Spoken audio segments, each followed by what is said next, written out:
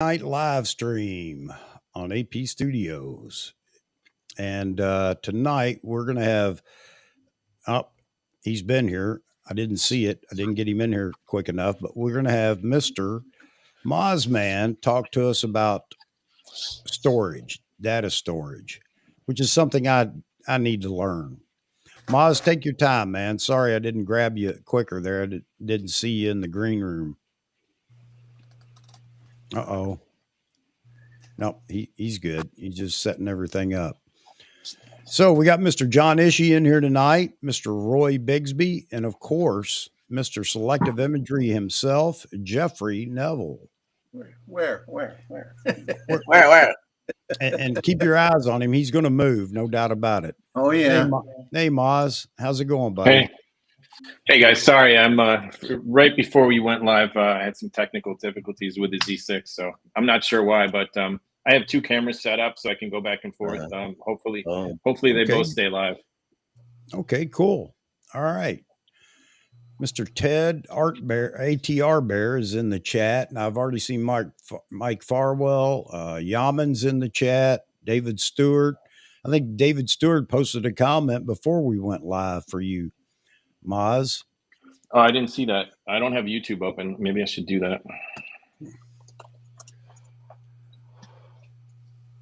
Gustavo, hello. While you're doing that, I'll give you a second to get set up there, Moz. John, what's up, buddy? Doing okay. The wife's gone. He's living the life, man. He's just relaxing in the lazy bones recliner. That's why I'm here. Let's go for it. 5 hours, right. 6 hours. All right, man. Sounds good. Roy, how's it going down under? Good. It's a lovely day so far. It's supposed to be a thunderstorm later, but it's good so far. Nice and sunny. All right. Rain is good from time to time.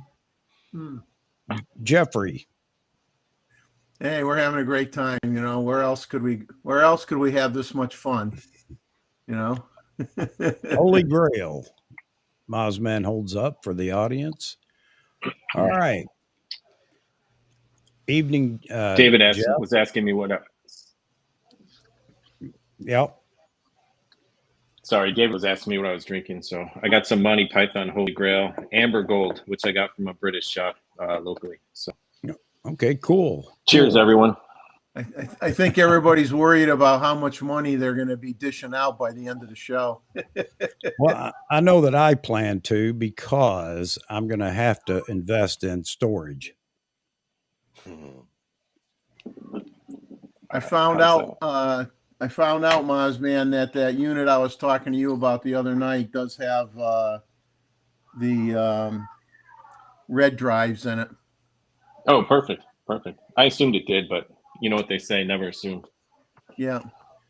All right, Moz, I'm going to turn it over to you if you're ready and let you take over here. Yeah, I'm ready. I hear a lot of noise coming from somewhere. Oh, yeah. That's Roy. He's going to mute when he's not talking. Okay. I wanted everyone to see the new Z8 that I picked up. It's real tiny. Fits on your key ring. It's got the equivalent of an 800 millimeter f4. It's quite a camera. Wow, cool. How much was it? I think it was like $5. So let's hope that that's light enough and small enough for those that want small and light. Absolutely. We can hope for $5 too. Yeah, that's the only thing. This is not a full frame, so it's crop sensor. Okay, so we're here to talk about storage, I guess. I got a whole assortment of storage, different storage devices in front of me. I wanted to put together a presentation. This has been a really busy week for me, though, and I started to do it, but I didn't finish it, so I'm just going to wing it. I got a lot of notes here, and obviously, if anyone has any questions, I entertain those as well. So the first thing, I was talking to Jeffrey, I think it was a couple of days ago, and he made me aware of a Western Digital product, and we started talking as we usually do, and lasted a couple hours. And we started talking about storage and his need for specific storage. And there's two kinds of storage, really. There's storage that you're going to use for to download all your images to, and to download your video to, and you're going to use that to supplement your internal drive space. So you need something, you need workable storage. You need something that's speedy and fast. And, especially if you're editing video, you don't want to pick up, one of these little external Western Digital passport drives and try to edit from that. It's just not going to work. Right. You want something that's fast. You want something that's either SSD based, or if you're going to go to, a traditional mechanical drive, you definitely want something that is rated RAID level 0, so it's striped, and that just means you're using multiple drives, and instead of them being mirrored, they're going to be striped, so you've got 2 drives writing the data at the same time across both drives, so it's twice as fast theoretically. So that's not really what I'm going to talk about tonight. That's kind of a different thing. What I really wanted to talk about was just sort of long-term storage options. So the first thing is, why store your images? Obviously, you want to keep your images. We all have images that we've taken for decades, some of us, and you need a reliable way to store those.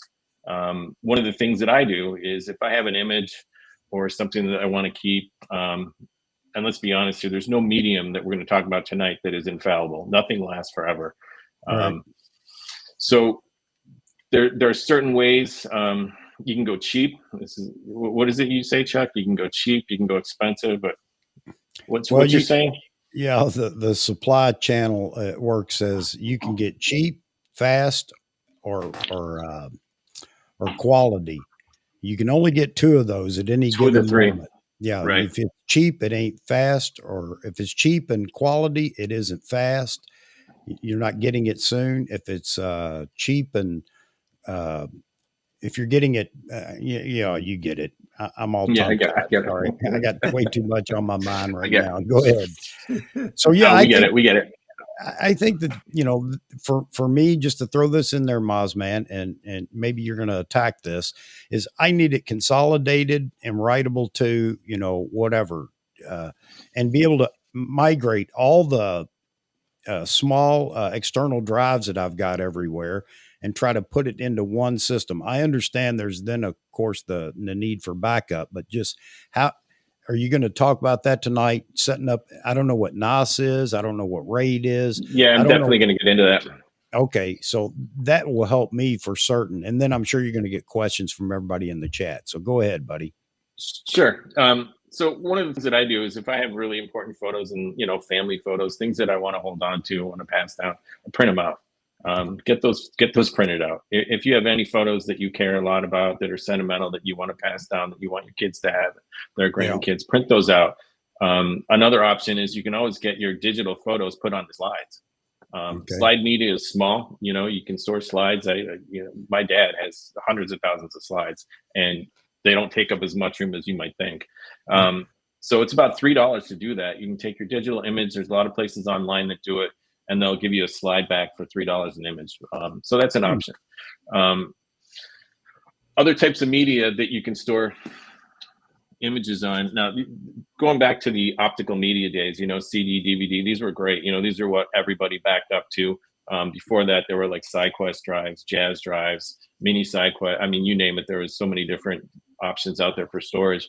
But these were the great days. These are the days when you could pretty much fit, you could download a bunch of your cards just onto one CD and just file it away and not think about it. Those days are gone because the images that we have now are just too big. But it's still an option though. If you do have, a few images, 100 images, and maybe your JPEGs, if you want to save them to CD, which is anywhere from 650 to 700 megabytes, or DVD, which would be better, which is almost 5 gigabytes, you can do that. And what I recommend, if you want to do that, get the gold ones. They're not that much more expensive. They have gold archival quality media, both CD and DVD. I think it's about $3 a CD, and maybe $4 or $5 for a DV for the archival quality. Those are 100 years. So if you have images that you really want to keep around for a while and you want to pass down, that's probably the medium to save them on. But the caveat to that is, who knows if there's going to be an optical device drive around in 100 years to read that. Right. So maybe store one of those too with it. Yeah, buy an extra drive and never use it, and leave it with the discs. Yeah. Exactly. I mean, I honestly, I have folders and folders of archival quality CDs and DVDs from, 10, 20 years ago where that's what I was using to store things long term. And not just images, a lot of other data as well. So different types of data. There's hard disk, which are these guys. These are Western Digital My Passport drives. These come in all kinds of different shapes and sizes, different manufacturers, different quantity, speeds, and different drive sizes.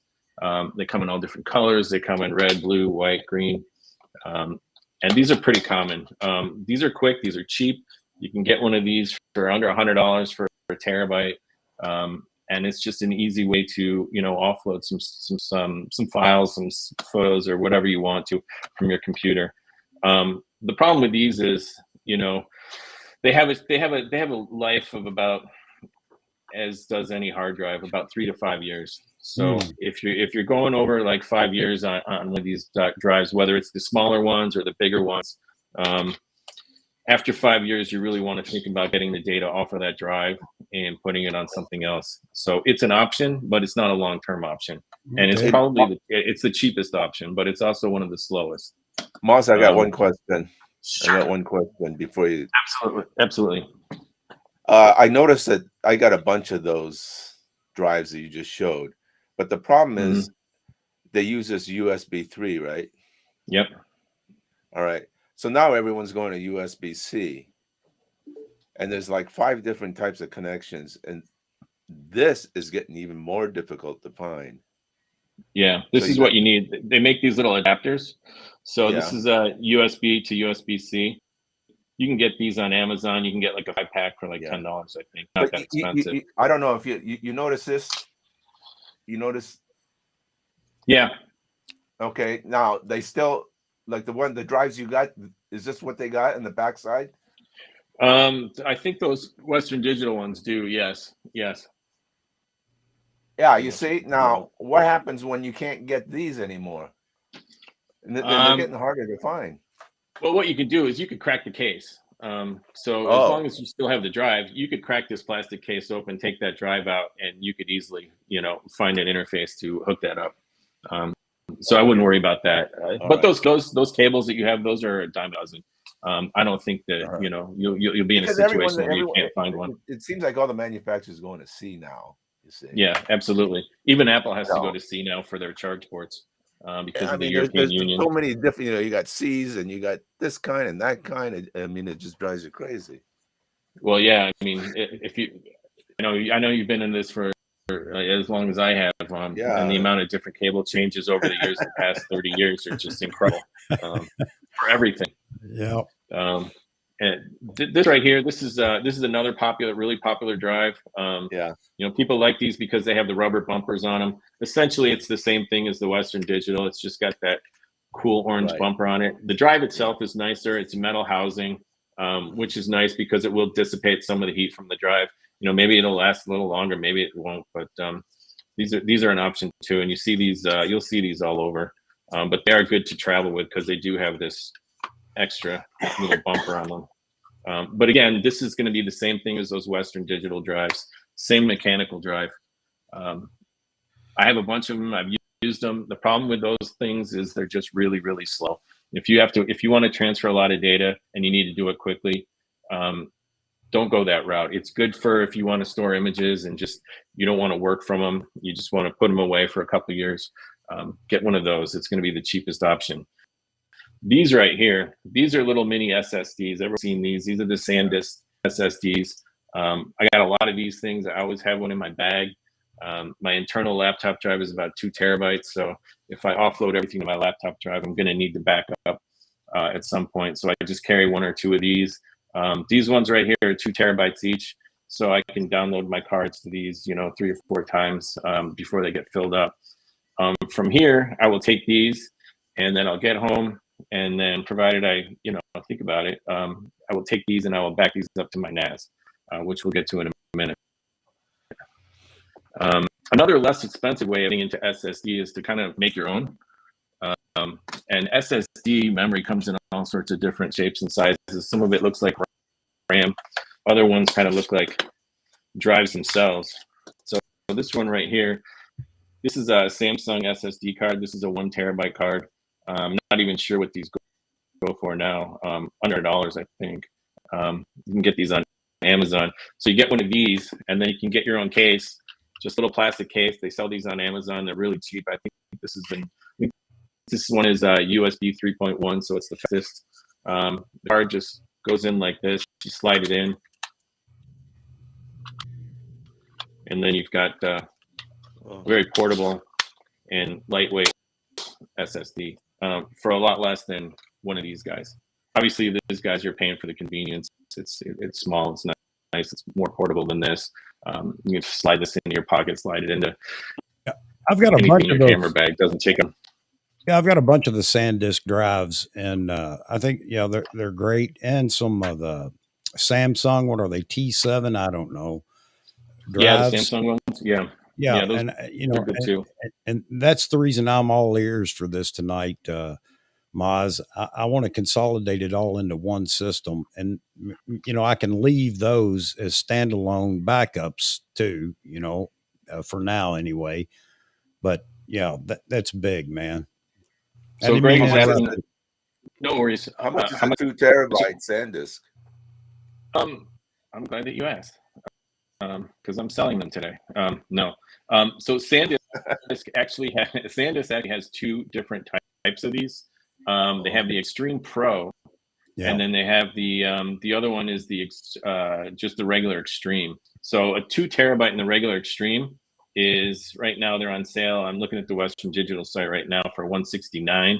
A 2 terabyte for the faster one, which is almost twice as fast, is just under $300. So it really depends how fast you want it.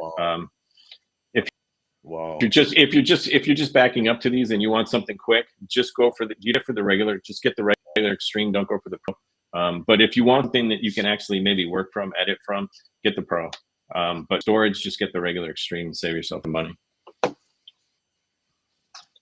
So Greg was asking why they get warm. Her photos in here too. I'm just going to Huff photos in here too. I just wanted to drop that. Huff, we're just following along and listening right now, buddy. But sorry, Boz, go ahead. Okay. Yeah. So SSDs, why did these get warm? They all get warm. Any type of media you have is going to get warm if you're writing to it. Whether it's in hard drive, mechanical hard drive, whether it's SSD, they all get warm when they're in use. That's why for long-term durability, you want to get a case. These are nice because they're metal. So if it's something that you're going to work from, try and get, and I wouldn't even recommend the portable drives to work from. I would recommend the full-size hard drives. But get a case, get an enclosure that has a fan in it. It's metal, so they can dissipate some of that heat away from the drive.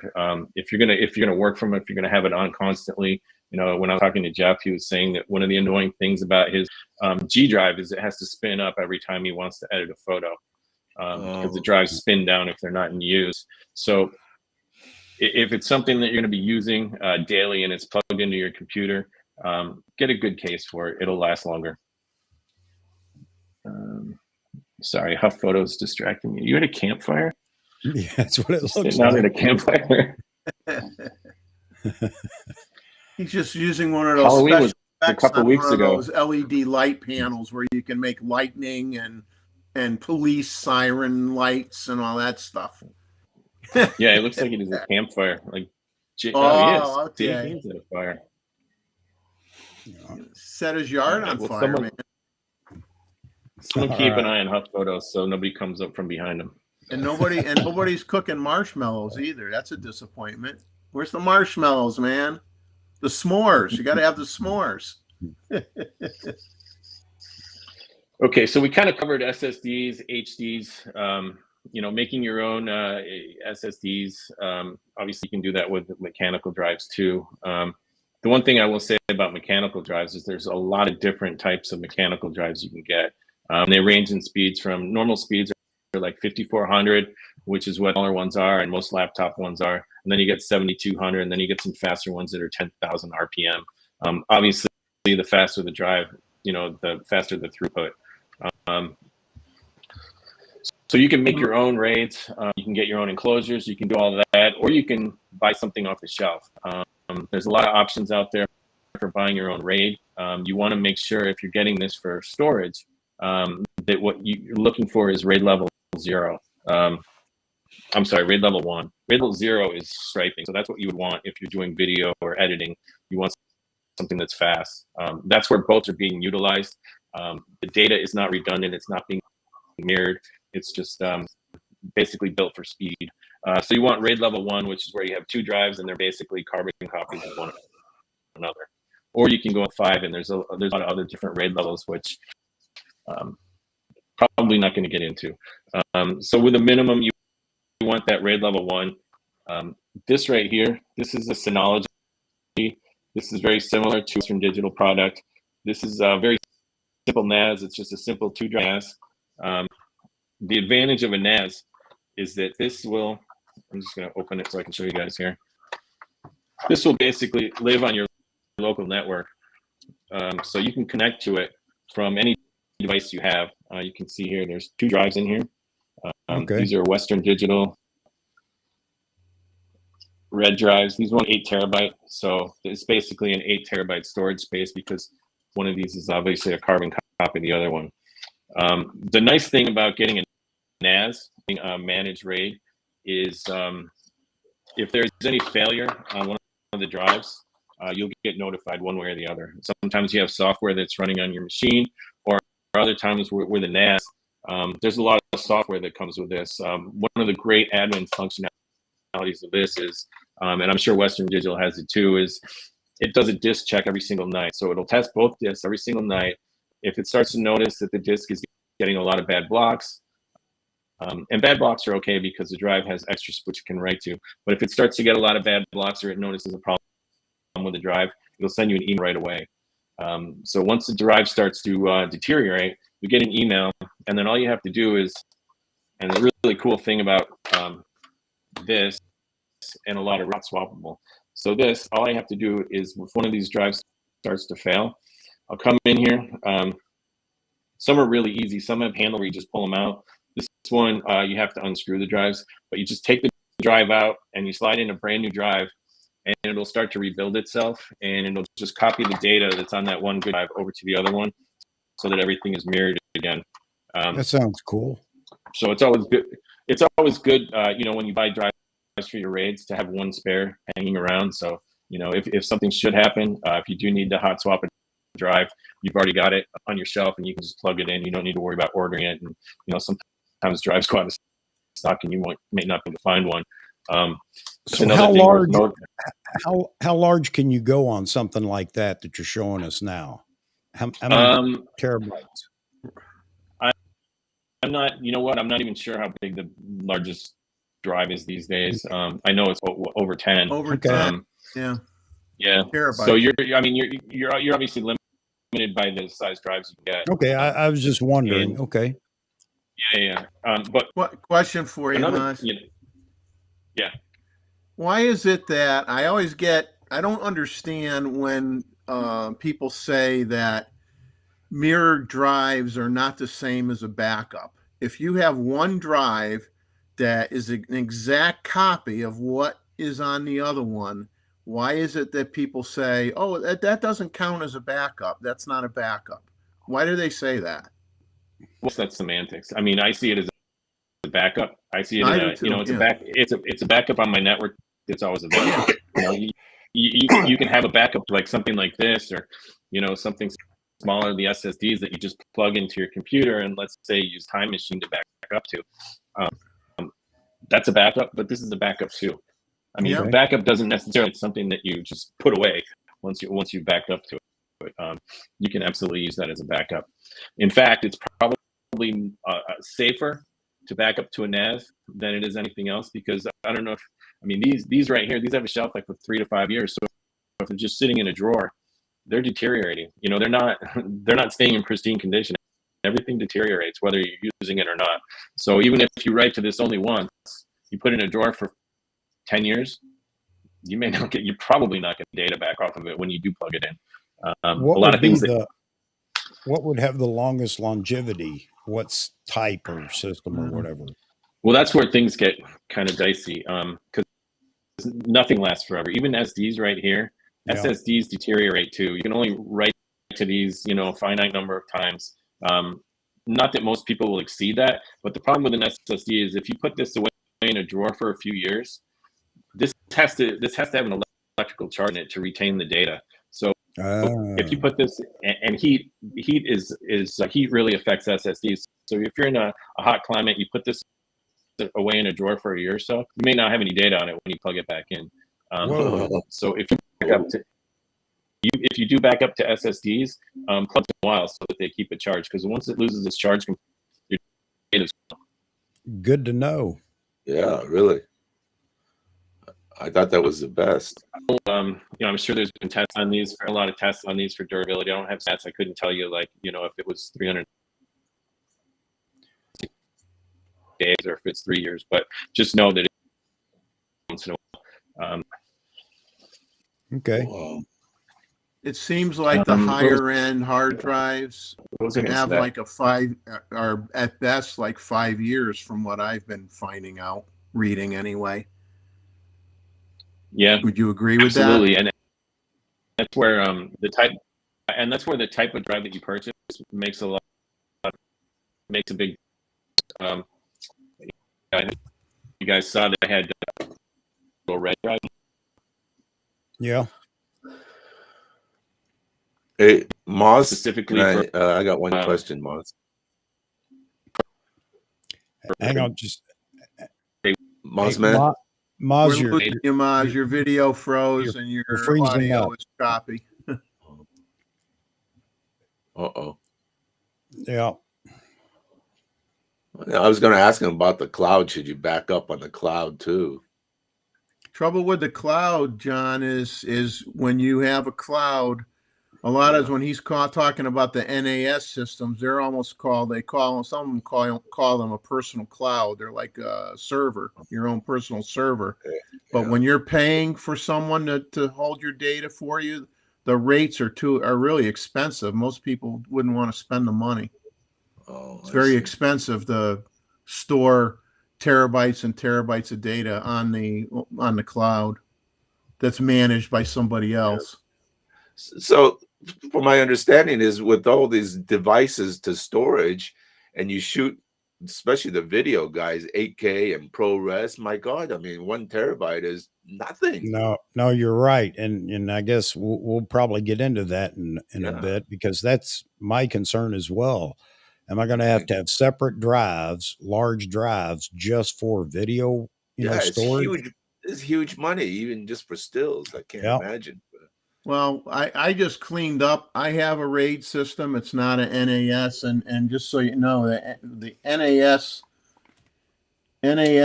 stands for network attached drive, because you actually plug it into a router.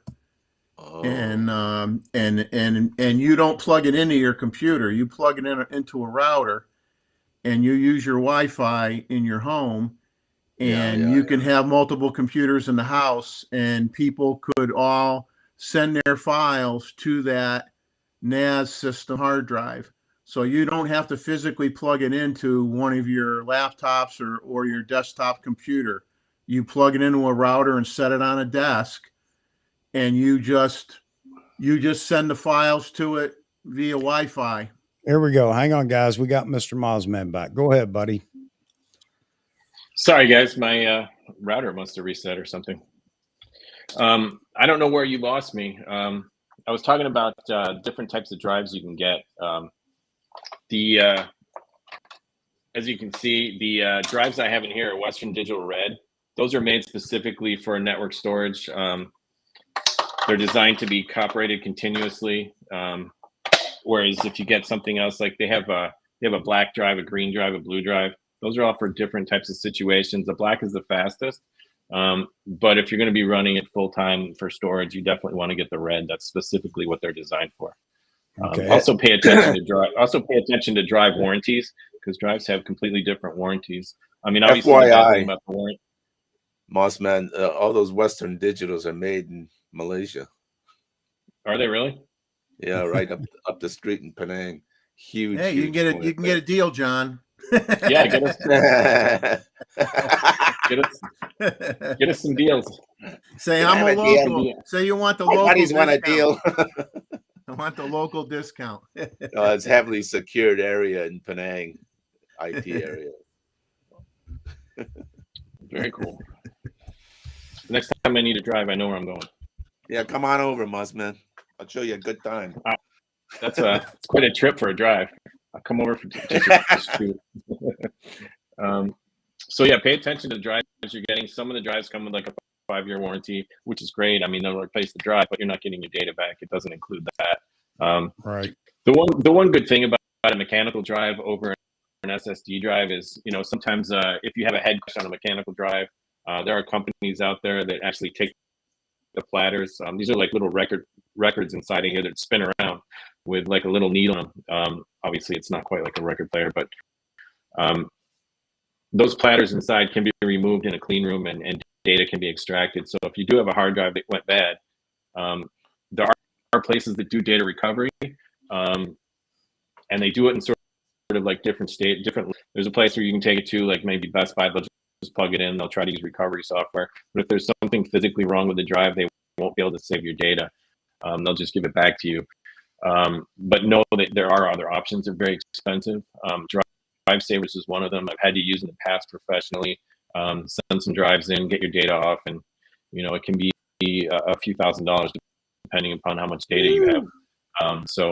But if it's, you know, if there are images that you really need, if it's video you really need, you know, it may be worth it. So recovery software, it's it may work, but if it doesn't, if you have a hard drive and you hear like a clicking sound, Yeah, that means your head is crashed. Doing that situation is you want to power down. If you have any data on there at all that you want to keep, take it to a real data recovery center, because the more it clicks, the more damage it can do to those platters, and the less likelihood you'll be able to get your data back. So if you hear that clicking of death, you know, take it to a real recovery place, not a place that's just going to plug it in and see if they can cover it via software. do you remember the IBM micro drive? Oh, absolutely, absolutely, yeah. Little 1 gigabyte micro drives. Yeah, you drop it from 1 inch and that's it. Yep. Those were very fragile, very fragile. David, you know what? Those are going for like $400-$500 now online. What, they still make them? No. No, I think they're all just like used Vintage, stock or old stock and yeah. vintage stuff. Yeah. David Stewart's asking a question here. I'll throw it up on the screen. Maybe it's easier. What do you suggest that I get to replace my Drobos? I wish I knew what a Drobo was. Sounds like somebody in Lord of the Rings. Yeah, I mean, I know they make. I need a little bit more information. I know they make like network storage devices, but I'm not quite sure exactly what he has. You know, anything is better than nothing. You know, if you're on a budget, and there's a Western Digital that Jeffrey, you know, brought to my attention the other day. What was it, $500, Jeff? $499? Yeah, there's a B&H until midnight tomorrow. They're selling a network attached storage, two 10 terabyte drives, and it's mirrored. So the second drive is an exact copy of the first. And it's $470 off. So they're selling it for $499.99. And that's a pretty darn good deal. Pretty darn good deal. And it's called Western Digital My Cloud Home Duo 20 terabyte 2-bay RAID 1 personal cloud NAS server. Long description, but if you go on there, it's almost like their pre-Christmas special right now. If you go on B&H, $500. I don't think you can beat it for the price. Yeah, I think that $400 savings or whatever it is just, you know, I think that's just to entice people, because I think the standard price on that is probably like maybe $600. But that aside, it's a really good deal because those drives alone are $200 each. So you factor in the cost of the drives. You're only paying $100 for the enclosure. That's even if it was just enclosure with no software, that's not a bad price for an enclosure. So for $500 to get that kind of storage space, including the software, that's a really good value. I know if you go into something like Synology, you're probably going to spend $200-300 more for the same kind of device. I don't know what Western Digital bundles with those storage devices. I don't know all the software options you have. With something like this, you can do almost anything. You could run a website off of this. It's got a web server on it. You can run a music library off of it. There's a lot you can do with that. There's a lot of software apps that you can install in this thing. But How much is people it? don't know. How much This is one it, I've Mark? had for a few years, but I want to say it was probably about $700-800. Including the drives, right? Yeah, but the drives I got with it were probably 2 terabyte at the time. So I've upgraded the drive since, and I'll probably upgrade them again. Let me unmute myself. I've got David Stewart on the line. David, go ahead. Yeah, well, it's my Global, their network is fast storage, and each Global holds 5 drives. The drives do not have to match. I can lose any drive, and I still have my data. Right now, my big one holds 20 terabytes, and my smallest drive in it is 8 terabytes. And then, but Global has gone into bankruptcy. Oh. So I need something to replace it. And I don't need it right away, but in the next couple of years. So what do you suggest? I mean, there's a lot of options out there. Synology, the company that I like to use, they have all sorts of different options out there. If you want, if you need something with more storage, if you need something with 6, 7, 8 bays, they have them that big as well. Is there anything else that it does? Do you have any certain software on there that it runs, or are you just specifically using it for storage? I'm using it for backup. It's because I do not store anything on my computer. But the thing I like about the Global is the drives do not have to match, and mine do not, because I refuse to buy 2 drives with the same date on them. And so I've got all different brands and everything, and it all works. Yep, and that's something that you want to pay attention to. And so thanks for bringing that up. Some RAIDs, some drives, NAS require you drives, which can be a problem if they stop making that drive, obviously. Other ones will let you sort of mix and match drives, even mix and match sizes of drives. So you could put a 5 terabyte in with a 2. Obviously, at that point, you're losing some of that redundancy, but they do let you do that. It looks like Jeff is posting the link to the Western Digital MyCloud. One of the other things that, Jeff had a lot of questions about these. So one of the other things that came up in this, well, first let me point this out. So the back of this right here, it's got an Ethernet port, so it plugs into your network. It can go right into the back of your router. And the way you set these up, you can set this up so that you can only access it from your internal network. That means inside your house, no externally can get into it unless they get into your wireless network. Or you can set it up so that you can access it from anywhere. Obviously, if you do that, you want to make sure that you're up to date on all of your patches, security, that kind of stuff. If you're running a web server off of it, the more things that you run off it, the more ways to exploit it. So if you are doing it where you want to access it remotely when you're not at home, I would suggest just using it as data storage and not running all kinds of apps on it. Don't run your music library on it. Don't run a website off of it. Just use it strictly for storage. And the way that you can access it is through a browser. So you just go to the URL, and you can go in that way. You can mount it as if you're on Mac OS, you can mount it as a drive on your desktop. So there's a lot of ways to access it. You can FTP into it. You can set up SFTP, which is a secure way to do file transfers.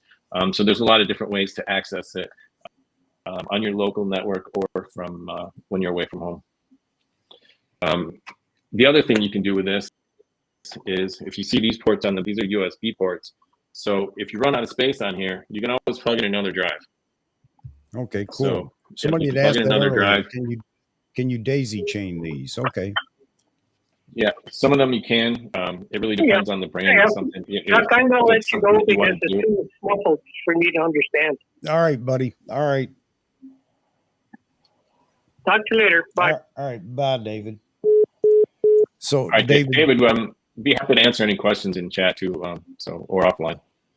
So I've got a question here. I've got a question for myself, but I don't want to be selfish just yet, but I will be in a minute. So that was Gustavo that asked about daisy chaining several It NAS really system. Yeah, I mean, it depends upon the manufacturer. It depends upon the brand. I mean, normally you really don't want to do that. If you know what your storage needs are, you know what you need it for. Get the right hardware to begin with. But if you do outgrow what you have, I would. It's an option. Let me pause here for just a second, Mozman. So for those that are just now joining the chat or joining the stream, I just want everybody to know I'm not ignoring anybody in the chat tonight, but it is a little bit different because we've got Mozman in here talking about storage, and I don't want to interrupt him any more than I have to. But you're welcome to drop a question, and we'll try to make sure that we get your question up. The phone line is open for those that remember the number. I think David's got it memorized, but I'll put it up here for a minute. Put the phone number up here for a minute. And you're welcome to call in if you have a question. And just be mindful that it may take a minute before he can get to it because he may be in the middle of an explanation for somebody else. And I'm going to pose my selfish question here real quick and get it out of the way, Moz, and then Sure. let everybody else you guys go at it because I don't understand the lingo. But if I want a 20 terabyte system set up or whatever, that I can one plug, and let me ask you, and it may be impossible, I may be dreaming or it may be stupid, but one plug into the computer, my laptop that I'm running all the, streams on and everything else. And I also do my editing on the laptop now. But if I want a one plug system, 20 terabyte, how much money am I talking about? And I'm not going to hold your feet to the fire on this, but an estimate for a low end and an estimate for a higher end for that system. I would say, a guesstimate is probably about $1,000. If you want redundancy, that would be 20 terabytes. That would be mirrored. So, okay. If you want 20 terabytes to just work from, and not have it redundant, not have it backed up, cut maybe $400 off of that. So, but if you want the redundancy, basically, if you look at a 10 terabyte drive is $200. So every 10 terabyte drive you buy, that's $200. And then for the enclosure, for something like what you're looking at, you're just going to plug it into one computer. You don't need to access it from any other computers. At that point, you don't need a NAS. You just need an external enclosure. You can get an external enclosure that has hardware RAID built into it. And then you don't have it. Then you don't have a need for a NAS. So if that's your need, don't buy a NAS because you're going to be spending more money than you need to. Just look for like a 4-bay external enclosure that has a built-in RAID card, and go that route. Okay, so what does that mean, built-in RAID card? Because I'm an idiot. RAID is the RAID is basically the software that manages the drives for you. Okay. So when you're mirroring, it makes sure that data is being written to both drives at the same time. There is software that does it, but the hardware far exceeds what the software can do, and I wouldn't recommend the software. Okay, well, see that would suit me for my purposes. I know that's probably not the best plan for everybody, not at all. But I just want a one-stop shop with enough storage that I can find what I'm looking for instead of trying to find the little external drives that are, because I'm terrible at organization with that. And I start plugging in all the smaller external drives, trying to find a photo that I took 6 or 8 years ago. I thought I was the only one. No, you're not. Thank God. I go. Chuck, what I have is I'm not using an NAS system. I talked to Mozman in length about that on the other day. Okay. I have a G-RAID brand. So it's a 12 terabyte system. It's two 6 terabyte drives, Yeah. and it's mirrored, and you could get it all different drive sizes, and it uses a Thunderbolt cable, plugs into my Mac, and if you ever ran out of storage, you could buy another one, and you can daisy chain them. Okay. You can daisy chain them together if you need more storage. All right. And my only complaint is, like, I mean, I've got tens of thousands of photos in that drive. Okay. And so when I'm trying to work on a picture or whatever, I mean, the hard drive's going to spin up. It's going to look for the image. And as long as I'm going through images one after another, that's fine. But let's say I get up and I go to the bathroom, whatever, I come back.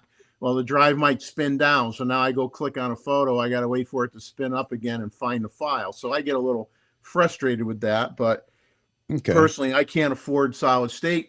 Get a solid state drive version of that would be so cost prohibitive to me that I don't do that. Let me ask this question. If I could afford, being it's probably much more expensive, but solid state, would you recommend that? Or, considering I'm using this as a one-stop shop storage platform that I will work from too, if that makes sense.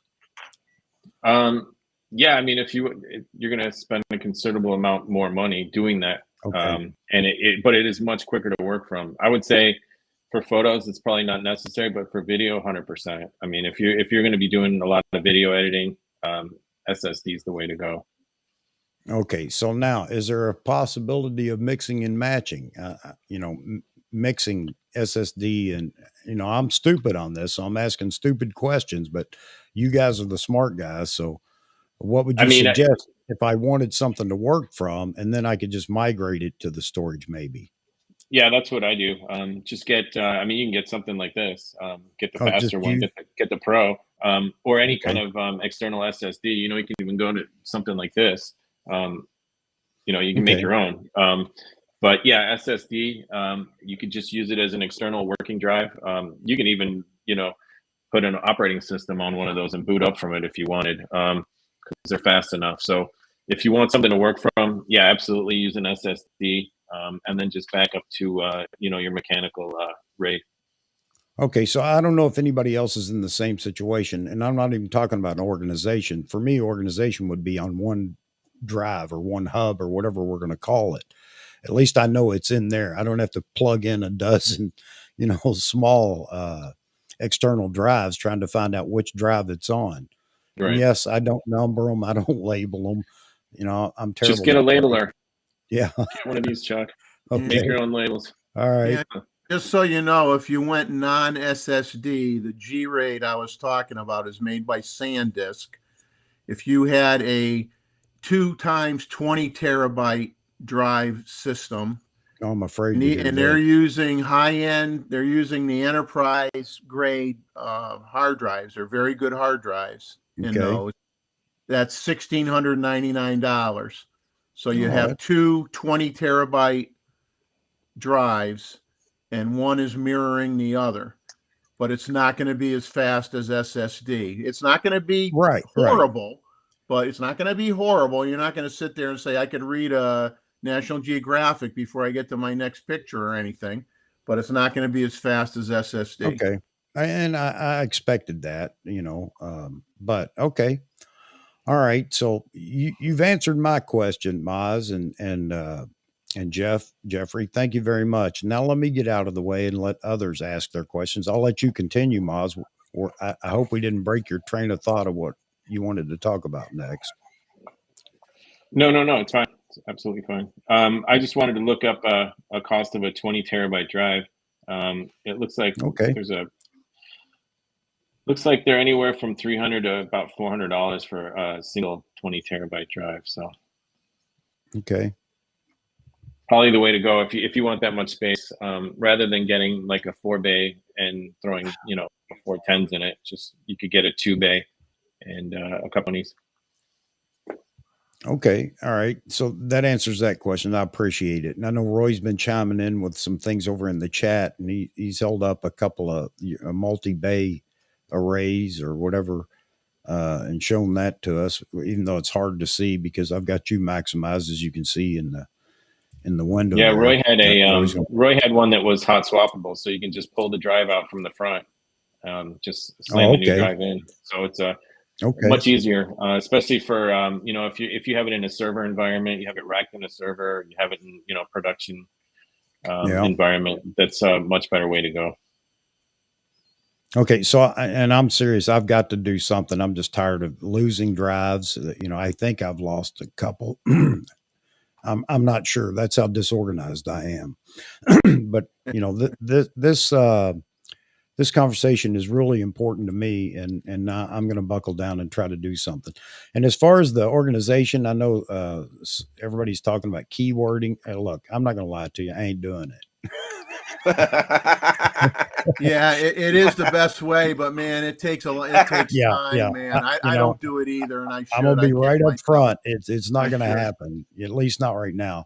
But as Roy brought up, I do like making folders and putting date and time group on it, so that helps. Yeah, but that's about as far as I'm going to go. But I could live with that, with one system, plug in and be able to dump all this data. Now, I know it's going to take me some time to bring all the portable drives together, and I'm guessing I'm going to have to buy some software where I have repeats on different external hard drives. But anyway, this is really important to me, just to try to get the initial attempt as the first storage up and running, and then go into a backup system. And I know I should do that. I got that. The unfortunate thing is we're all going to lose data at some point if we haven't already. Yeah. Whether it's a phone that goes bad, we break a phone, we lose photos on that. Whether it's a drive, where it's one of these cards, we're all going to lose data. I've lost more data than I care to think about in my life, and it's because a lot of that is because it wasn't backed up, adequately. Yeah, and you know what? Joe just brought up something a real important point. Is now's the time to start watching, because that's right. We got Black Friday and all the other things that are coming up, and that may be an opportunity to find it a bit cheaper. When I say cheaper, I mean lower priced with the Black Friday deals. But all right. Absolutely. But the one thing that I would say about that is make sure you're buying it from somebody reputable. If you're getting from Amazon, make sure Amazon is selling it and not some third party, because you can buy a lot of drives online that are used drives that are being sold as new. So just be wary of that. I know a lot of people, and I don't think that's ever happened to me, but a lot of people have gotten drives from, Amazon and dirt cheap drives and any number of, sources, and they were used drives. They already had data on them. Oh, okay. Hey, Okay. Mozman, I got a question for you. What do I do with my zip drives? Put them in a glass case behind you and display them. You remember that? Zip drives? Absolutely. Yeah, I had iOmega zip drive. The click of death. I still got the drives. Yep. All those pictures are gone. And then they came out with the red one, the Jazz drive, which was bigger capacity. They're all gone, those pictures. Yep. SideQuest. I had SideQuest drives. They're about this big. And then they made the mini SideQuest to compete with zip drives. And somebody actually said something about punch cards in the chat. Tim Hunter, I think. Yeah, they were waiting for Roy to bring out his punch cards. Yeah, I actually have some punch cards from a long time ago, and I was actually going to bring them, but I couldn't find them.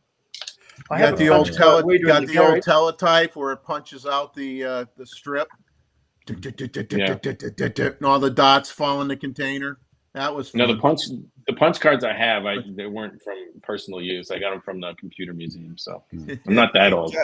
Jeff, the punch cards, in order to work, they all had to be in sequence, correct?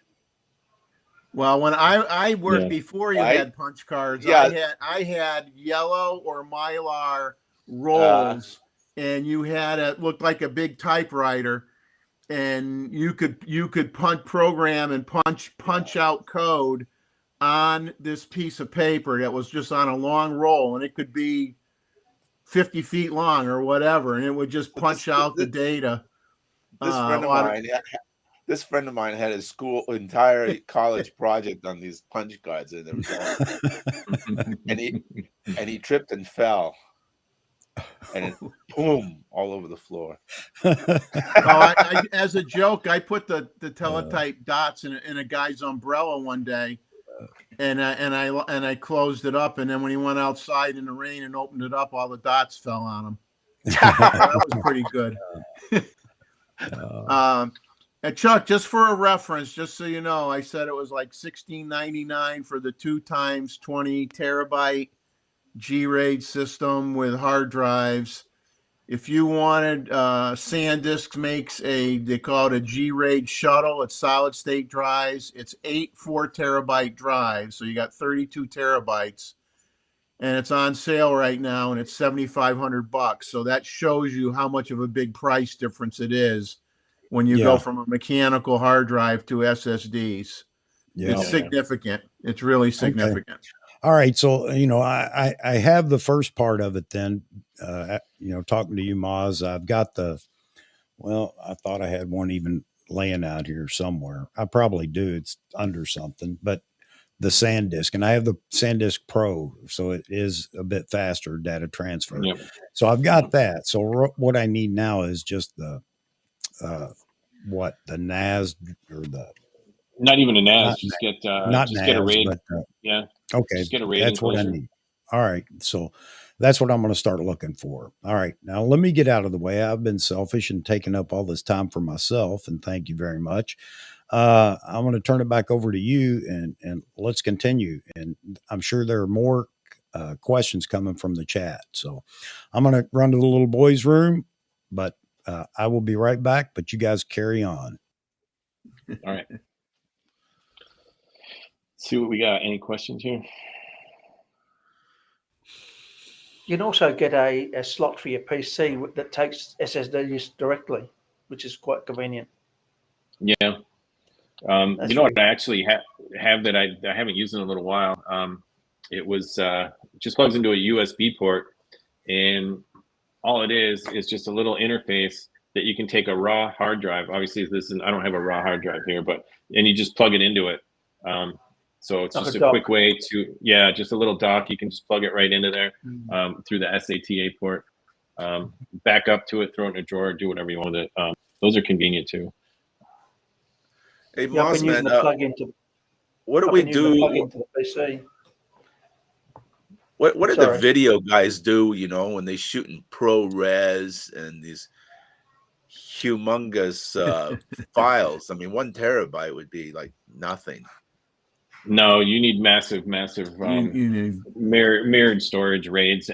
I mean, the guys that have the money are using massive SSD RAIDs. Oh, SSD RAIDs.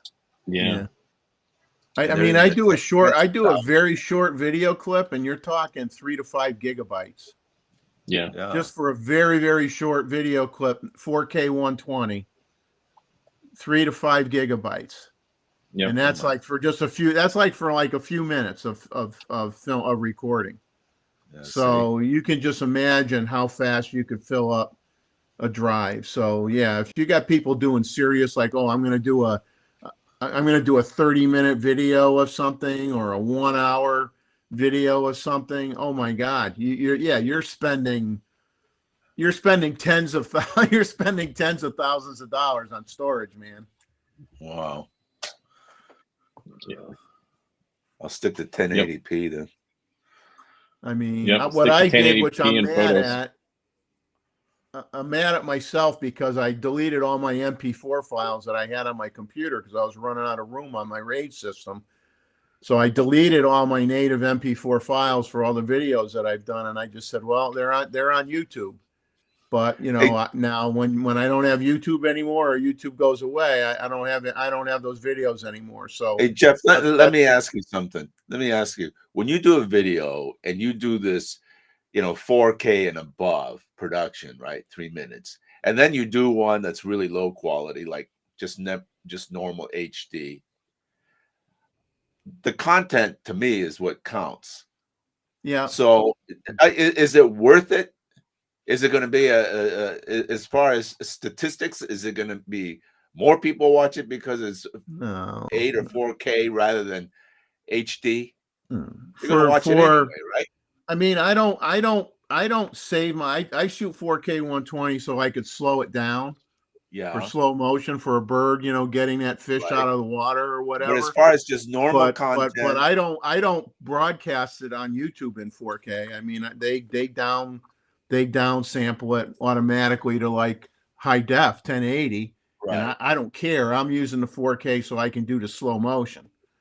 Correct. But you know, if I wanted to broadcast in 4K or something like that, that's like if you're doing a presentation and you're right, and you're right. putting it on a movie screen. You're putting it on a movie screen in front of an audience. Then you might want to do 4K. If I mean, you're being a very, very serious videographer. You're doing seminars. You're doing stuff on in front of hundreds of people, and then that would be different. For YouTube, no. For that. So if you're just doing it as a hobby, as a YouTuber or whatever, I mean, going 4K and 8K and doing all this is, I don't think people care. They just want to see the content. Correct. Yeah. I would say agree with that personally. So Mike Farwell's asking me, how big are your live stream videos in size? You know, I'm not sure, Mike. I have the option to download them from Restream right after the stream. I have up to 10 days to actually download it. And I haven't even checked to see what the file size would be. And again, you know, crazy me, I'm relying on YouTube as my, you know, archive for those videos. And I'm sure that a lot of people are going to say, oh, no, never do that. But again, I don't know that I want to purchase enough storage to be able to, store all these for forever and ever. But anyway, that I don't know is the answer, Mike. All right, Maz. Yeah, well, that's what I'm struggling with. If I want to keep my MP4 files forever, okay, I croak. My kids have all the files on a drive or something, so they can watch them whenever they want, or remember me by, or what have you. Yeah, I got to buy more storage, man, because I can't. 6 terabyte is not enough. I'll go through 6 terabyte pretty darn fast. I need a lot more than that, and right now I'm not looking to spend $7,000-8,000 or something crazy on storage. I can't justify it. I mean, I'm how can I justify it? I can't either, Jeffrey. I can't either. So yeah, I understand that. And 3 to 4 hours of video can't be small. No, Mike. But as I download it from Restream, it's all in 1080, so it's not near as big as it would be if I have the camera set to 4K. But it's Restream only broadcast in 1080. So there you have it. See. I mean, I was thinking of the NAS box that Mozman was talking about, and him and I chatted about it a little bit. Only because it's a decent price. I can get 20. I can get 20 terabyte or 10 terabytes of storage mirrored. And I said, well, I could take my MP4 files, because once I create it, I'm not editing it. It's done. I could take all those video files and dump it on the NAS server and do that. And that way I keep them all. But, and that wouldn't be a huge investment. You're talking $500, but anybody that's doing it and doing like almost like mini movies or documentaries that are fairly long in 4K or 8K, that's a major investment in money for storage. Big time. Hey guys, anybody in the chat have questions?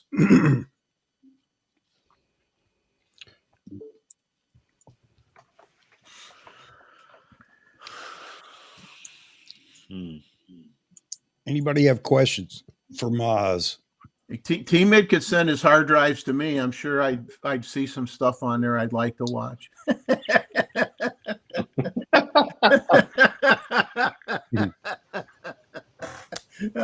Sorry, T-Mid, I couldn't help it. The problem with storing on slides is that they go moldy after a few decades. nearly all my 50, 60-year-old slides are all got mould on them, even stored carefully. My slides have been pretty Even, good for the last 30 years, Roy. Mm. And Well, I live in a mine's high about 50 humid years old, and country. they're mouldy. I mean, you can Not see all the my places box they've of been to. slides there.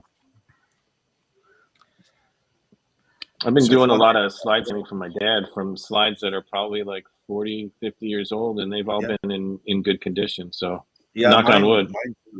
Well, mine Yeah. came back from clients and that with fingerprints on them and everything, and it's terrible.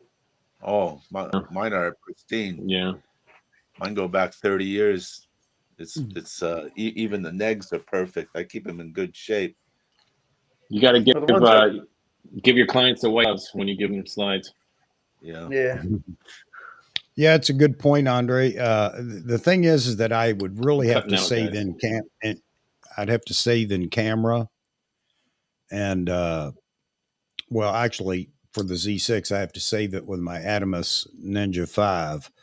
So I would be constantly downloading all that after the fact into storage. I'm not saying I can't do it, but I don't want to. Oh, I know what I was going to mention, Moz. You might be interested in this. Is that this new Hasselblad X2D, right? It comes with a 1 terabyte internal storage. Now everyone's raving about this, Yeah. It's but you and I know that storage, if something goes wrong with that 1 terabyte storage internally, you are SOL. Correct? yeah, absolutely. Absolutely. I asked that and question when they came out with it, and everybody seemed and to shoot me down. well, yeah, Chuck, I just don't see everyone's having celebrations over this, and this is the future. I said I wouldn't touch it with the 10-foot pole. Well, I mean, the only thing where you're lucky is that you do have a CFEB card as well. Well, yeah, you do. Well, that's not the point, Jeffrey. We're talking about Jeff, where it's going. When your internal storage fails, what do you do? Is the camera now? It's Hey, the camera's it's bringing in the camera, HASI, and they're going to charge you an arm and a leg to replace it. Oh man, can you imagine taking that thing apart to fix it? Oh yeah. I mean, I don't know. I think these people are on glue when they come up with this stuff. I mean, I haven't seen one stripped down, but if it's soldered on, good luck. Good luck. That's something that Apple do. That's something a lot of manufacturers do. They solder that right onto the board, and if you need to get it replaced, then you're replacing the whole board. I understand everybody's desire for maybe the convenience or whatever. I don't personally. I don't want it. I'm fine with cards. I don't have a problem with cards, and I don't either. You can get a 2 terabyte card now, or 4 terabyte even, can't you? So, as ridiculous as it sounds, and they may be very expensive, but again, it's one thing that won't fail in the camera. So, I'm happy with using cards, but everybody is. There are a lot of people that are saying, I hope Nikon comes out with internal storage. That'd be the greatest thing since sliced bread. I'm not so sure it would be yet. But I wouldn't touch it. Yeah. I don't want the camera. There's no way. Can you imagine a Z8 with internal storage? Forget about it. Yeah, I don't want it either. That's toxic. Call me old fashioned. Yeah, that ain't gonna happen. No, it's a PR nightmare waiting to happen. Yeah, exactly.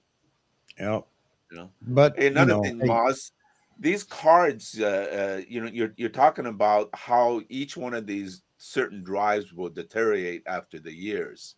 Now, is that the same concept that applies to just simple SD cards and CF Express cards, etc.? Yeah, I mean, none of these are going to last forever. They all deteriorate. Even the little USB flash drives you get.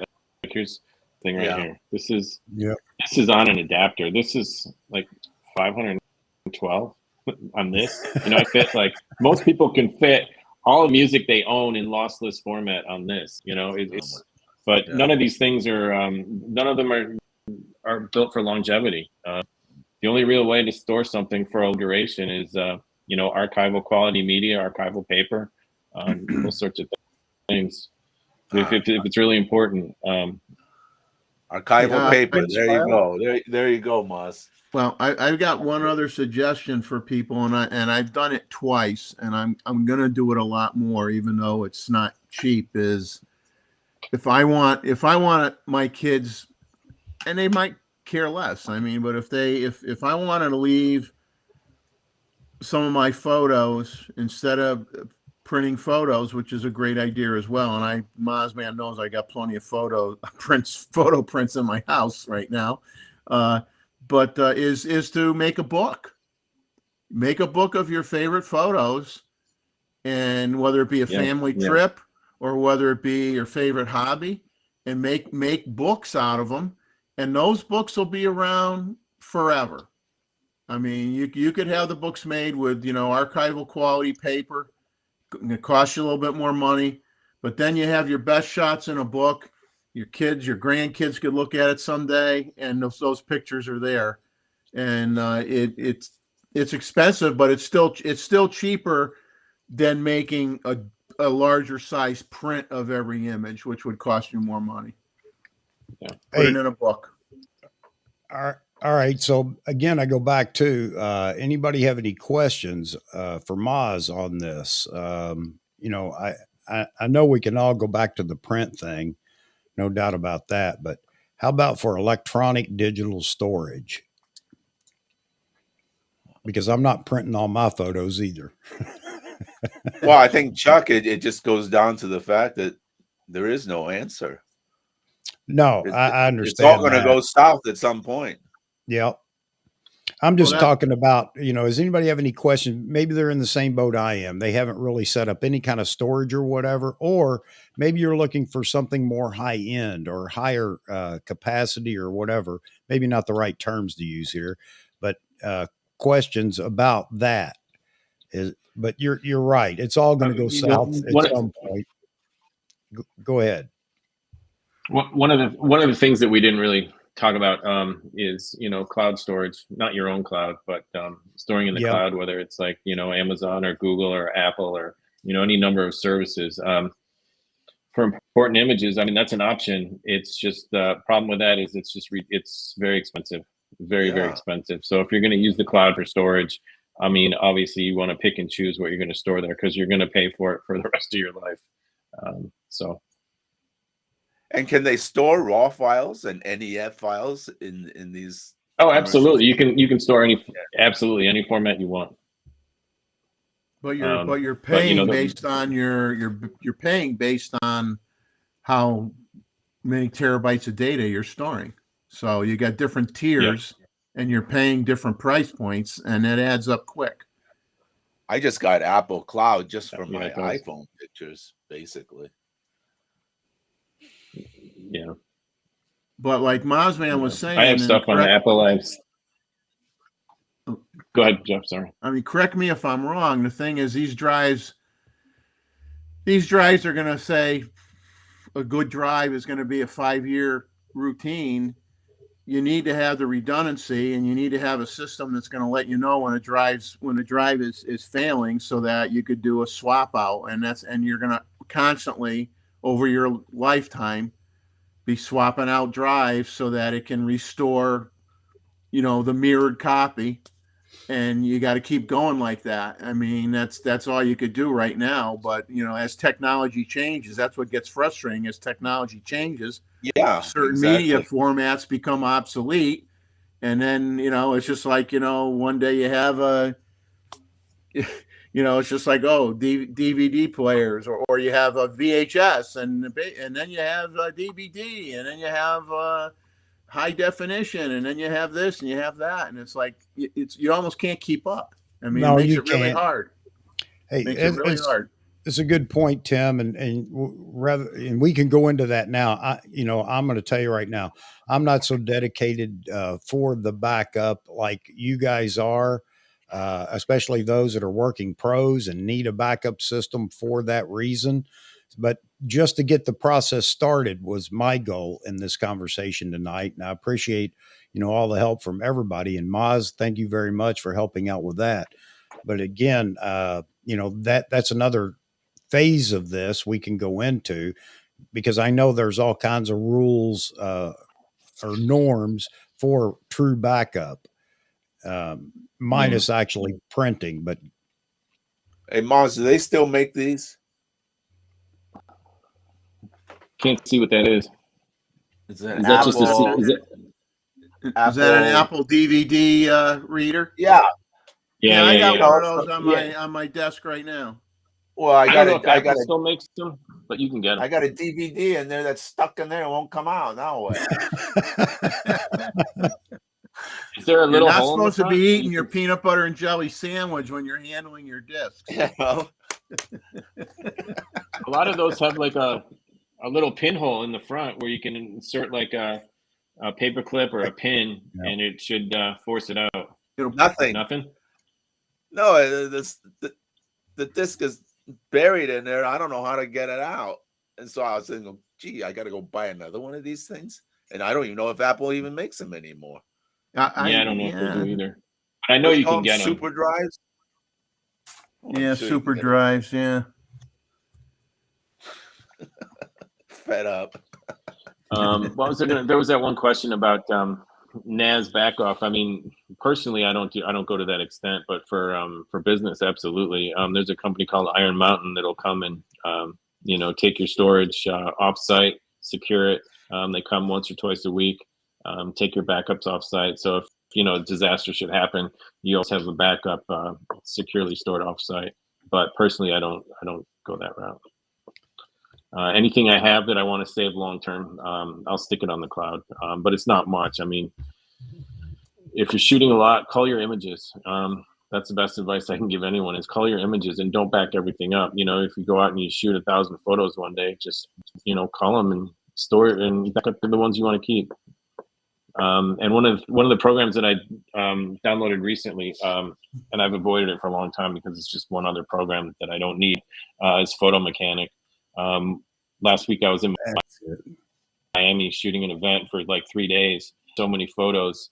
It's funny because I've never done that type of photography before, where I'm going back and forth between 4 or 5 different conference rooms, shooting the exhibit floor and all kinds of things. I was on my feet all day for like 12-hour days for 3 days straight. So many photos. I was taking pictures of some speakers, and I found out that I just couldn't get a good photo because maybe their eyes were looking the wrong way or their mouth was the wrong shape, or I actually had to go into sport mode with a couple of people just to get a good photo of them. But anyway, I came away from there with thousands and thousands of photos, and I just said, let me try Photo Mechanic. I downloaded it. It's so much faster than any other method I've used before. I highly recommend Photo it. Mechanic. A lot of images. I use Photo Mechanic for work. Photojournalist, Photo Mechanic is there to go. That's the software that we use, and we use it at 100% with Photo Mechanic because it's just so much faster to deal with, and you can write your captions and everything. And it really is. So that was a SOP for all photojournalists was Photo Mechanic. It's great stuff. Yep. Yeah, I highly recommend it. There's you can, I'm not getting a commission on this because I don't have any affiliate links, but you can go download a demo. I think it's a week or 30 days or whatever it is, but it's definitely worth checking out. Yeah, it'll definitely speed up your workflow. Even if you don't have a workflow, download it and try it out because it'll really help speed things up. And it's great to call your images and, just don't back up what you don't want. It's way better than Lightroom. Yeah. All right. Man, I got all kinds of mess going on. Oh, one more question, Mozman. So what's after terabytes? Petabytes? I don't want to know. I hate spending money on storage. There's so much other, stuff that I want to buy. I don't want to buy storage. It's money, those little SanDisks, $250, $250, $300. Yeah. Get yourself a new camera. Exactly. And like Chuck says, then you can't find them anymore. Yeah, that's my problem, man. I can't find. It's not just finding the photos. Once I find the right drive, it's finding the drive. I'll give you an example, Chuck, that just happened recently. On this Facebook, there's this, what do you call it, Z9 Pro group. So I made a comment on some guy's pictures. And then they said I was wrong. Well, it came down to the fact that they thought that I was not being truthful, and that they're questioning my career as a photojournalist, right? Questioning the fact. So then I Yeah. said, okay, fine. You want me to go prove it that I was a photojournalist then. So then I go, okay, now were those pictures? Now I got to go to 20 minutes, 30 minutes looking at finding old pictures that I shot, for all these news agency, just to prove the peanut gallery here that I'm legit. Now they end up winning, right, Chuck? Yeah, man. Yeah. That was pretty funny. I like the photos you uploaded. You uploaded photos that you'd see on the cover of Sports Illustrated. Some fantastic photos. Oh, thanks. And then they questioned me like, what? You're the one that wanted the advice. I gave it to you. Now you don't like it. Well, I can't help it. You use a low shutter speed. Oh my God. Yeah, that's the other thing. Some of this storage media is getting a bit cheaper too, and I think that's a great thing.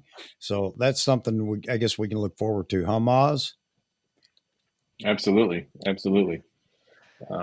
Roy's but, talking with about everything it over in the chat. Yeah. Yeah, on the cloud. See, somebody, I think it was Andre, was asking why Photo Mechanic is better than Lightroom. For me, it just seemed about 10 times faster.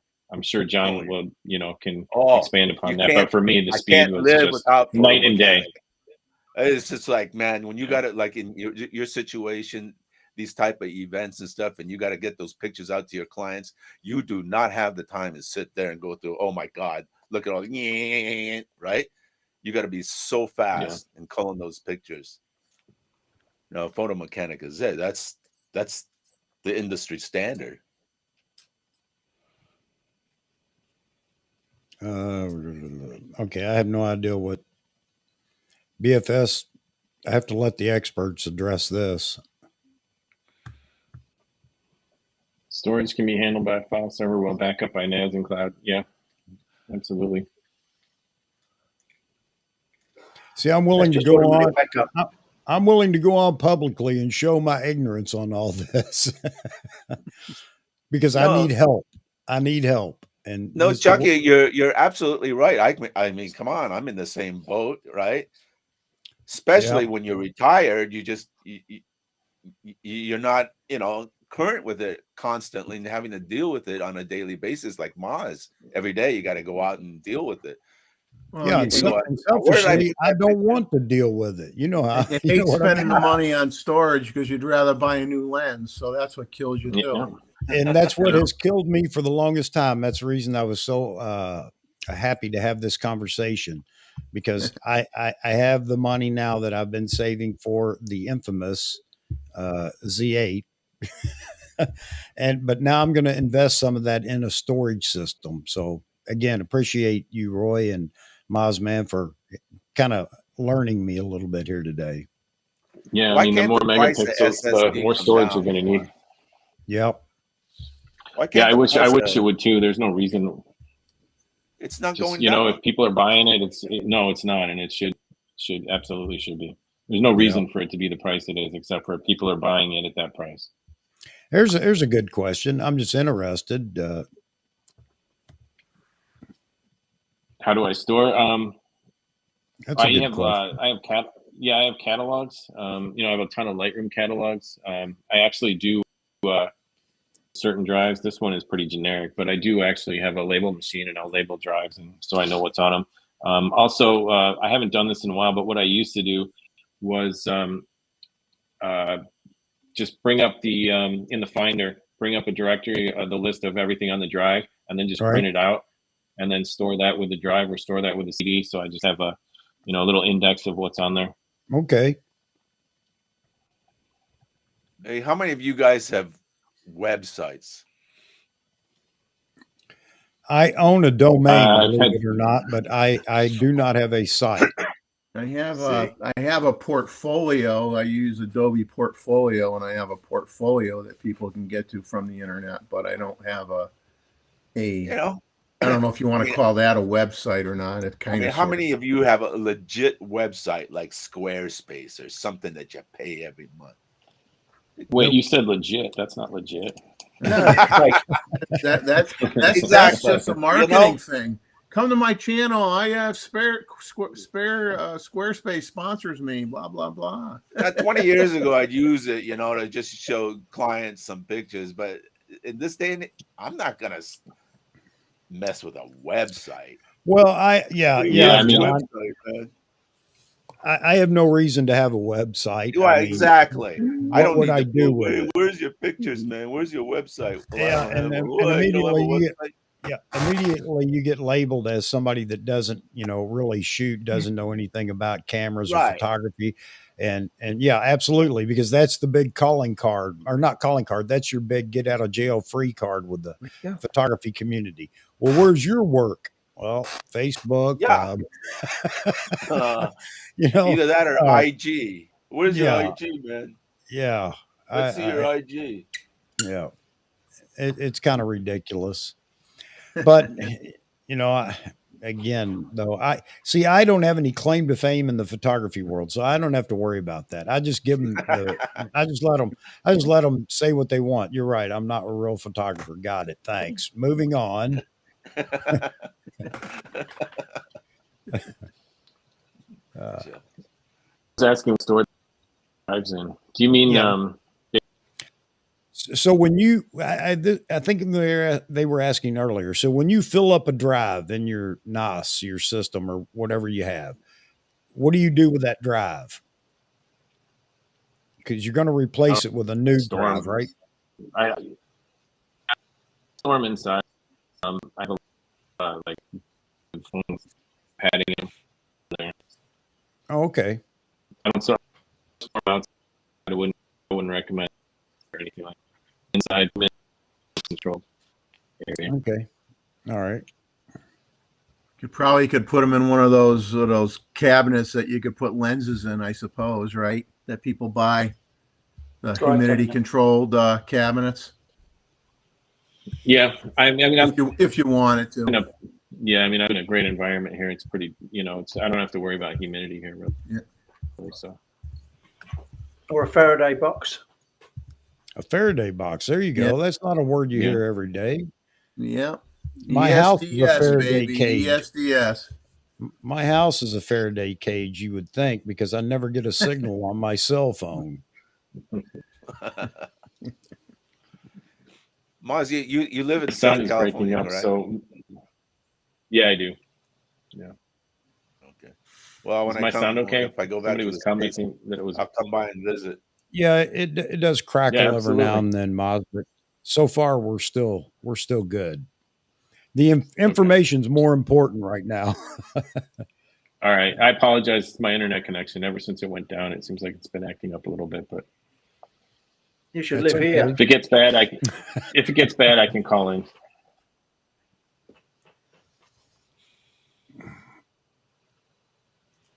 So, Maz, you were saying on the NAS storage solution that you could. So, if you're working in Lightroom and you decide that you're going to work on some files that are stored in that system, you can have that drive appear on your computer as if it's just a regular external hard drive or whatever, and give it a name. Yeah, exactly. Yeah, you can mount it just to your desktop as an external drive. Lightroom will tell you if it can access that device or not. You click on the image, it'll tell you it can't find it. Mount that drive and you'll be good to go. You're absolutely right, Greg. I couldn't find them if I wanted to sell them. Hence this conversation we're having. Hey, we're having this conversation, so we know that everything that you have of ours is backed up. Oh yeah, it's all backed up. All right, trust me. Hey guys, I'll be right back. We're relying on you. We're send you all of our images. Yeah, if you guys need any of your photos a year from now, just get a hold of me, and then wait another year while I search through all the external drives I've got. Hey, I'm sorry, a small crisis. Be right back. Uh-oh. All right. I have a small suggestion. Like with your computer, you could have two That reminds me partitions of a or two funny story. drives. Go ahead, Roy. You could have two drives. You have your operating system on one and all your data on the other. That way, if you get a virus or any problem with the program drive, you can just wipe it and reinstall it without losing any data. If you follow me. Yeah. Yeah, what I have is my internal hard drive on my Mac. I have Time Machine backup with an external hard drive, and I don't put any video or pictures on that internal drive, other than maybe some JPEG files that I might send out to have pictures made or something. That's all temporary stuff. It's not the original pictures. And that way I have my operating system and everything on my desktop is on Time Machine backed up regularly. And then I have all my video and photos stored on my external G-RAID drive with redundancy. But like I said, I'm eyeballing the NAS to have another level of where I could put files that I'm not going to access as often, that I can put in there and feel good about it. But it is scary that these drives, it's not like, I buy a drive and it's going to last you 20 years. There ain't no such thing, and that's what infuriates you, is that you're going to have this constant outpouring of funds every 3 to 5 years, depending on what you buy for gear to just maintain your files. Hey, thanks for the great information, Moz.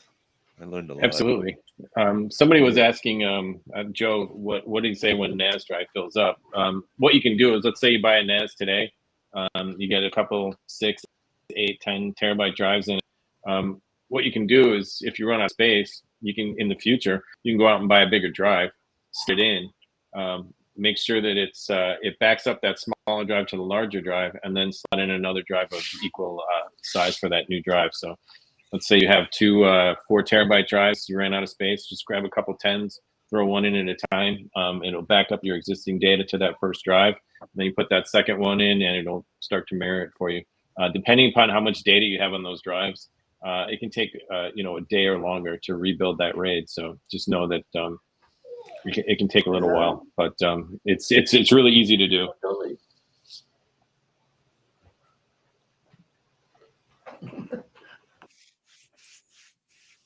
Now, Maz, do you feel it's better to have more drives, less capacity, or fewer drives, larger capacity? I guess it depends on your needs. I mean, more drives if you're striping, and we're not talking about redundancy and mirroring. The more drives, faster through you get. We're talking about drives you can. And you want the 4-bay. Now you could set up a system where let's say you had, I'm just going to make something up. Let's say you had a rack that held 6 drives. Could you not have,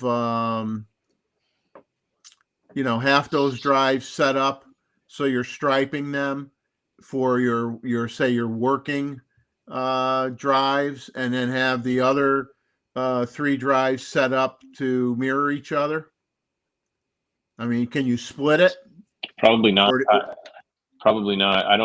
I don't know of any software that'll do that. You probably have to have different enclosures. Okay. And Andre's saying by up, I'm really sorry about that. Apologies. Hopefully it's not breaking up too badly. But if you miss anything, if I need to repeat anything, let me know. So you could just get 2. Let's just say you get 2 hard drives in an enclosure, and you say, okay, this one I'm going to use as a RAID 0, and then you get 2 more drives in another enclosure, and you say that's going to be my RAID 1. Right. And then you just move the files around. Yeah. Okay. I mean, there may be something that exists out there that what you're talking about, where you can have like couple drives dedicated to mirroring, and the other one's striped. But I don't know. I've never used anything like that. I would just have two separate devices, two separate Okay. containers. What's the matter, Patch? You gotta go out. My dog's whining at me like I don't know what she wants. She wants Chuck Simmons. She wants Daddy to stop spending money on computers and stuff and camera gear and buy her more treats.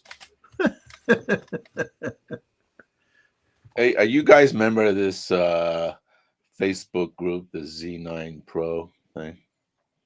No, Yeah. not me. Yeah, I am. Oh, because I had this issue with them, and Ron, thank God, that helped support me. And Rakesh, me personally, I don't use any online storage at all. That's just me personally. I use a lot. I use Dropbox. I use Google Drive. I use Apple, but nothing that I use in lieu of local storage. Local storage is really where I put all my photos, all my video.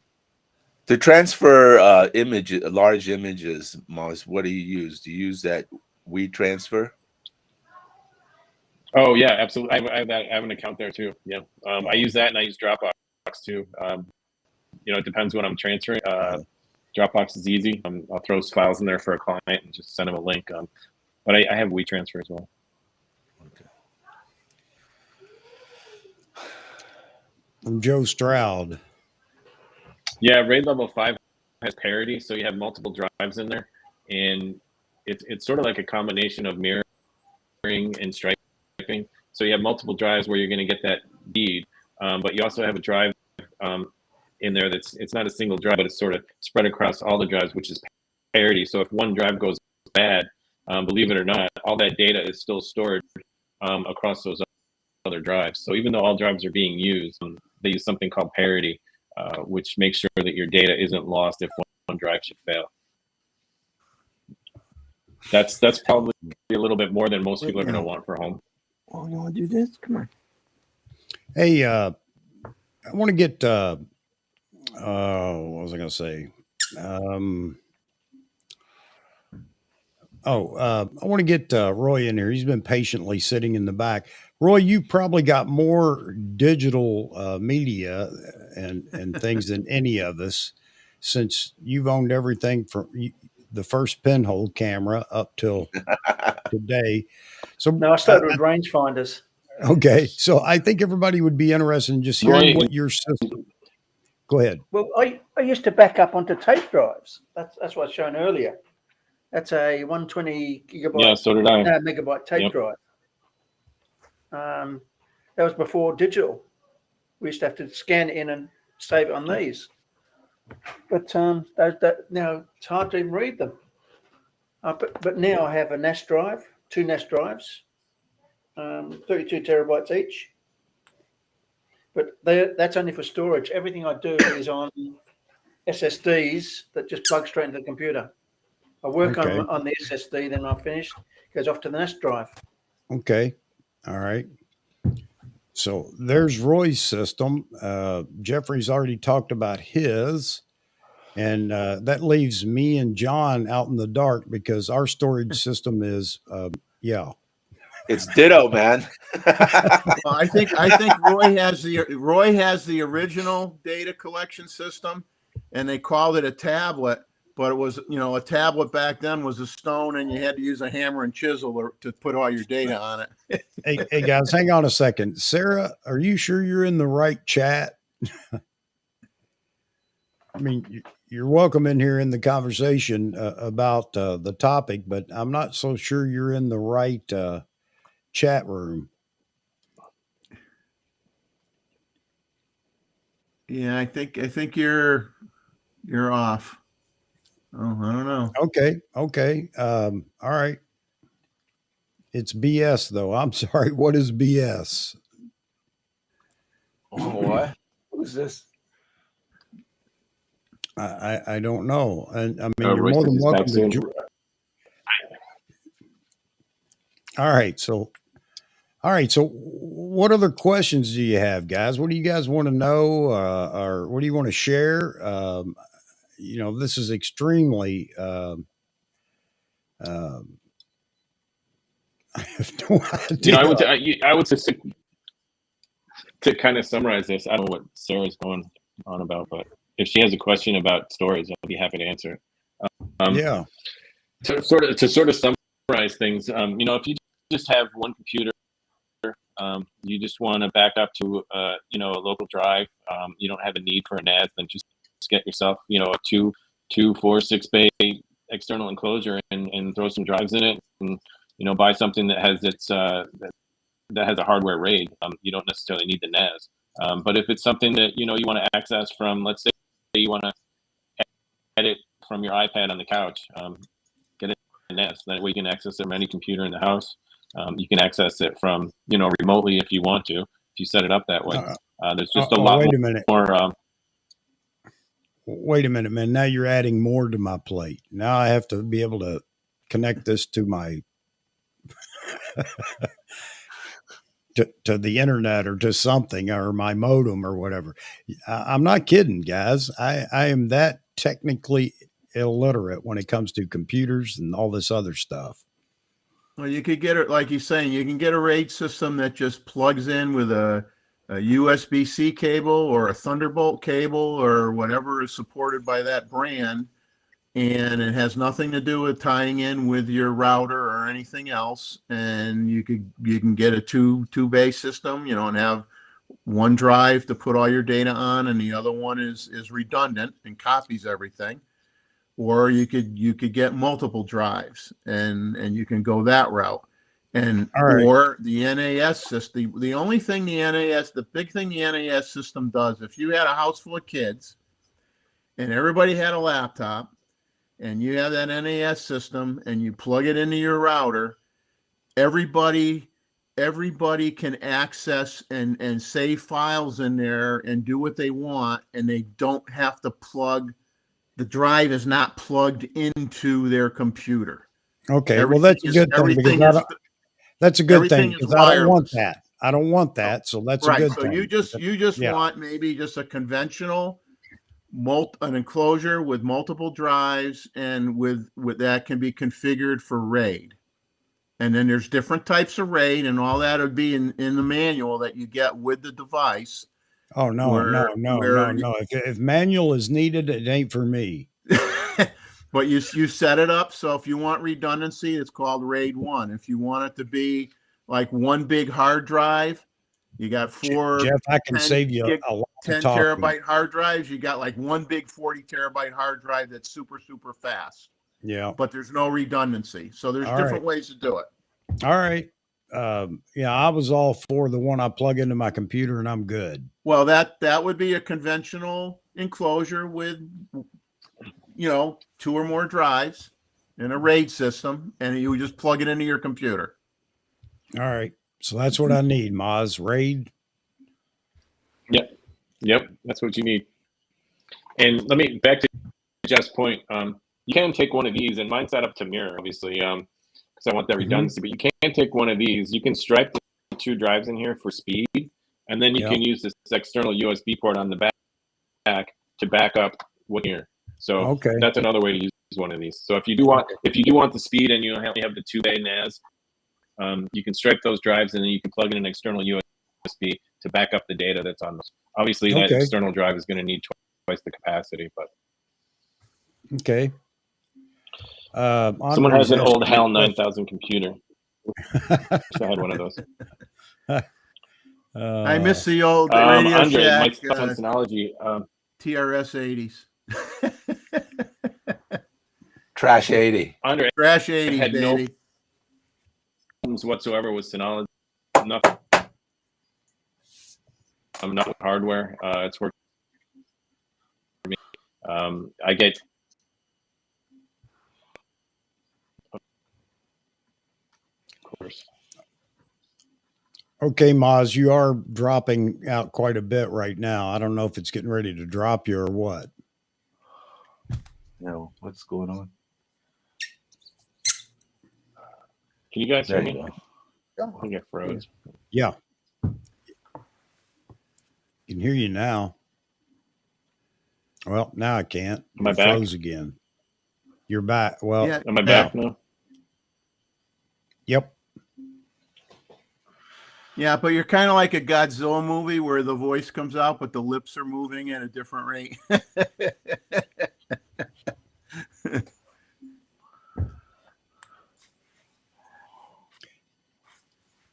Yeah, that's exactly what I need. I'm all about plug and play today. Plug and play or play and Andre plug? said I was breaking up. Yep. So, Andre, I don't have any issues with Synology at all, not from a software perspective or hardware. It's worked flawlessly for me, probably thinking back maybe 4 years. Have multiple units, no issues whatsoever.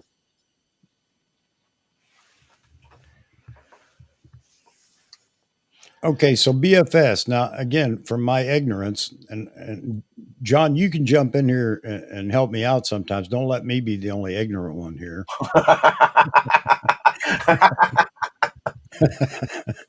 What did I do with that picture? Yeah. How do I prove to these? So when you say just a low powered file server that people use it as a file server and backup device, I only use my NAS for backup only. Okay. All right. So, but I guess what I'm saying is I want to be able to go in there and pull photos up from time to time. I mean, I don't know. I don't know what I'm trying to ask let's here. kind of break. Let's kind of. I mean, a file server is basically somewhere where you can store your files that you can work from that device. So that's what a file server. A backup, I guess, if you want to think of a backup device, you just throw your data there, and it's something that you really access on a day-to-day basis. So that's kind of the difference between a backup device and a file server. A NAS will function as either one. You know, you can use your NAS as a file server.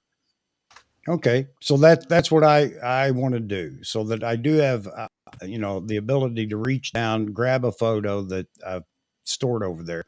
I guess I'm trying to use it as like storage on the computer. Does that make sense? Yeah. I'll edit on when I'm editing big files or whatever, or when I come out, I'll edit externally, meaning not on the server, and then save it back into the server. Does that make sense? Yeah, you can absolutely do that, especially for photos. Okay. If you're editing a photo, you can edit your photos right from your NAS, no problem. Okay. All right, BFS. Hey, thanks, man. You know, you brought up a point that I wanted to get clarified, and hey, thanks for bringing it up. You know what I don't get is what smart people do stupid things. You know, like we're talking about the drives and how you can protect yourself. So how does a guy like Joe Biden's son get his laptop,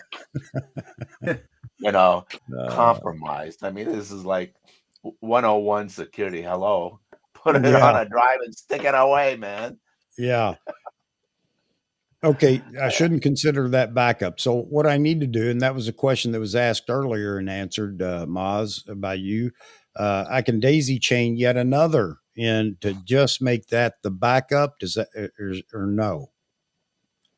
I mean, I guess we're talking some. I don't know. I mean, if your data is stored somewhere else, it's a backup. Whether it's running 24/7 or whether you turn it, okay, it's backed up. All right. For me, my data on a NAS, I consider that backed up. You know, it's on there. It's got multiple drives on there. It's got mirroring. It's safe. It's secure. In fact, I prefer it because it sends me a drive report every single day, if I wanted to, or it'll just send me a report if there's an error at any moment. You know, if my data is safe. Whereas if you're to take a drive, and let's say this is your backup, take this, you back up your data to it, throw it in a drawer. You get this in 5-6 years, it may not work, but at least with a NAS, with something that's constantly checking those disks, that data is safe. I know it's backed up, and I know I can access it. And I know if there's going to be any issue. Yeah, and I may find some of these external drives that I've bought and now can't find in 5 years, and they'll be empty. So, yeah. All right. So, guys, just so I clarify this, I was talking storage, and maybe I'm using the wrong words when I'm talking about this. Eventually I want a backup system. But right now, my concern was having something safer to use right now, just to bring all of my photos to one location instead of having, like I said, a dozen of the SanDisk external drives and everything, because I can't find anything now. I have to go plug in every drive looking for a photo I took 6 or 8 years ago. And yes, I could have labeled them, but I didn't.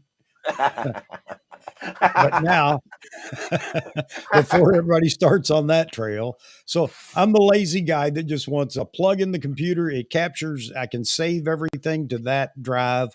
And I guess eventually I would need to add an additional NAS configuration or RAID configuration, and then let that be the standalone backup that I'm not reaching into all the time. Does that make sense? Yeah, I mean, you can do that. There's so many ways you can do it, Chuck. Yeah. But I don't want anyone to get pigeonholed into thinking like a NAS is not a backup, because it can absolutely be a backup. In fact, I prefer it just because I have that, I have that peace of mind that it's going to tell me if there's anything wrong with it. Yes. Right. Okay. All right. I'm good with that. And just so people know, I mean, photography is not my profession. It's a hobby. I'm, for the past 25 plus years, I've been in technology. I've done everything development to database development to being a network admin, where I had like hundreds of computers that I was taking care of, as well as storage space and things like that. So I've been playing around with drives and storage and RAIDs and that stuff for decades now. So I've got the experience in data storage and data loss. Both of those. Okay. And I think that's a good point too. I fall into that category as well, Moz. You know what? I wouldn't be devastated. It wouldn't be total loss of life if I lost every photo I've had. I wouldn't like it, but I'm not in the business of photography where it's really important for me to, back triple redundancy backup. I'm not going that far. But again, trying to organize it, put it all in one storage device is my first step. And then I'll worry about, or I'll consider, okay, now how do I want to back that up? But that's my working system to archive everything to the point where I can go back in there and find a photo, just like John Ishii. When somebody calls you out and says, well, you've never taken a photo of the moon, and now I got to dig back 4 years to find the photo. I want one place to go to find it. That's what I'm getting at. So, yeah, I'm not the model for everybody. That's for certain. I sent you a part number of something on B&H, Chuck. Okay. And it's not a NAS system, but it's a RAID system, and it would plug right into your computer. Yeah. And if you don't, the NAS system, like Mozman says, he gets a confirmation if he has an issue with a drive, it tells him. A lot of RAID systems don't necessarily do that. But the RAID system will plug right into your computer, and if you get one with 2 drives, then you're going to have one for storage and one that's your mirroring the files if you set it up that way. And the only thing the NAS system does that's different is you don't plug it into your computer. You're accessing all your files through Wi-Fi. And you can have your laptop on the first floor of your house, and you can have the NAS system on the second floor of your house. And you're just going to be getting the files and moving them around and putting them in folders just like you would on any other hard drive as far as you're concerned. Okay. And the NAS system could have redundancy as well. So it's really just a matter of whether you want to do it via something you're not plugging into the computer that everybody can get to in your household if you wanted them to. No, not even a consideration. Never. Or if you just want it plugged into your computer and that's Yes. it, then you could just get a conventional RAID system. Okay. 2 drives or more in an enclosure. All right. So it's all on, and Mozman can agree or disagree with what I said.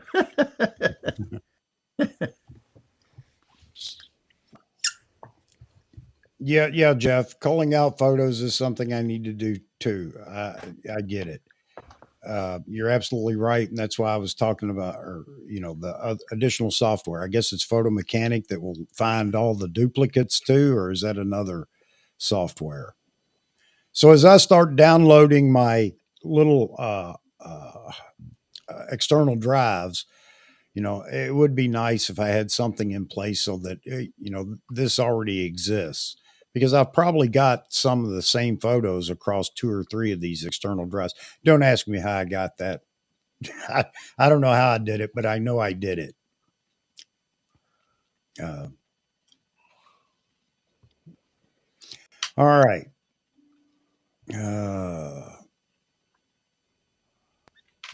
Okay. Yeah.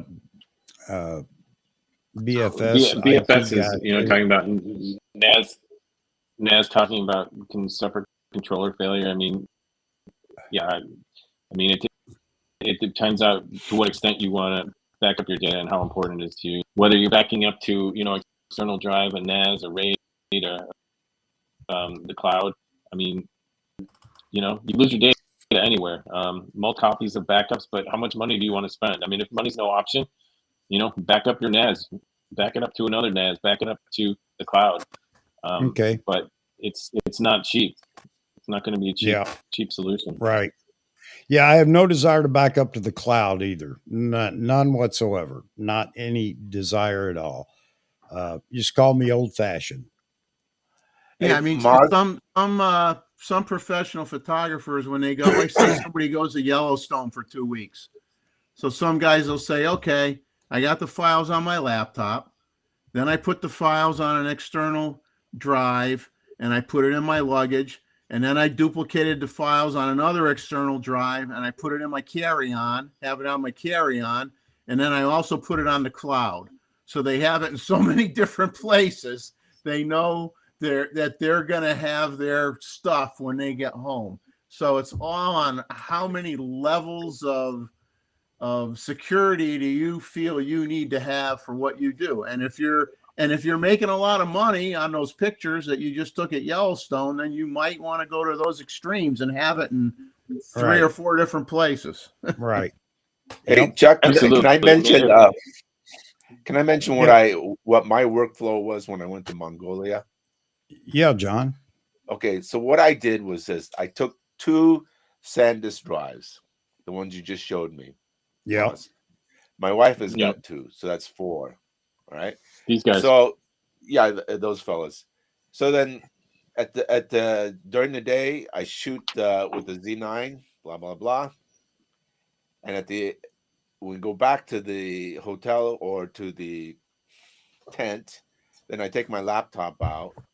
I plug both of those in on each side on the MacBook Pro, copy into SanDisk 1 and SanDisk 2. Okay, that's what I call them. So now they're both basically mirrored. Then I unplug those, take my wife's and put it in her 2, and I put the same files inside one of hers. Okay, so then now I got 3 copies. I take 1 copy, 1 SanDisk, like you just showed me, and I stick it in my fanny pack next to my passport. So it's with me all the time. The other one I put in my camera bag, and then she's got a copy of mine in her bag, or in her bag. So that's how I try to secure myself, especially going to these remote places and expensive and exotic places where you're not going to go back again. So then when we travel, it's in 3 different or 4 different locations. Okay. So that's how I do it. All right. And just so everybody knows, maybe some people got in here late. I use the terms wrong. I get that. I'm not really looking for backup for me. So this conversation tonight was interesting because I understand a lot more about the systems. I wanted a one-stop shop to be able to put all of my photos, everything into one location. I know people are screaming right now. So that I can find them without having to go through several small external drives. And I think I've got that from you guys tonight. I'll work on backup later. And I know a lot of people are saying, you know what? If I lost every photo, like I said earlier, it wouldn't be the end of the world for me.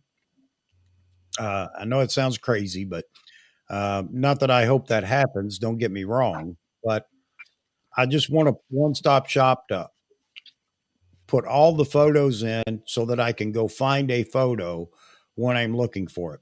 And I think that was best illustrated earlier by John Ishii. If somebody wanted to see his photos or something to prove he's a photographer, which is ridiculous. And I've been in the same boat.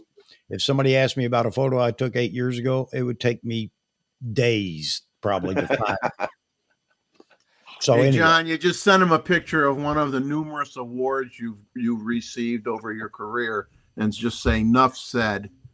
Well, I come to the point where I'm not going to do that anymore. Why do I need to prove to the Yeah, peanut you don't gallery? you don't need to prove Yeah. anything to anybody. Yeah, I mean, it's just, well, that's the social media for you. Yeah. So Yeah, Joe well, Man's Lane has a question here yeah. for 8 footage. Any budget storage options? There's nothing budget about 8K. If you want to store that footage and you want to work on it, edit it on an external storage device, the only option is SSD. Yeah. And I want you to just shop around for the best price.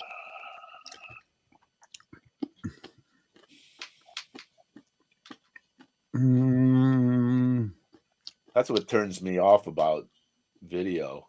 It just eats up the space, man. You know. Yeah. Even the thing is, stupid you really drones got to do think that. hard about why do you need 8K? You know, why do you really need 8K? Yeah. Are you downsampling it? You know, you're using 8K, but then you're going to end up saving it as an oversampled 4K. You know, what are you doing? You know, what are you getting out of that?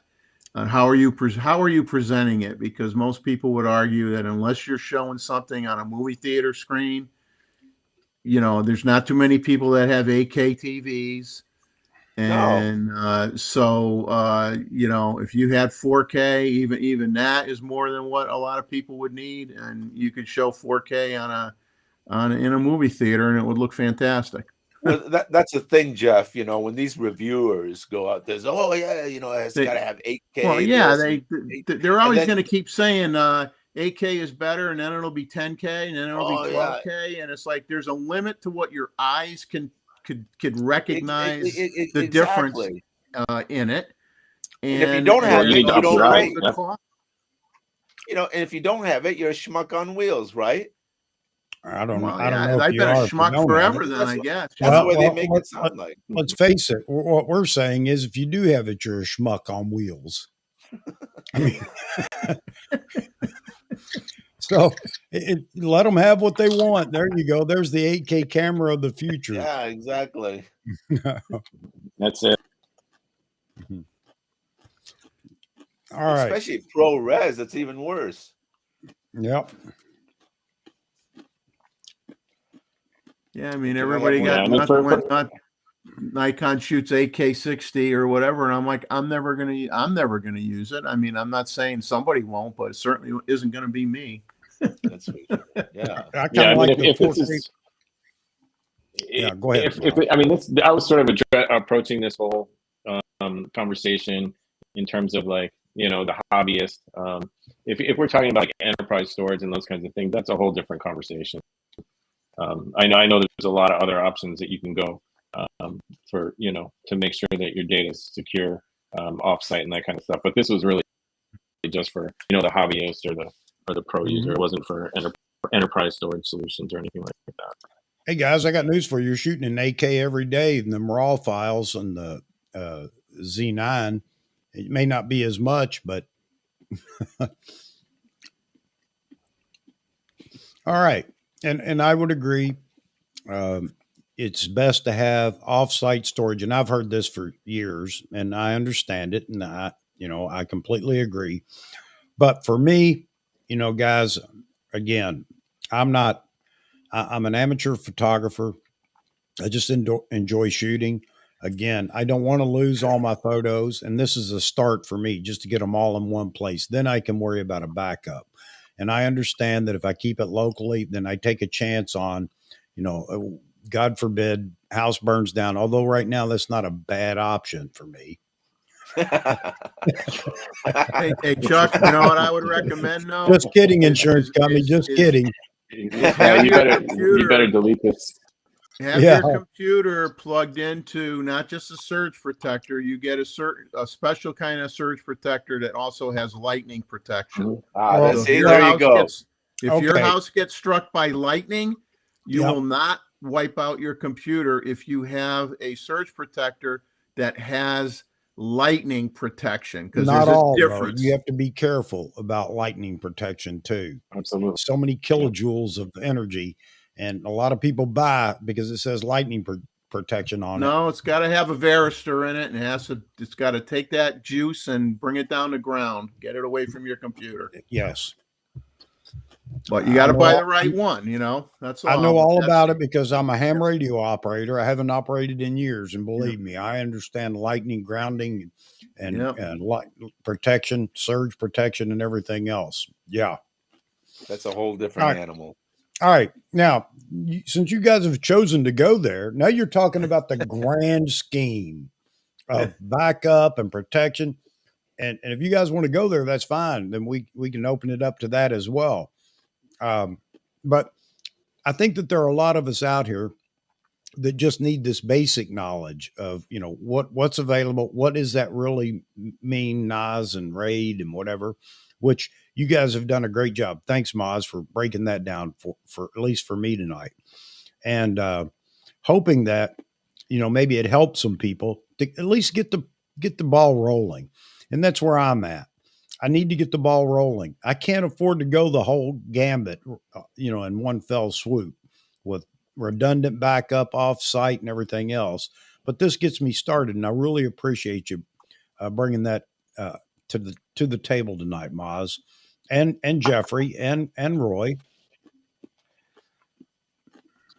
Hey, Maz, is Absolutely, Flickr Chuck. considered a iCloud storage? I mean, is it considered a cloud storage? Flickr. I mean, I don't think I would trust any like that. It's long. No.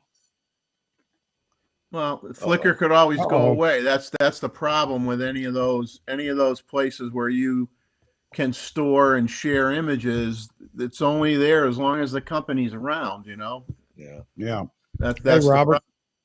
KT4JZ, brother. KT4JZ.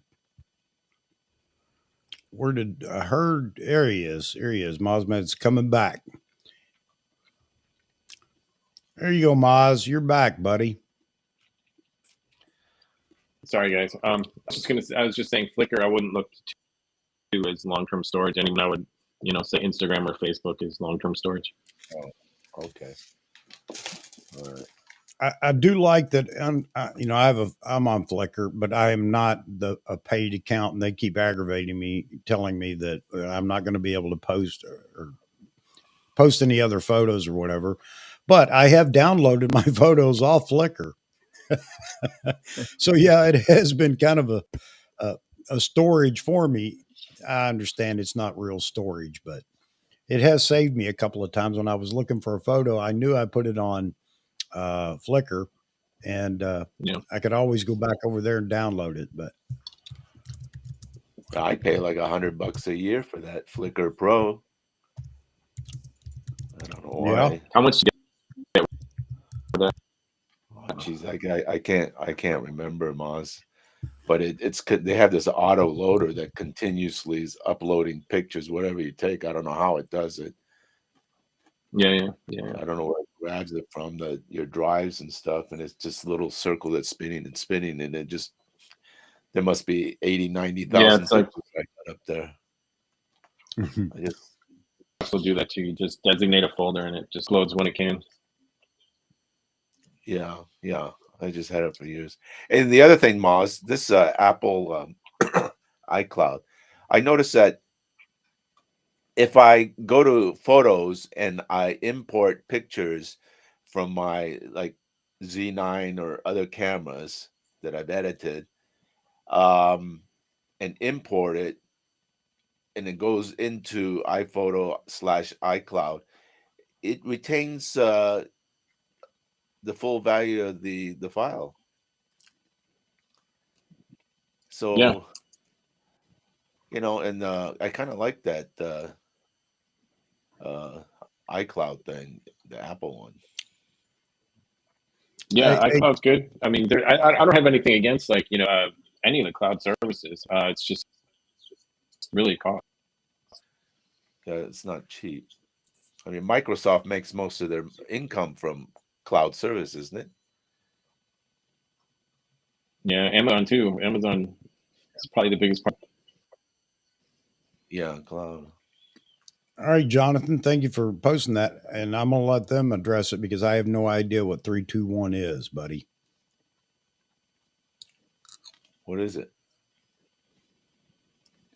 I don't know. Never heard of it. No, me either. 3 copies of the offsite. Oh. Okay. Anyone using TerraMaster? No. Of course, they make these. They put these questions up here for you all. They know already that I'm not going to be able to answer that. John probably You're making me can. jealous He's with those M&Ms. I'm sorry. That's fine. John can probably answer this. He's a data storage expert. You want to see it? You want to see my storage? You see that little box up there? Yeah. You open up the boxes, there's a whole pile of all those things that mozman just showed me. Well, you're one step ahead of me because I don't know where all mine are. Oh man. I'm glad I can laugh about this. I would have been, if I'd have been a professional photographer, working photographer, I'd been out of business already with no backups.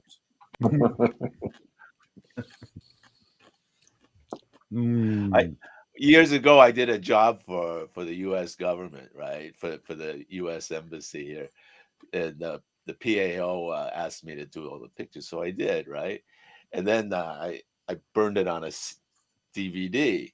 So then I went back to the embassy. So I talked to the RSO guy comes up, the regional security officer, says, John, he says, no, we want the original. Now, are these the original? I said, hell yeah, it's just the original CD. So I gave it to him.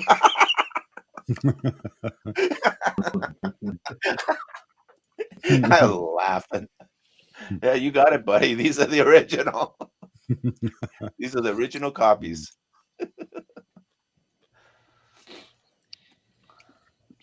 Yeah, all Greg's got it right. Calling out your bad photos is step number 1. There's no need to back up photos that you don't want. Yep, I agree. And it's going to take me forever to do that because I download the whole card. I don't call before I even download it. And you're right. I tried. I download the whole card too, and then I can't see those hundreds of pictures of which one's better than the other. Well, if you're doing bird photos and the bird is winking at you, those are the ones you want to keep. They got to be exactly. So which one? You got 800 of them. Hello, everybody. My name is Chuck, and I'm a photo hoarder.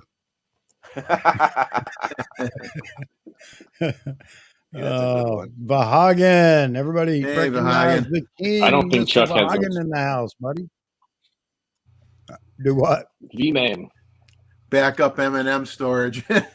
Yeah, I do. Yeah, I do. Do I back? You have redundant M&M there?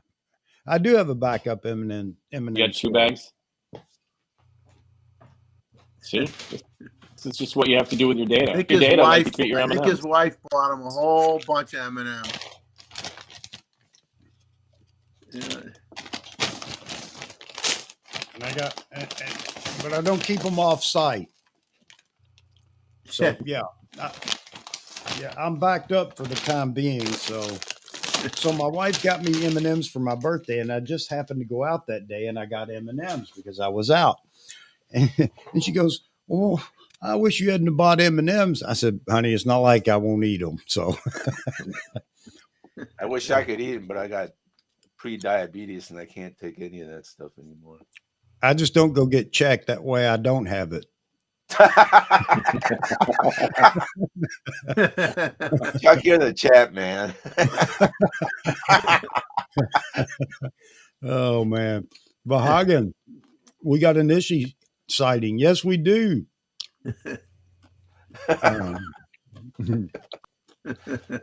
Reminds me of a joke. Mitch Hedberg, he had a joke, and he said he used to do that roundabout the way AIDS test. He used to ask his friend if they knew anyone that had AIDS, and they'd say no, and be like, okay.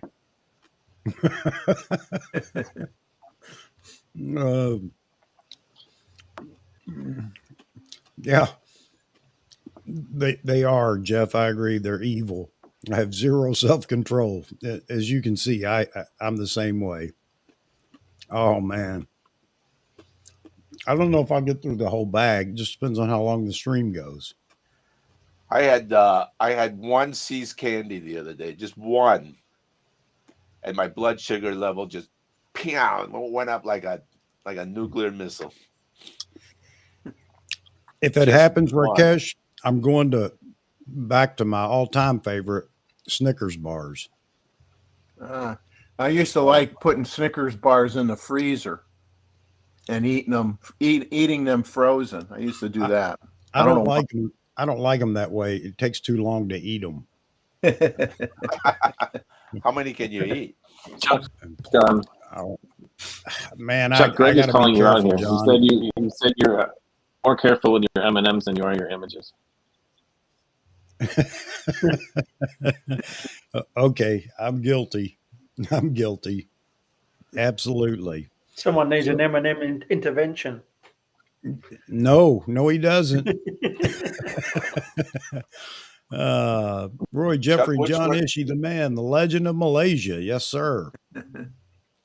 Which ones taste better, the green ones or the red ones?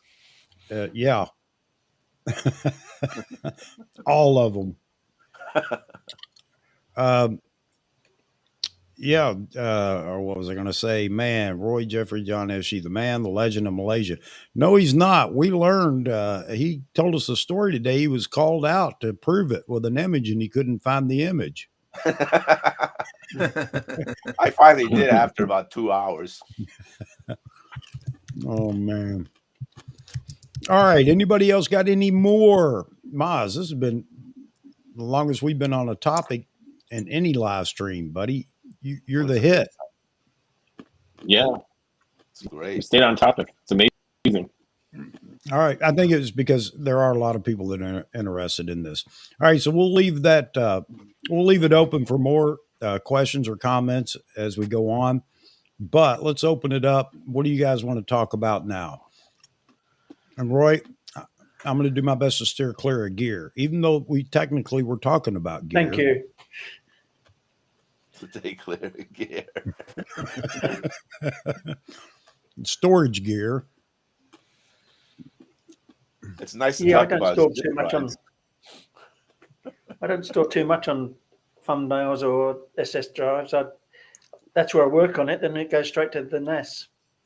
Yeah, and I think that's what I'm going to wind up doing is working off these smaller, faster SSD drives.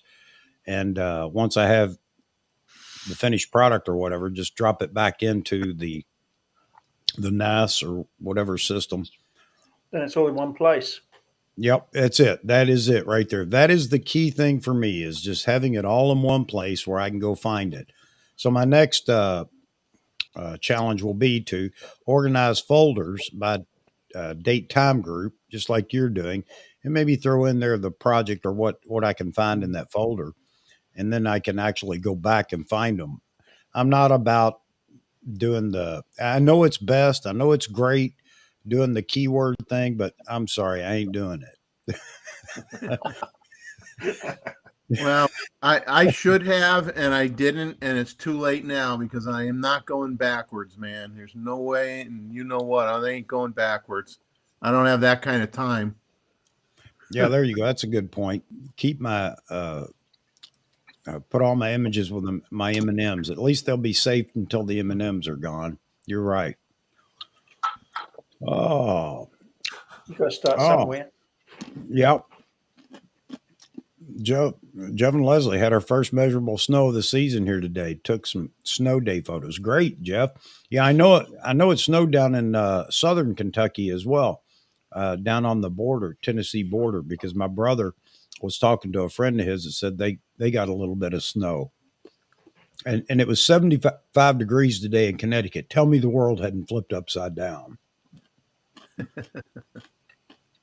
Roy, you got springtime, right? Yeah, we don't really have 4 seasons like the rest of the world. We have 2, winter and Oh, summer. really? Well, there's no spring and autumn. There is, but there's not much. It just sort of evolves into summer and winter. One time I was in Melbourne with some friends, right? It was in August. And the guy says, he goes, hey, let's go skiing at Mount Buller. I said, okay, Oh, yeah. skiing in August. So we get up there. He says, now we got to put on chains. I said, you got to be kidding me. It's August. I ain't putting on chains in August. I'm sorry. That's about the only month you get snow in the high mountains. Yeah, well, The I ain't mountains aren't putting that on high. chains in August.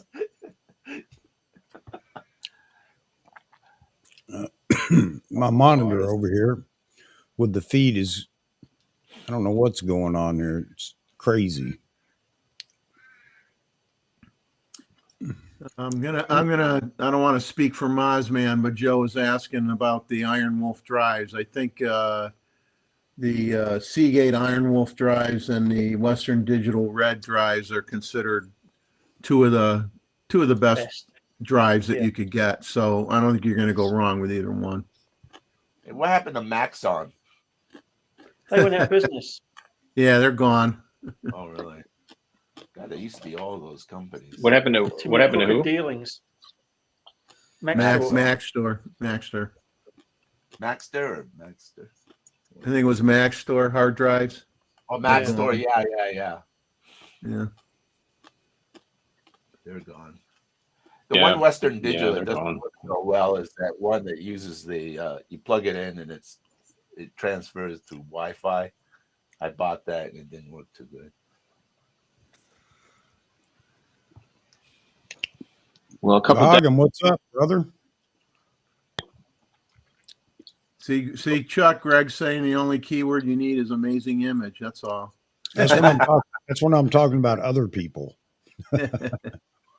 Well, it's easy with nice long file names now. We used to have to deal with 8 and 3 file names. That was terrible. Yeah. Keywords. God, I hate those things. Keywords. Yeah, and then yeah, exactly. I can't even imagine going through 500,000 photos and trying to keyword them. It's Well, like the date hashtag. helps. Date's more important. What's that, buddy? There's a new dartboard at Adorama, Chuck. No. Yeah. Well, hey, before long, I'll be not welcome anywhere. They'll have posters. They'll say, "Have you seen this man?" And I'll have Chuck's face on it. Exactly. Have you seen this man? I mean, I'm already banned from Nikon USA, so what the heck? All right. You got to capitalize on it. Start selling the dartboards. There you go. Absolutely. If I could get somebody to take a picture of it in the location and give it to me, then yeah, absolutely. I could use those for thumbnails. You just got to get the grits and the I Shoot JPEG T-shirts made up, Chuck, to sell on your channel to support your costs. I've got to be more outrageous than I shoot JPEG. I only shoot JPEG, and you should too. Try to force that on everybody. Oh man. Hey, speaking off the topic, did you see what's their name? Jared and the Northrups talk about the 3.0. No, I did not. I Never don't watched that watch them. channel. Yeah, well, just out of curiosity. Of course, they always rate it as number 3. It's getting close, but it ain't there yet. Yeah. Well, Well, God Joe, love you're very welcome. well, we could say that. We could say, well, we think they're photographers. They're close, but they're not there yet. Roy, what about this Pentax 645 with a 40 That's the megapixel? Pro back, isn't it? I think it's the Pro back.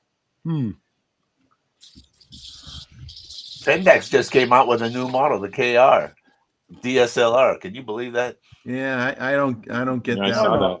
that. What's that all about? DSLRs are making a comeback Somebody- to a degree, aren't they? Yeah. I tell you, Roy, it will. In the next few years, there's going to be a demand for DSLRs. What does it matter Yeah. anyway? As long as the camera Because these works and does its job, who cares what you Yeah. use? Well, the kids like it. Hey, did you know that digicams? You know what a digicam is, right? Nope. 15, 20 years ago, you know, the little compact, you know, Oh, Canon, yeah. all those little things. Well, Yeah. there's this girl. It's called Digicam. Her name is Digicam something, and she's got like hundreds of thousands of followers because all she talks about is those cheap old Digicams you used to buy for, you know, Casio and Ixis and all this whatnot.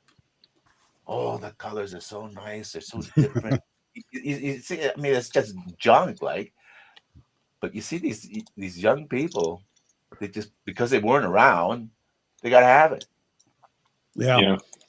Yeah. You remember those? What were the little disc cameras that you get a disc to put in it and had? Mavica from Sony. Kodak. Yeah, so Sony, right? Navica. Sony had it. Yeah. Did Kodak had the disc too. Yeah, Yeah. the little wheel that. Oh yeah. Are you talking about the film? The film was Kodak disc, but they had one with a CD.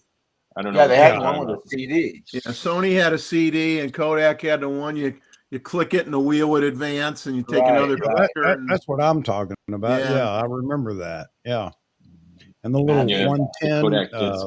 those little 110 film cameras. Yeah. Cassette. Yeah. Yeah, Yeah, that was cool. Yeah, that was my 110. first. 110 was my first camera. Oh yeah, Mine was 127 huh? film. Yeah, I don't You even. can't get that anymore. Yeah, that's right. They don't For make some reason. 7 anymore. Oh man, Mine was Olympus Trip 35 half framer. half It framer. used to be popular once, half frame. Oh, Oh, really that popular. wasn't that the original pen was a half frame, wasn't it? Yeah, right. Olympus. Yeah, the Olympus pen was originally half frame. I was looking at those to try to find one in my collection, but very hard to find one that's in good shape, and Oh, they're really? very, very expensive to buy for a Yeah, collector's collector's camera. 1962, 63, right, Jeff? Yeah, in the early '60s. Yeah. Yeah. So you'd use 35 millimeter film, and if you had a 36 exposure roll, you'd actually be getting 72 pictures out of it. That's right. That was an Verhagen, yeah, I'm interesting back. I got back on Sunday. We didn't worry about storage then, really. Oh, you put everything in the picture album. Yep. Yep. Right? I just Put all- remember how popular the Pentax K1000 was when I was a kid. Man, every department store sold that camera.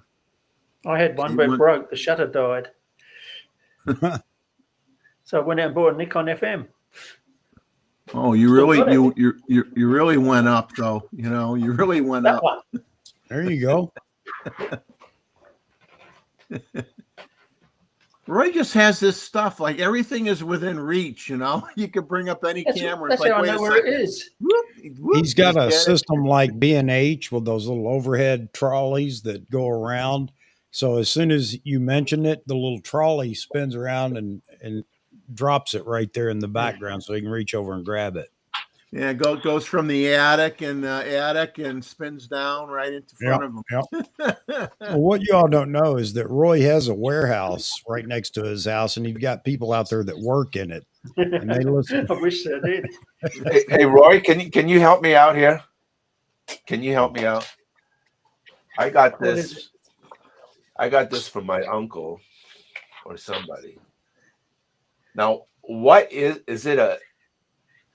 It's a Nikon. It's pre-AI. Oh, hang on. What's it? Yeah, What's it's it? pre-AI. It's ancient. Yeah, but it doesn't look at the back. It's a screw thing. And now what is it for? It's not for a camera, is it? Not for their SLRs. It's I don't know. Albert, where you at? it could be one of the Bronica ones. They made a pile of them for Bronica that go into the camera like that. John, see if you can hold it up to the camera with the No, put it between your face and the camera so it'll. There you go. Yeah, I reckon that's What is it? That's probably an S mount, one of the early S mounts for the rangefinders. Okay, and then the back side is, you see, it sticks out. Threads on it. Yeah, goes into the camera. It's either one of the earliest Nikon S models like rangefinders, or it's one of those Bronica mounts. I mean, it's like new, and I wanted to use it. It's got to be used for. I wanted to use it for something because it's so clean. It's just super clean. Looks lovely. Albert, where you at, man?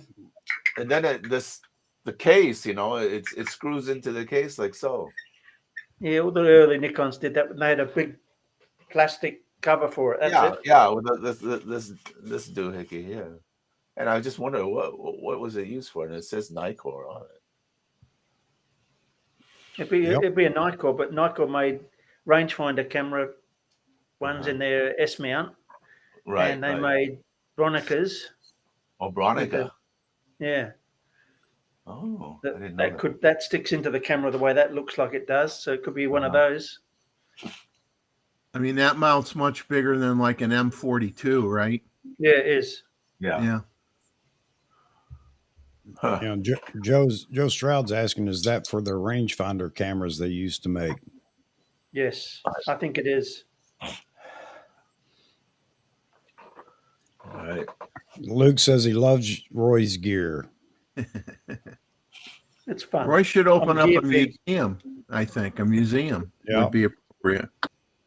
I'm going to have to give away half my lighting because I've got too much. And I don't use it anymore. But I love old lenses and playing with old gear. I've got every camera I've ever bought, I think, apart from a few. Do you have any old Leica M lens? One. I've got one, I think, maybe two. I'll have to check. Rakesh says Bayonet S might check Ken Rockwell's video. He showed how to mount them to a Z. Well, that's a good idea. I'll do that. That's what I think it looks like, most likely. If it's not that, it'd be one of those Bronicas. It's hard to tell by the size. Yeah. If it's big, it would be the Bronica. If it's just a bit bigger than a normal mount, it's probably the Nikon S mount from the rangefinder era.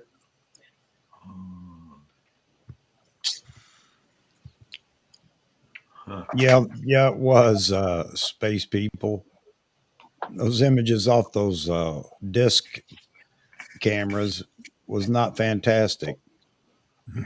No. People don't buy them for the image quality; they buy them for collectors. Yeah, as collectors. Yeah. I mean, back years ago, my grandmother was the archival photo archival person in the family. So, and you know what? I look back on those images. I don't care how good or bad they are. They're moments in time that I have a box full of them. After she had passed and my mom had passed, and I love going through it every now and then and looking at those photos. And that's why I was telling some people a while back. You know what? If you got a camera and you're not taking photos of your family, And I'm not talking portraits of great magnitude and things Memories. like that. Yeah, because when you look back, you won't care. All you'll care No, about you is the don't. fact that it was captured and you've got it to look at. And I was telling somebody this the other day, maybe it was on the stream, and I wish I had the opportunity to do it, but video, which wasn't as easy when my mom, right before my mom passed away. But I mean, a year before that had happened or whatever. I would love today to have video of her just sitting there having a conversation with her, to listen to her voice again and everything else. And I'd encourage everybody now, make sure you do that with your kids, your wife, your parents, or whatever. I'll tell you, it's going to be cherished later. And it doesn't have to be perfect. It doesn't have to be 8K color graded. You won't care later. You'll just care that you have it. Nope. Yeah, I have a lot of 8mm movies from growing up that they don't have any sound. Just Yep. a Kodak 8mm movie camera. Yep. But those are priceless. Absolutely priceless. Oh, absolutely agree. And I have some. I don't know if my brother had them. I don't know if he still does or not. But my grandmother, again, that was her thing, and she got a camera. What was it? A Kodak wind up 8mm, Yeah. and Brownie, probably a brownie. yeah, and man, those videos again, terrible video. Don't get me wrong here, but they're priceless because again, you can go back in time. So yeah, that's something we don't talk about a lot. We just talk about picking on everybody's photos of sunrises and flowers and animals and whatever. But man, that's so important. Everybody needs to do that. Have you seen that movie done by Peter Jackson where he took the old World War One pictures, World War One They movies, colorized them. and colorized it, and then Yes. slowed it down to I don't know 30 frames per second, and oh my god! Yep. I mean, it kind of makes you feel. It takes your Yep. breath away. Yep. And Jeff's talking about that. He made videos and Yeah, I don't know how he did it, but it was yeah, something else.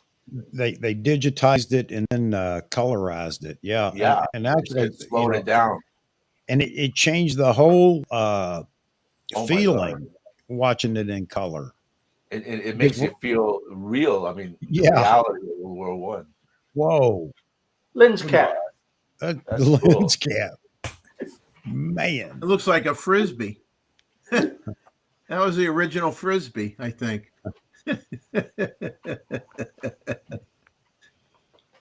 Well, it's funny is my friend that I shoot with, he's been getting into buying old 8mm Roy, cameras. I know what your camera's doing in the background.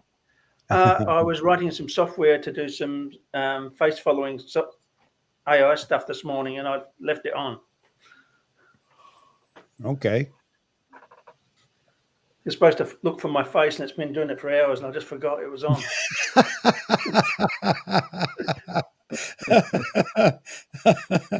Oh, that's too cool. It's R2D2's cousin. I know. I was going to say it's like a robot back there. Tony Stark talking to it. No, dummy, over here.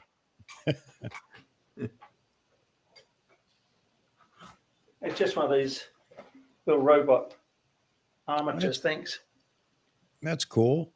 but it's controlled by software. Time to There turn was- it off. There was just something, there was an ad I saw not long ago about the robot, the little tripod with wheels on it and the head's automated or the gimbal on it's automated and it'll follow you around. Yes, that's what I was working on this morning. Okay. But I was writing my own. So you can get them from Cam Ranger and a few other places. Mm-hmm. Some of them are pretty good. I need one of those and send it out to the creek in the morning early to get photos that I'm too lazy to get up and go get. Well, I can set this camera up somewhere and let it find the subject for me. Oh man! All right, Jeffrey. Jeffrey's got to take the pups out or pup out. All right. All right, guys. I don't want it to get stale. What do you guys want to talk about? Oh, I don't know.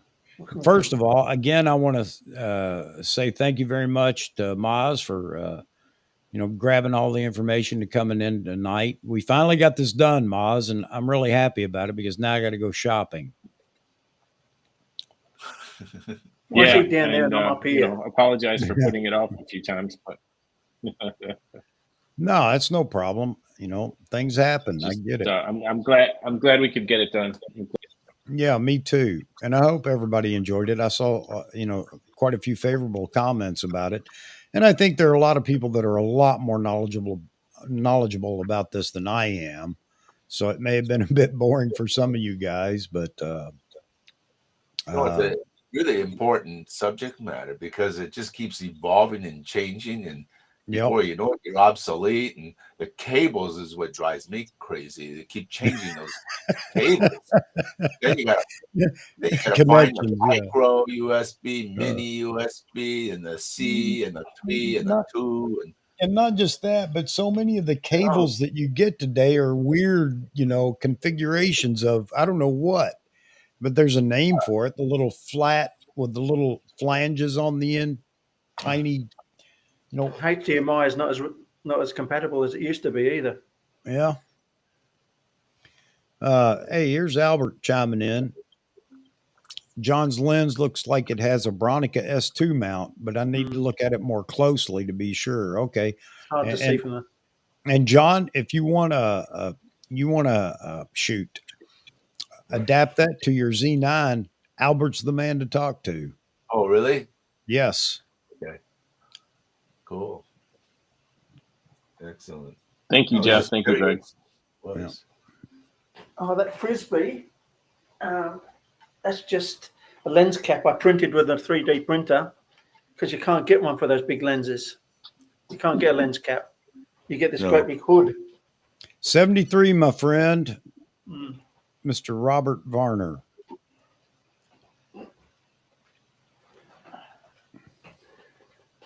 All right. Man, usually by this time of the night, I'm in trouble for something on the channel. Well, that happened before the stream, didn't it? Yeah, it did. It happened before the stream.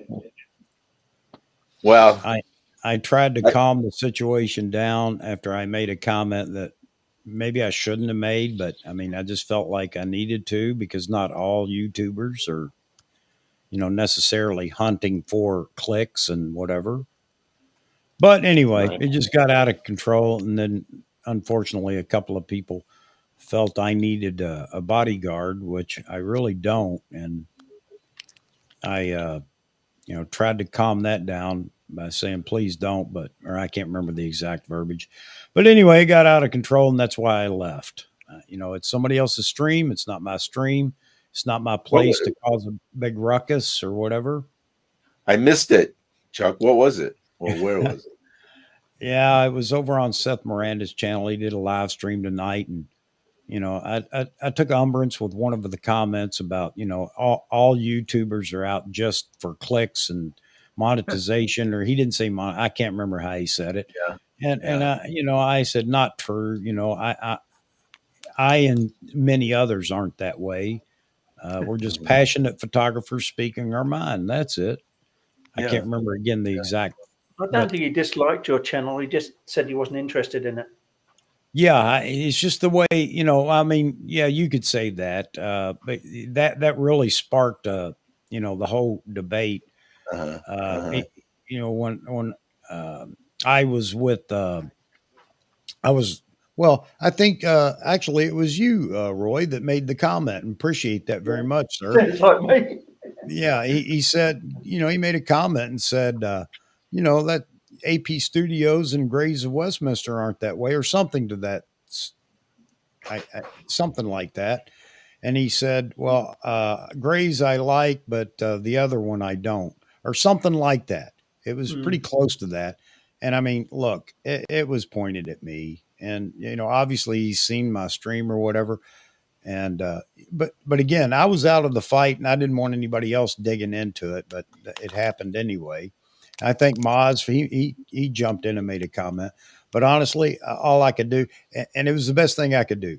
Did I want to respond? Oh yes, I did, but it wasn't the right place to do it, and it wasn't going to earn me any favor with anybody by attacking him on his channel. He can do what he wants and say what he wants on his channel, and I'm not going to be the person that's going to get on there and challenge him. My only comment was, that's not true. Don't say that. Basically, there are some of us that just enjoy being in a photography community. I'm paraphrasing or trying to give you my thoughts on how I answered that, but that was it. And then it just, I don't know.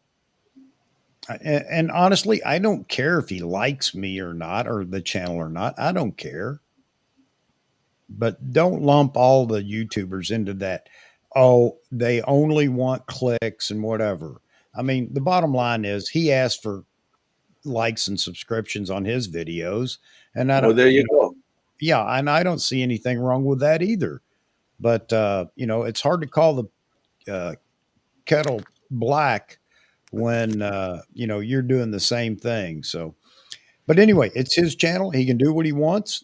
It's just like Jared Poland. I may not agree. I may get angry at some of the things that are said, but it's not my spot to go on their channel and try to drag them down the gutter or start a fight or whatever. And I wish But it hadn't happened that way, Roy. But it is what it is. It did, and I hope that by being silent, that spoke more than trying to be, trying to respond and No, I'm defend. never silent. Yeah. Well, yeah, but anyway, so that was the big hoopla tonight. well, like I mentioned, some of the social media stuff, especially on Facebook, that, for example, that Z9 Pro, guy comes up and asks a question, puts up a couple pictures of these kids playing tennis, and says outright that there's something wrong with the Z9, that this is a rolling shutter. And I know it's not. Rolling shutter, yeah. It's not. Bro, your shutter speed's too low, right? So I asked, what is it? 1/2000. I said, well, no wonder. There's no way. It's got to be minimum 1/4000. And he says, no, man, no. 1/2000 is plenty. So all of a sudden you want to argue with me? Well, then fine. What's the big deal of up to 4,000? Just turn a dial and check it out. But and then I complained to Alex Mansour. I said, man, you have this pro site. Why don't you vet these people? You got. Oh, we can't do that. We can't do that. Why don't you vet them and at least have some credentials? Do some background checks. Background checks. Yeah, or something. And then you get these half baked guys in the peanut gallery making comments, and then other people join in on it, and all of a sudden, you're the one-eyed guy in the land of the blind. Yeah. Well, Well, the only two cameras I know without rolling shutter are the Sony A1 and the Nikon Z9. Come on, Roy. It was you They've can almost tell got that no. you could they've tell almost it got wasn't no rolling shutter. I mean, even the racket is out of focus. I didn't see it. Yeah. Oh, you didn't see it. I shot tennis games for years. Come on, man. So, we'll see if you Yeah, had I think he justified it by saying that he justified it by saying they were just kids and he shouldn't need to use 1/4000. 1/2000 should be plenty for kids. then don't ask. Then I don't know how sit that there and makes say sense that to anybody, but don't say that Z9 has got rolling shutter, because it doesn't. And thank God Ron was there and he came in and supported. Well, it. see, this has been an important stream for you tonight, John. Now you got to get all those photos into one location so you Well, can show him. And you got to That's why- prove that you're a professional. You got That's to why I prove tapped into mozman. So how's this thing work? it. Oh. Yeah, somebody man. attacked Vahagan a while back, saying, where's his work and blah blah blah. He's not. See, I thought, come on, man, his work is everywhere. it's And everywhere. he even posts it regularly or shows it sometimes in his streams or his He videos. does it. He does it while he shows it while he's there, for crying out loud. I mean, What do you if you're going to make a statement like that, at least Yeah. do a little research first. Well, Well, that's the stupid thing, people just want to be stupid. That's what they're That's the good thing, at. Chuck. All of a sudden, the burden's on you to prove yourself. Yeah. To what? To these guys? Yeah. What do you get for proving it? You're not getting an apology. No Guarantee way. that. No way. So yeah, exactly. But YouTube is a strange place, and as I got into this, and again, I started the channel a long time ago, but didn't go anywhere with it. I was still traveling so much. But once I picked it up and started going again, of course, Maz and Vahagan and everybody else talked about, don't have thin skin, don't let it get to you or whatever. And really for me, that meant, Chuck, don't lose your cool. Don't, because that was me, 6 or 8 years ago, in the work that I was doing. And I was all about going off. I mean, in a heartbeat, I could go off. It didn't take much to trigger me for what I was doing for, a lot of reasons, but yeah. But sometimes even like today, somebody said, well, don't let it get to you. I'm not going to let it get to me. If I let it get to me, you'd have known it in the chat, because I'd have just gone stupid. And I admit it would be stupid, but I would have gone stupid. So when you see me do that, then it's bothered me bad. But yeah, I don't care. And again, we're not going to, you can't cleanse the YouTube forums of all these, people. And that's just the way it is. You got to take it, when it happens. Give them a reasonable response and then leave it be. And that's I that. don't even like the other day, Roy. You're familiar with Leica lenses, right? So I had this Yes. video, and I'm showing some of the Sumi Luxes and the fast lenses, 1.4, no big deal. This guy writes in and says, "Why do you want to collect? Why do you want to keep those for? What do you want Sumi Lux and 1.4 these fast lenses for? All they are is just big and heavy. You don't need those. Just use the slower lenses." And I'm going, I'm not even going to answer this guy. I mean, these things are worth huge money, and they got value to it. Oh yeah, get And they rid look of them. good. Get the slower ones. And it looked good. Yeah. Oh my God, Yeah. There's a look to those old Leica lenses you don't get from anything else. Maybe from Zeiss, but not many. Well, I got them at a good price, right? I'm not, I like Jeff and Leslie's comment that the deer and birds are the ultimate clickbait. Yeah. Look at a dozen of clicks that they get. Yeah, I know the feeling, man. I'll tell you. I mean, I get so many clicks, it's ridiculous. I can't keep up. It's amazing what the nature photography will bring you. I mean, I'm gonna hit 1,000 subscribers in about 10 years, maybe. Hey, what do you think of Henry Hudson? I don't give a rat's what Hudson, either. yeah. That's not what it's about for me. So Exactly, Jeff. What do you think of is it Henry Hudson or Hudson Henry? Hudson Henry. Hudson Henry. Yeah. Yeah. I always say it backwards too. Yeah. What do you think of him? Just say HH, then you're safe. HH. Worth watching, but He's very it's comprehensive. on value. Yeah, he is. I like his stuff. Yeah, I love it, but Interesting. I Hey, can't wait. hey, guys, I don't mean to break away from what you're talking about, but I just thought of something. So we've got 37 viewers right now, which I think is fantastic, and thank you very much for being in and viewing. And a lot of people just don't want to join the chat, and I get that, but I would offer to you to join the chat and be part of the community as well in the chat.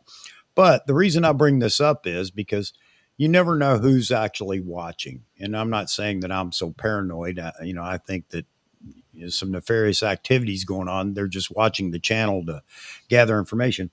But anyway, that said, and if you guys would, don't go over to Seth's channel or on his videos and bring this up and just start the war. Oh It no.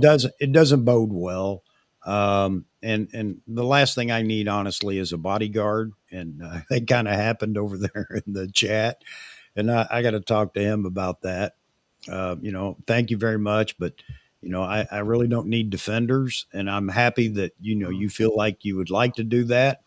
But our rational comments one thing, but when you feel like you have to go on the attack, and like I've got an attack dog or something, so don't do that, and we'll just let it be.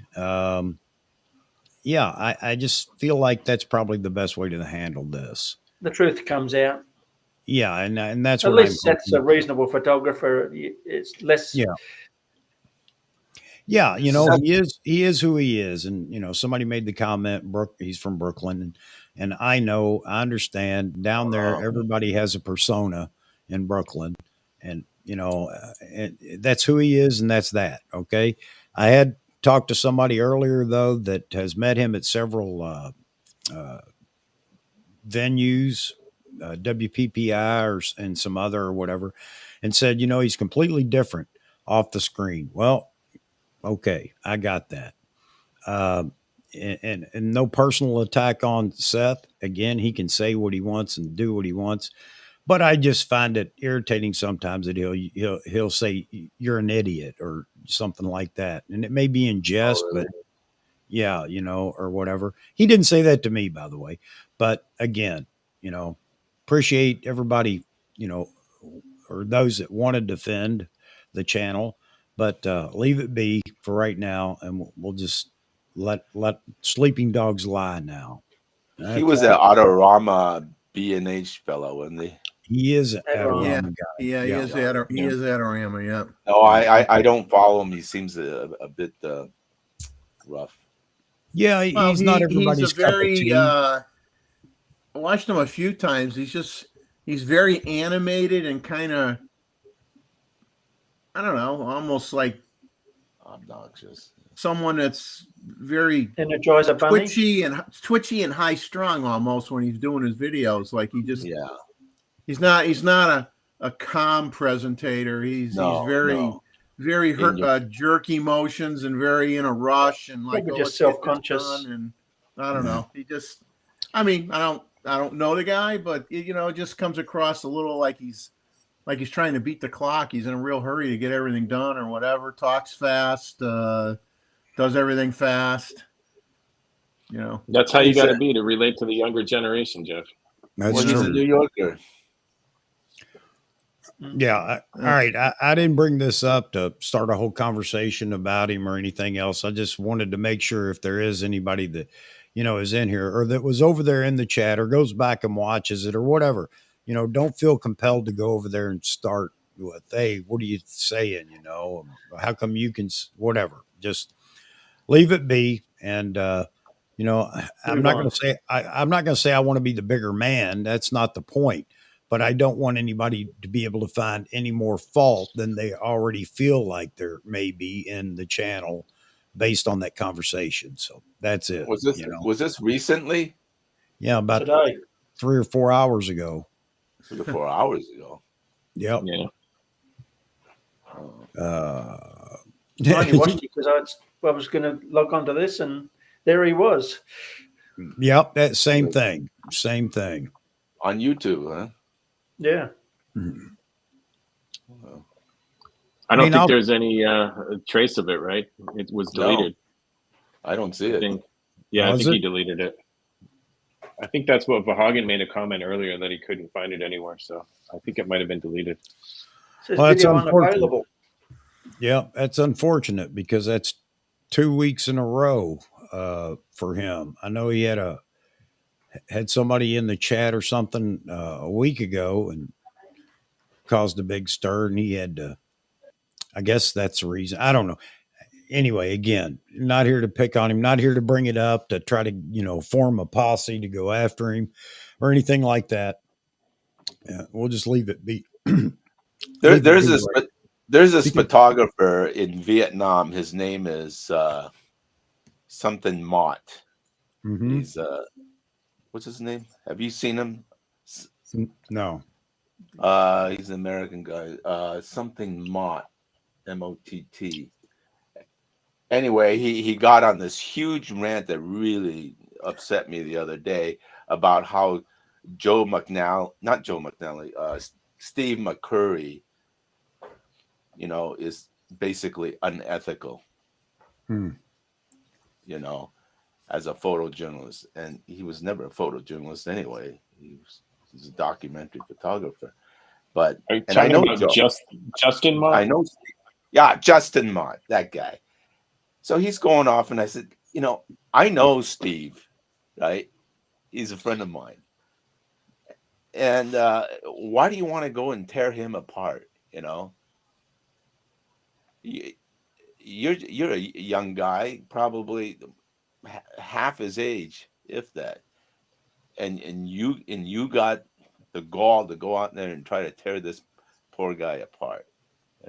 Tell him that he's not a photojournalist and whatnot, and which is not true. I know all his fixers and stuff, and it's just like, come on, enough already.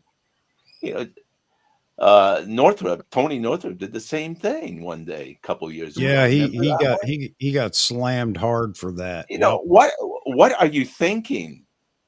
Too many people just like to tear down other people, and I don't know why they get a kick out of it. I don't understand why people have to be like that. Yeah, and Steve was never a photojournalist, really. He was a Nat Geo photographer. That Nat Geographic is not photojournalism. It's Nat Geographic. Hello, it's storytelling. Yeah, it's not news from today for the 5 o'clock news. Totally different. But they put him as a photojournalist. He's not. He's a storyteller. So when you take the Afghan girl and put her, put a backdrop on her and take a shot of it, hey, okay. But good morning, Stuart. Yeah, Jeff and Leslie Photography talking about that's when he stopped watching the channel. He says, really? I don't know, Steve, but I thought it was a cheap shot against someone who wasn't there to defend himself. I agree. Exactly, Chuck. Yeah. And me knowing the guy, what are you doing? Yeah.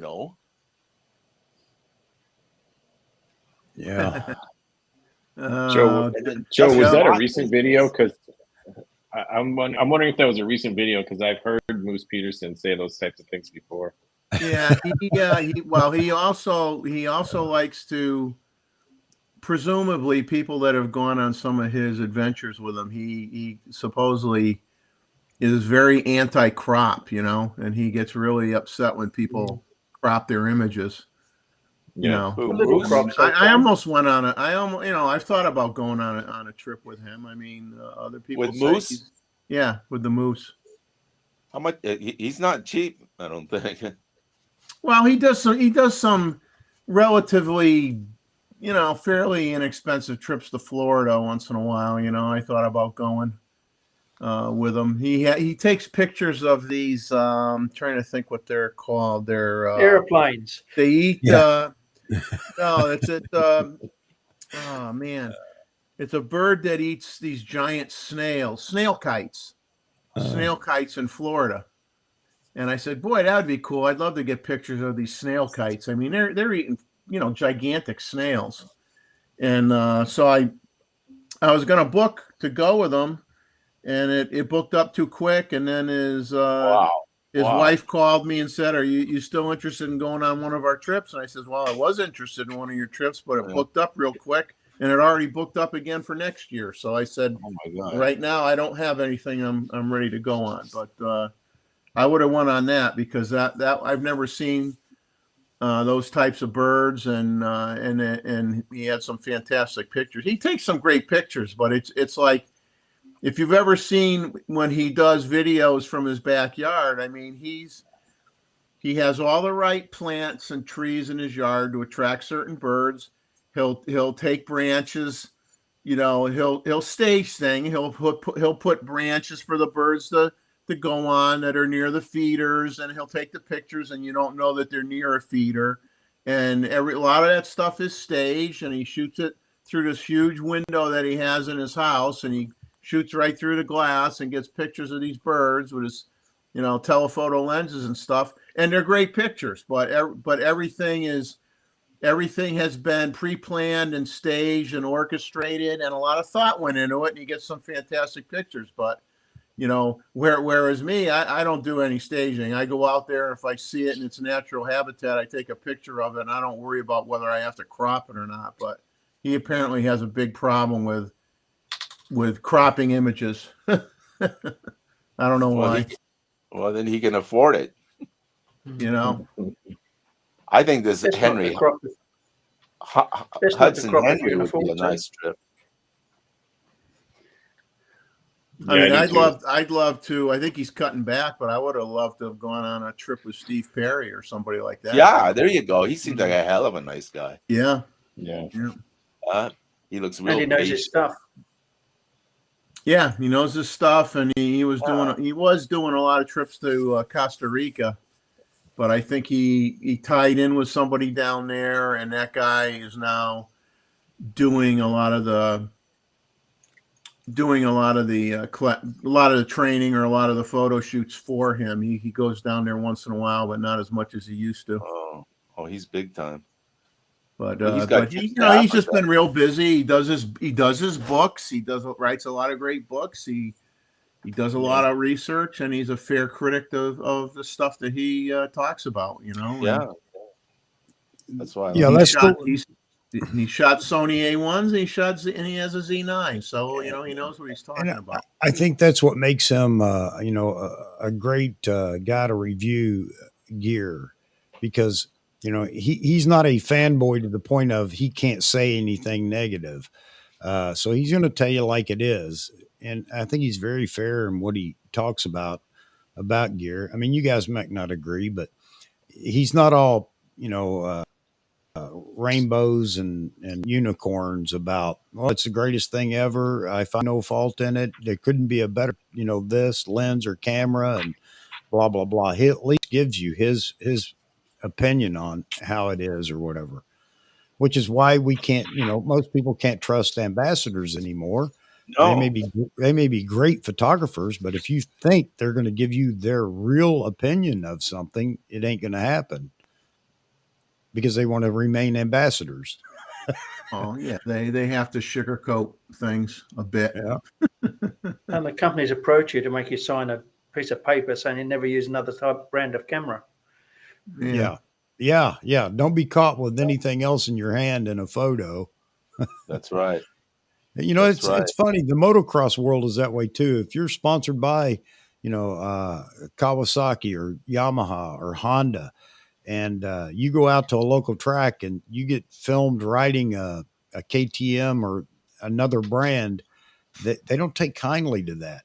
And I think in the camera world, especially, why is this picture of you with a big smile on your face holding the A1 when you're plugging the Z9? But anyway, that's one of the things I liked about Steve is you're right. He shot all three brands now. And I don't think we can say, well, Steve isn't a Canon shooter, so he didn't know how to use a camera. Well, he used it for a year. I think he probably got pretty good with it. And he gave an honest opinion of what he thought, which I think is great. That's what makes his reviews credible in my book. Yeah. No camera's perfect, but the Z9's pretty close. Yeah. And this was back early on, right after it was launched, the Z9. So now that you got 3.0, I think it's pretty much there with everybody. And I the haven't thing got is, too, 3.0. I think he's blown away. I think he's blown away by the Nikon glass, which it's hard to argue about the Nikon glass. You know what? I think everybody's going to find it hard to argue that Nikon's telephoto lineup isn't spectacular, because it is, and just the fact that they've dropped the TC in both the 400 and the 600, Amazing. that's yeah, it's a showstopper right now because nobody else is doing it. But the glass is great glass. Nobody's going to deny that. Hey Chuck, can I make a correction? Yeah. Last week you showed one of the pictures Yep. of the what is it, the eagle hunter guy, Yeah. and you says, oh, this is probably shot with the Hasselblad. Yeah, I didn't know. Yeah. Well, guess what? That was the 24-120, my friend.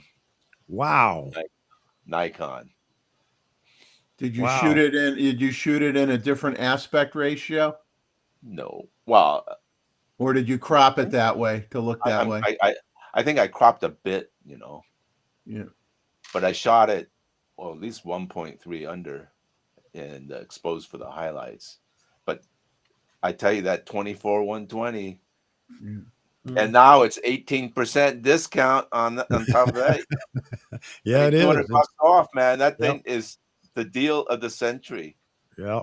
Great lens. Great lens, man. Oh, one of my top two, I think. And that 1430, I shot that Milky Way. It looks just as good as a 2.8 one. 1430 f4. At least what, a third of the cost? Man, yep. Vahagan says the music recording industry's worse. Musicians are crapping on one's chops, I guess, all the time or whatever. Wow. Well, YouTube is its own animal. It's developed a personality of itself, and you just got to learn to go with the flow, or you're fighting an uphill battle if you try to fight It's got a lot of YouTube. fleas. Yeah. Jeff, having to take off, said it's been a fun chat. I have to go to bed, midnight here, and I need to wake up at 6 a.m. All right, brother. Thanks for hanging in here this long. Always good to see you guys in here. Have a good one. You see, Take care, Jeff. Steve Take it Huff easy. Photography, he quit and just got into hi-fi, and he gave that last YouTube message on Steve Huff Photography because he couldn't stand the politics. Yeah. Yeah, I saw that. That was a good video. All that, right? Yep. Who was the guy that we were talking about a while back? I remember I used to watch him. He used a green screen behind him all the time, but he committed suicide a couple of years ago. His name was Yeah. Matt something. Man, that's sad. Yeah. Why did he do that? I don't know. I think he probably had a lot going on in his life, but it had something to do with YouTube too, but who knows? Too much pressure. Yeah. His good friend is the guy with the Christmas tree lights on all year round. I got to tell you, I watch him out of just fascination. And he's even better to watch when he gets a little bit angry too. It's kind of funny. Yeah, you're about to sit back and enjoy. You're about to experience another. I can't remember his little lead. Yes. Oh man. Oh wow. Oh man. Too funny. So it's been a pretty exciting day today. I don't know if you guys got to see it. I did an impromptu this morning. I'm not trying to drive views to it or whatever, but I've tried to keep to my promise to not be ranting so much on the channel here. And I know everybody keeps saying, do it, do it, do it. It's your channel. I get that. But you know what? I can spare some people that don't like it, having to go through it when they'd like to be in here in a regular chat. So I'll do these impromptu. But today I did it just because, it was just fun. I have been beat up so much in YouTube land for talking about the Z8 as far back as we started in February or March. I can't remember. But now all of a sudden it's okay to do it. So anyway, I did an impromptu this morning, had a little fun with it. Didn't expect to be in here as long as I was, but yeah, Anyway, and yes, I used a clickbait title. I absolutely did. I'll be the first to admit, just because I wanted to poke a little fun at Nikon rumors, not necessarily right at Peter, but Nikon rumors lifts the embargo on public discussion of the Z8. I So think I caught the last 10 minutes of that show. I happened to yeah, be clicking on or looking to see if anybody that I follow was on, and you were on, but it was near the tail end. yeah. So Albert asks, how is it or why is it the YouTube photography community is so toxic? I don't know. I can't answer that, Albert. Competition, Attention money. sells. Well, yeah, and I think some of it stems from people that want to be, the notorious YouTuber that everybody has to follow and subscribe to. Not to mention that there are some out there that are absolutely using every trick in the book because they want to get monetized and grow and make a living out of YouTube. I'm not saying that's everybody, but I think that's part of. And then you add the toxic personalities to that, and man, it just takes off. But Well, that's just Chuck, the difference is that we don't make a living out of this. right, right. It's just a bunch of people, guys, having some fun. But these guys they're making a living. Yeah. So then it gets to be a whole different dimension. We're just Yeah. here for the therapy. And that's when it gets nasty. Yeah. They're protecting their turf and protecting their subscriber count, and And the Well- shills. and they have that pressure to keep their base happy in a way, no matter what they have to do, because they're deriving their livelihood from it now. It changes Right. it. Totally Yeah. different. Yeah. And you know what? Again, I understand. I mean, I may not like it sometimes, but I understand that, if that's what they're doing, it's nice if some will kind of acknowledge that, yes, that, I make my living or whatever, doing this. Okay. I get it. It's your job. You got to make money somehow. I mean, using with the channel, if you're doing it for that purpose. And, when times get lean, clickbait is king. So there you But go. these young travel photographers do this all the time. They go to one country after another and put these videos together and call themselves digital nomads. And they're not digital nomads; they're digital beggars. Oh, really, Chuck? Yeah. Please send me $2, $3, so we can Yeah. continue our adventure. What, you want me to send you $2, $3 and everybody else so you can have a good time for the next 2-3 years and don't get a life? Yeah. That's That's a what they good are. point. Yeah, that's a good point Vahagan brings up too. I guess you see, making a living on YouTube thing. The guy's making a living on YouTube thing. All right, Maz, man, thanks for being in here, brother. Or I guess you're just going to grab a bite and then coming back. Yeah, it depends how long you guys go. But before I go, I'm just going to go dark. I'll stay connected. If anyone has any questions, put them in the comments down below as this gets posted. And Yeah, I'll check absolutely, back and answer them. But for Thanks, now, I'm just going to Maz. grab a quick bite to eat, and I'm going to go dark. And if you're still going, I'll rejoin. All right, brother. Thanks. Yeah, you did a great job, Moz, man. Yeah, I agree with Vahagan. I mean, this is the only explanation I have. They failed to talk about anybody else or throw a plug out there for anybody because I guess they're afraid that if they do, and one of their subscribers subscribes to that channel, then it takes a subscriber away from him. I don't know, but You got millions and millions of people that view YouTube and every form of content creator out there, from people filming people falling on the street to eating ice cream or whatever. You would think, there's more than enough people out there viewing it to support an awful lot of channels. Yeah. A lot of channels. It's a struggle, I guess, for anybody new in YouTube. You got to get past the first hurdle of getting over the 1,000 subscribers. So YouTube does a better job at pushing your content.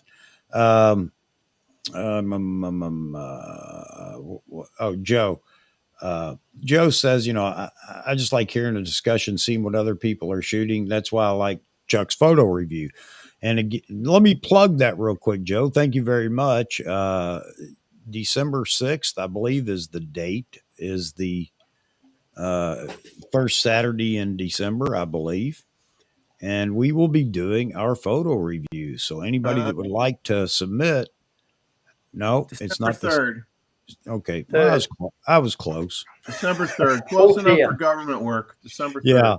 December 3rd is our next photo review. And I just encourage everybody that would like to present a photo and show everybody what they're doing in the world as far as photography goes. By all means, do so. We don't give critical negative reviews. We try to, anybody that wants any help, we're here to offer that as well and lift up the photography community. So I'll put out more specifics on it, but just remember that it's coming up December 3rd. And I hope to see a whole lot more submissions, although we're going to have to talk a lot faster to make sure we get through them all. But that's a problem I welcome. I'm sorry, Nancy, I want your comment up here. So personally, I'd rather be behind the camera than in front of it. Amen. I agree. Me too. And it's always been that way. I absolutely agree. And nice to see you in here, Nancy. And I hope you'll stick around and join us often. I'd love to see more females, ladies, and more young folks join the community, because this is a community. It's not a community. It's not an old folks home, although you wouldn't know that by looking at all the thumbnails. But I promise you, we all talk about Geritol a lot. That's all I know. I promise you that that's not the case, and welcome everybody in for chat. So there you go. And thank you for the dropping a comment in the chat. And I do agree with you. I'm the same way, by the way. How dilly do, Mr. Lance? How are you? Let's see. Hey, Chuck, I have a question for you and or Vahagan, or both of you guys. I was looking at flashes the other day. Yeah. And, there are some interesting things out there. But one thing I noticed was these guys don't, years ago, everybody would use the same baseline so you could understand what the guide number was of a given flash. And it would always be ISO 100. It would usually be, based on having a 28 or 35 millimeter lens on your camera. And they'd say, okay, guide number, 92 feet, ISO 100, 35 millimeter lens, whatever. But I looked at, Godox brands and some other brands, and they'll have these really high guide numbers. But then when you look at the specs, it'll be like, oh, but that's when you're shooting with a 135 millimeter lens. And of course, the guide number is going to be high. You got a narrower angle of view to light up. Your guide number is going to go up. So it's like, it's hard to do fair comparisons on some of these flashes out there because they're not using the same baseline, and it's almost like they're hiding. Like you'll go on B&H, you'll look at the specs and they'll say guide number not available. Well, what do you mean it's not available? So somebody's just going to buy that flash and the guide number information is not available. I don't get that.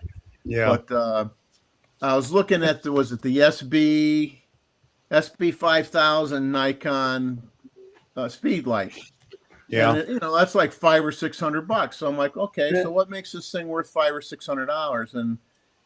But one thing you notice is that it can zoom on a 200 millimeter lens.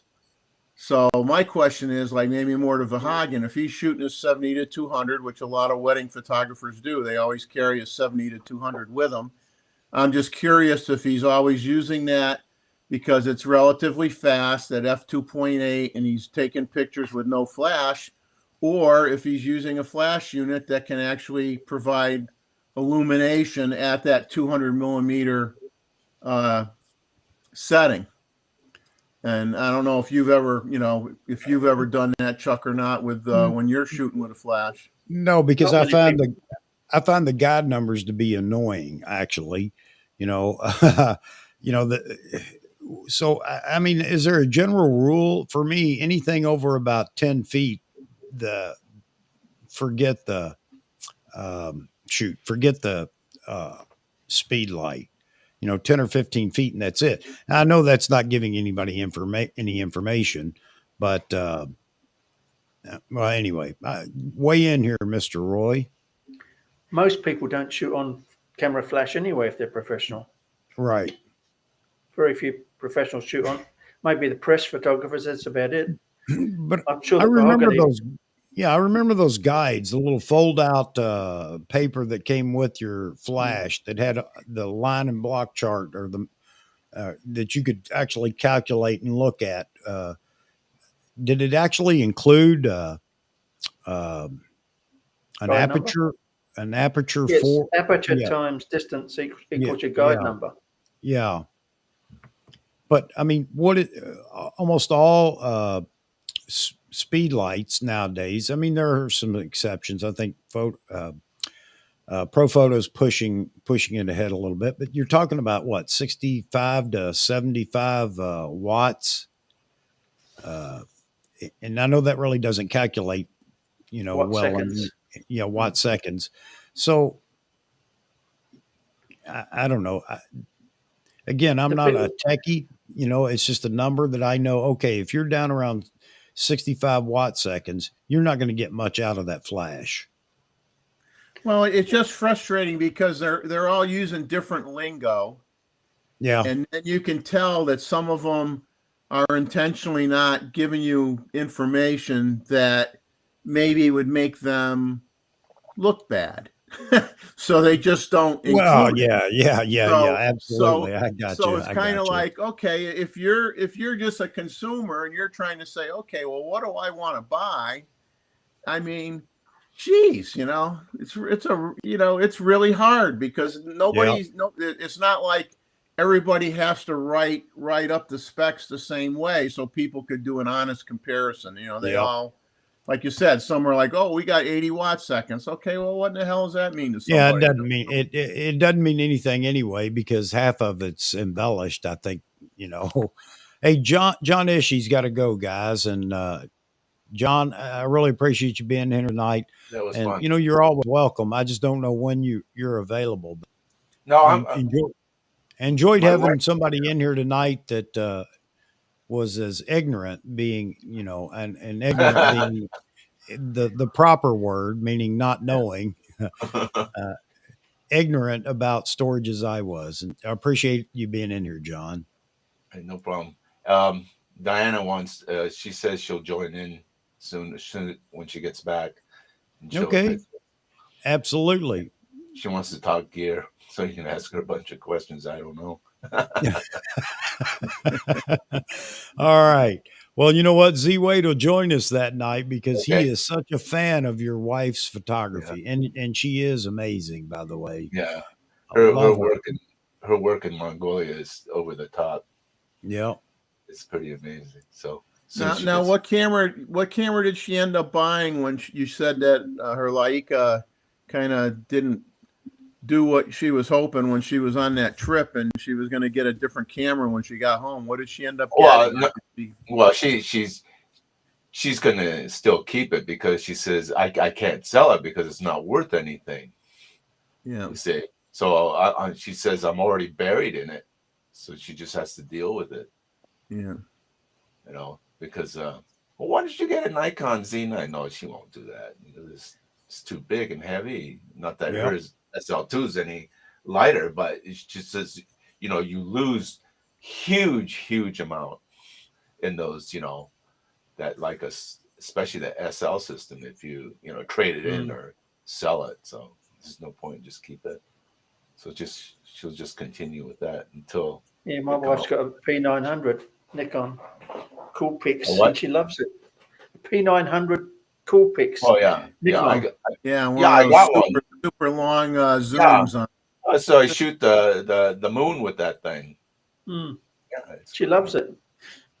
Yeah. So that's where she's at with her gear. She ordered another camera. I don't know what it is. I can't keep up. Oh, you'll know when you see it on your credit card, and you'll know what it is. Oh, she's got her own, man. Got it. She's got her own credit card. All right, Okay, you John. guys, gotta get something to eat, man. So we'll John, see you have a later. great one. Have a good Okay. one, man. All right. Thanks a lot, Jeff. Nice Roy, seeing you. Chuck. All right, I buddy. love your systems, Chuck. You and I in the same boat on that one. Yeah. Where's that picture? All John right, guys. Vahagan said, good to see you night or also. Oh, okay. Bob, good to see you, man. Your wedding picture the other, was it today? Fantastic. Yeah. Look, it was amazing, bro. Yeah. Love it. We'll continue. Bye. All right, Johnny. Nancy, I shoot a lot of sports, so no Flash. I do use Flash for our yearly Santa visit with the family. By the way, I'll be 62 in February. All right, not retiring yet. All right, Nancy. Yeah, 62 here as well. She This fits right why- in. She fits right in with the demographics here. Yeah, absolutely. Absolutely. I hope to see you in here more. Yeah, that's great. Oh, man. And let's see.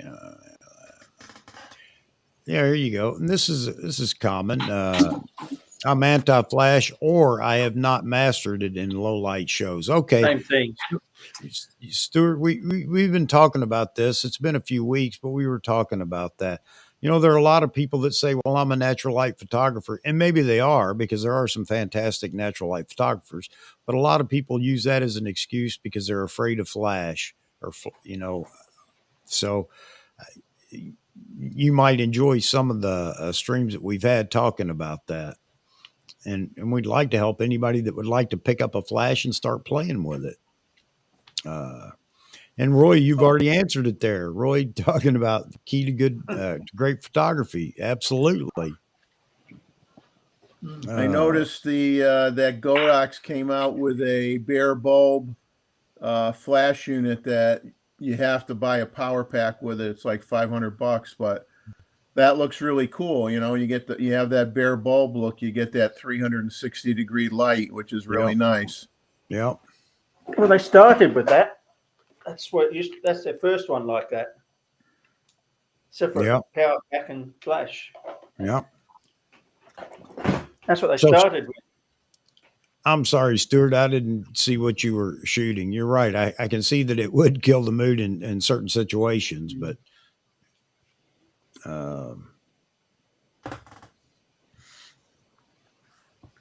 yeah, Mike talking about if you're doing formulas, why is this freezing up? Why am I? Mike is right. It's the Godox AD360 is the flash. Yeah, that's it there. Very good, but had no modeling flash with it. But it had lots of power. I've got about half a dozen or so of them. Very handy in the time. Someone stole my Elenchron stuff, so I had to get something. Hey, I would agree. Strobus is a great site to look at for anybody that wanted to just look at, beginning to play with lighting. I think he's got Strobus 101 or Lighting 101 or something like that to start with. I thought it was very good too. What do you guys think of Westcott? Excellent. Yeah, they came out. I don't know if this is an old flash unit or what. I mean, it was new to me looking at it. They have a universal touchscreen 80-watt second speed light with ITTL control on the Nikon. Will work on the Nikon cameras, and it's like $340. Great, Stuart. So that ain't bad. Man. Westcott have always been a high quality brand. I've got some of their umbrellas and diffusers. All right, if I'm going to hang around even 30 more minutes, I got to go to the little boy's room again. Hey, I'm sorry. I drink a lot of coffee and I'm old. I'll It gets be- that way, doesn't it? It's better than the alternative. I'll be right back. I think you're just gonna have to have the bag hookup going on, man.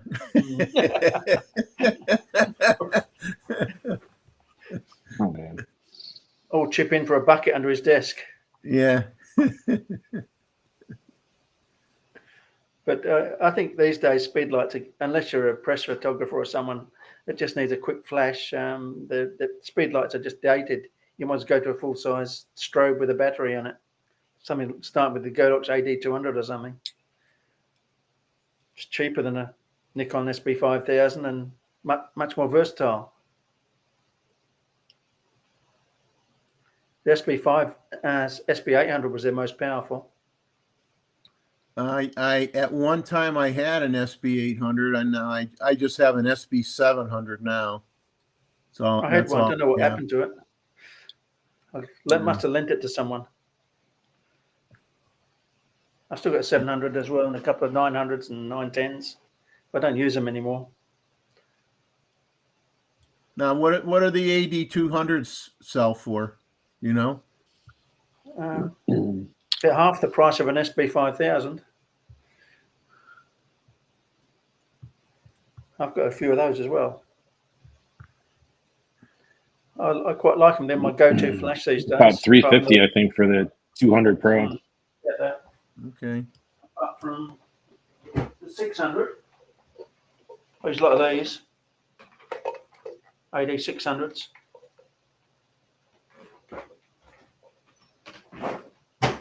Nice and powerful.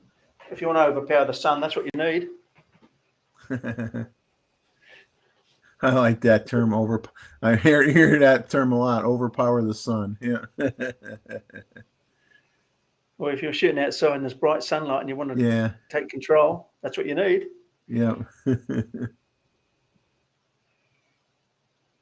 Godox aren't the best made flash in the world, but they're fairly well made and they're certainly good value.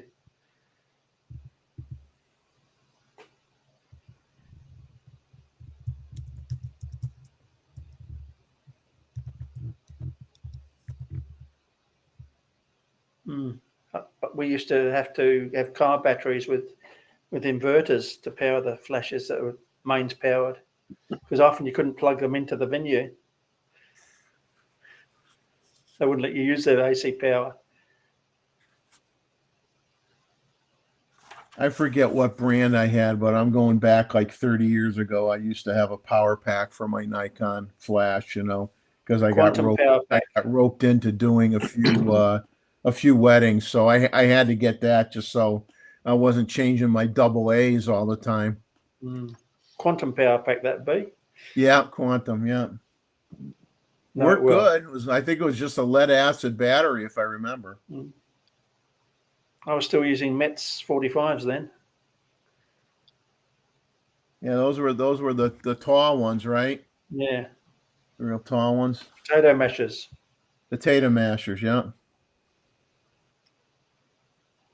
I had about 17 of them at one time. Wow. I set up at a venue and collected them all afterwards, and I had 16.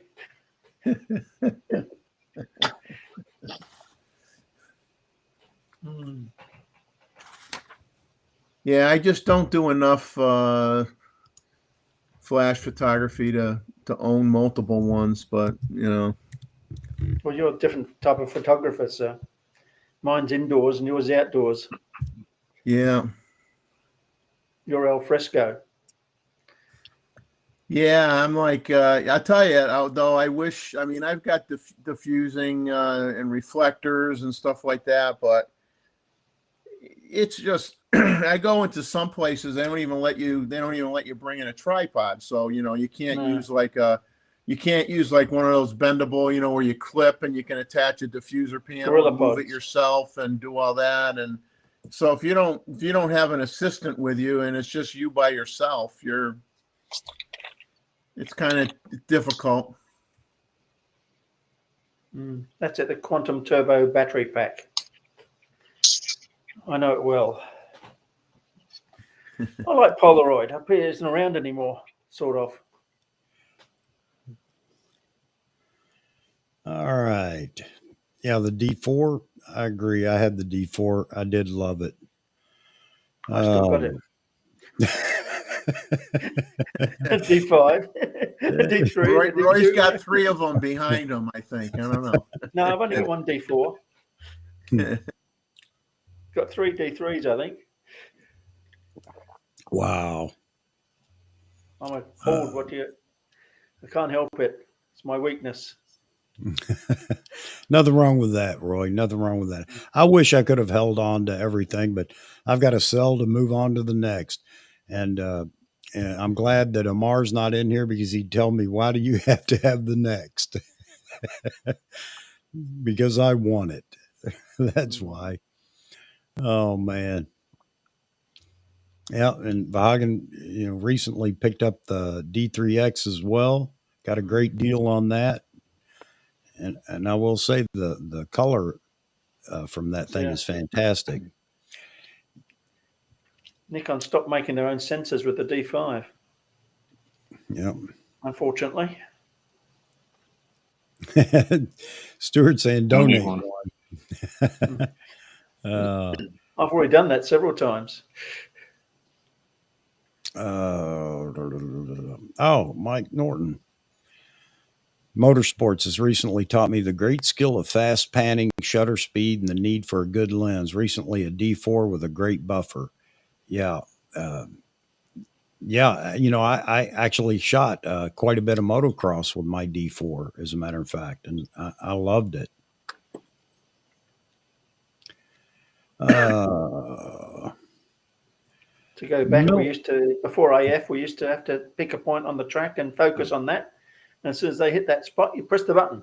Yeah. The decisive moment. Who was that? Yes. They're coming around the bend here, and I want to get them as they come around that corner or what have you. Was that Cartier-Bresson? I can't remember. That talked about the decisive moment. Yeah. Um, Some of his pictures are very interesting. Not all of them, but some. Millerad, I think that I did, but man, trying to keep up with it, especially when it gets late, on a Saturday at 8 p.m. When people are still and I try to catch everything that comes in. But sometimes I miss one. That's why I say, please, and you may have done it too. I'm not accusing you of not doing this, but please put in the subject line a photo for December. This time it'll be December photo review or something like that. Catches my attention. And eventually I'm going to be tech savvy. Ha ha ha ha ha. Just kidding. But I have a domain that I own, American Photo Shoot, hence AP Studios, and I'm going to use it to get a email for that, so to make it much easier separating all the email traffic for the channel here now from my personal email, which I've got to do something about it. It's ridiculous. I've got so much back. I don't know. That's a good question. How many people have over 100,000 emails in their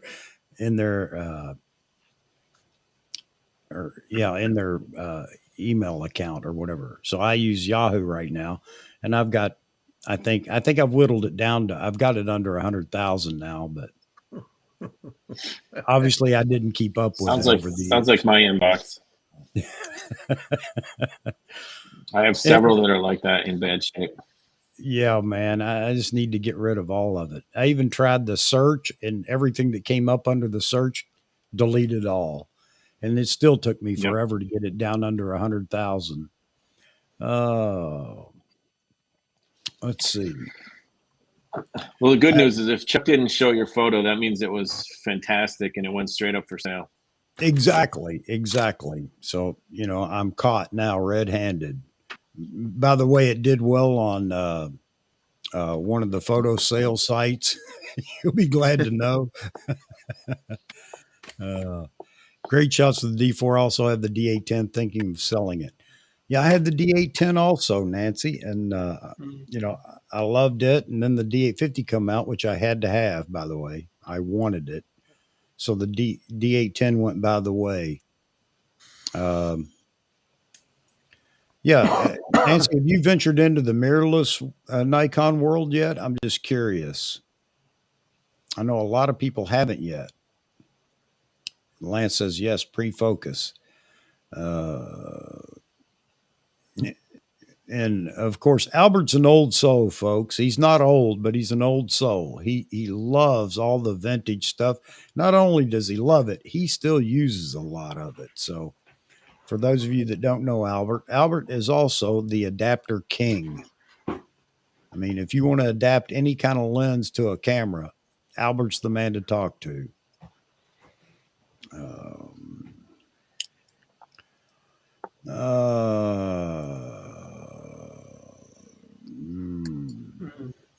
My let's see. Z9's on holiday in the shop. Yeah, that's right. Did they give you any expectation of how long it No would take? idea. Oh, I miss it. man. I used Yeah. the Z6 the other day, and I missed the lights at the back and many other things. Yeah. Oh, man. So I've gone back to the D850. There you go. And Mike Farwell just bought a new was- D850. Mm. Go ahead, Maz. Still a good camera. I was just saying that was a sad photo to see Yeah. of Roy's Painful camera. to have it happen. Yeah. It only fell about 2 feet, but the mount just wasn't as strong as the old ones. And what happened? You had what lens was on it? 7200. 70 to 200, but on the Yeah. 70 to 200, sometimes it comes undone very easily. It must have come undone in the bag, and it just separated here. This must have come undone Yeah. like that. It's just done that. Just come off here from the tripod. Only fell 2 feet. So I was surprised it got damaged, because my other cameras like the D850 and D5 and all that have taken bigger hits and no problem. Yeah, Lance, I'm in the same boat. I haven't sold all of my F-mount glass yet, and I still have a D500, but it's all going because I'm all in on the mirrorless now. And honestly, that's the only way I can continue to buy into the mirrorless is to start liquidating this stuff, which I already have. And Nancy talked about the D5 resale wasn't superb. I sold my D5 last year, getting ready for the Z9. Now, I'll tell you, I only got $3,500 for it. You know, that's the way it goes. I keep mine. I'm greedy pig. Yeah. Well, you got to keep it for the future museum. And so Yeah. you can't get rid of That's true. anything. Now I've got a goal.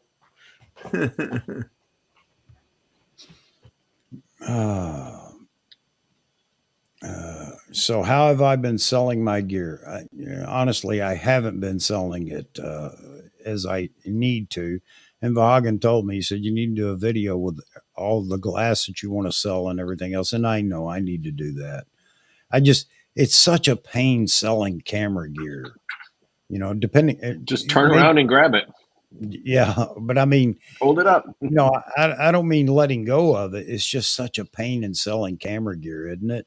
Especially nowadays.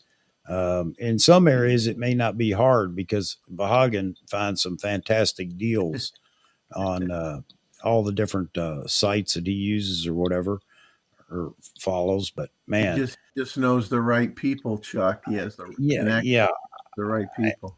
I just I'm going to start with Facebook's what is it marketplace. I like the one-on-one to actually meet and sell, because eBay, if you're forced to go to eBay, man, fighting all the yahoos out there that are just trying to steal your equipment from you. Not only that, but they take a pretty big cut these days. They do. You're absolutely right. I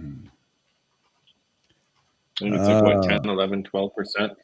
I don't know, but yeah, it's significant. Yeah, I know, Mike. That's why I brought it up. You know, eBay.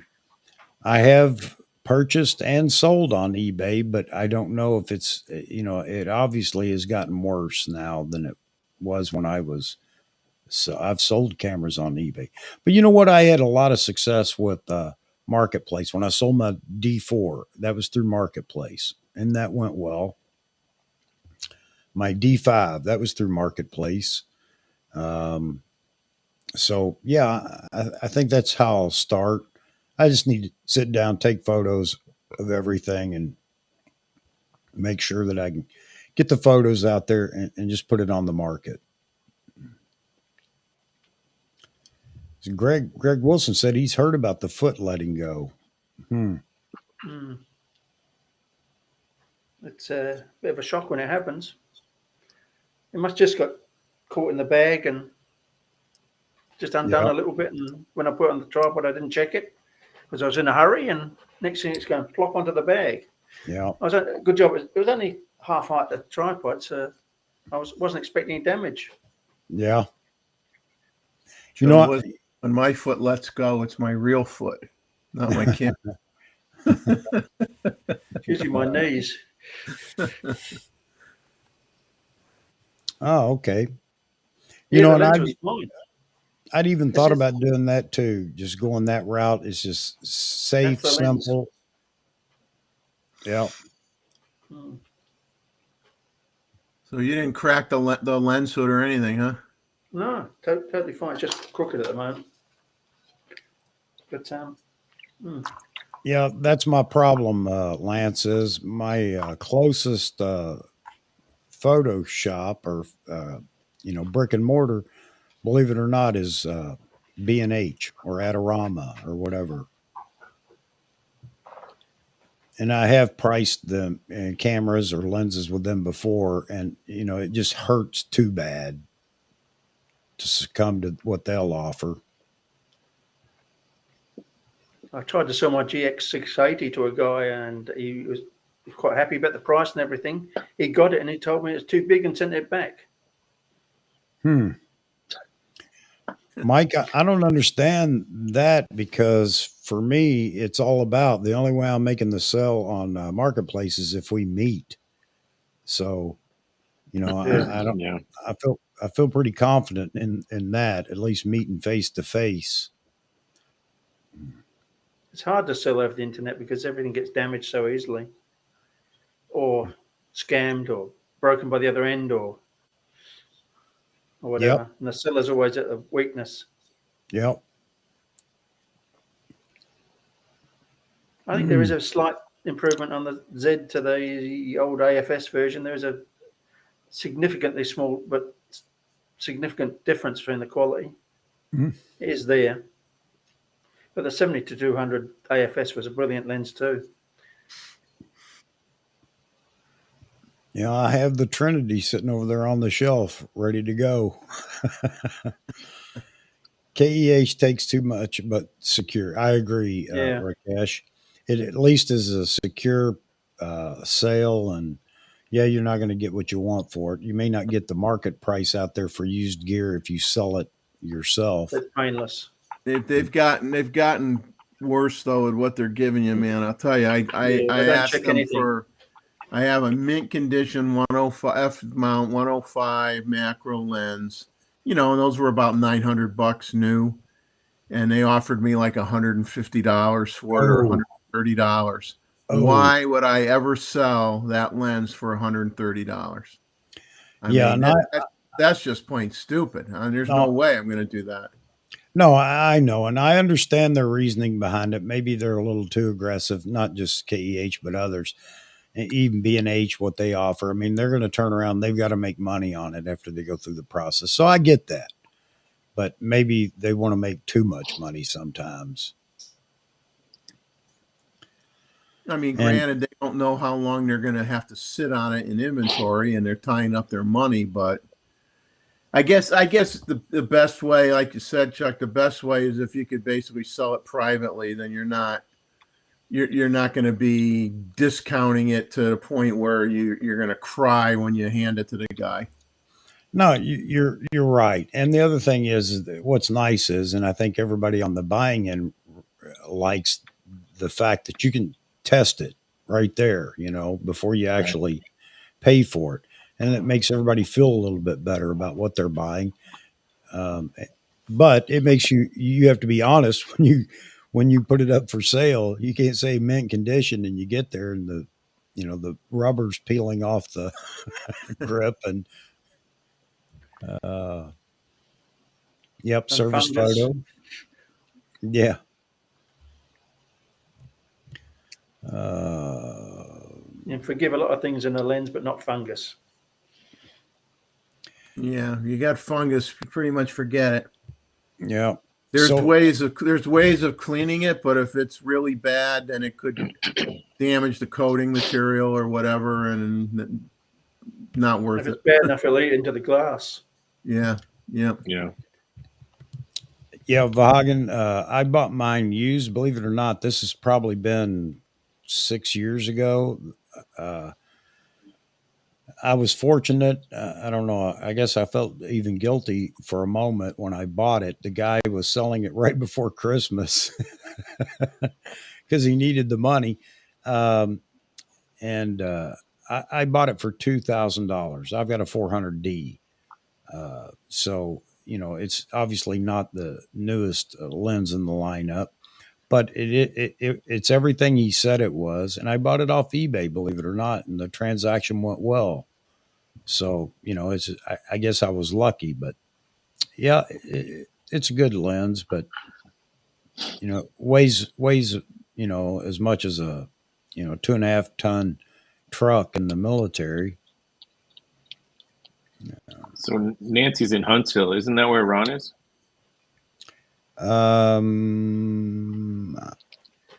He's close to Huntsville if he's not in Huntsville. Yeah, Mike. On Marketplace, see, I list locally. I don't entertain anything out of a 30-mile radius, and that limits your audience, obviously. But because I'm not shipping it to anybody, I'm not going through that nut roll. And you know how people are; they don't want to send money before you send the item, and you just get into that nut roll. So I want it. I just want to hand it to somebody. Safer to buy lenses from eBay than it is to sell them. Yeah. It's at least you can send them back. Until recently, they actually, if something was faulty, you could send it back and they'd pay the postage. Now we have to pay the postage. It's all been changed here. I don't know about where you are. Mm.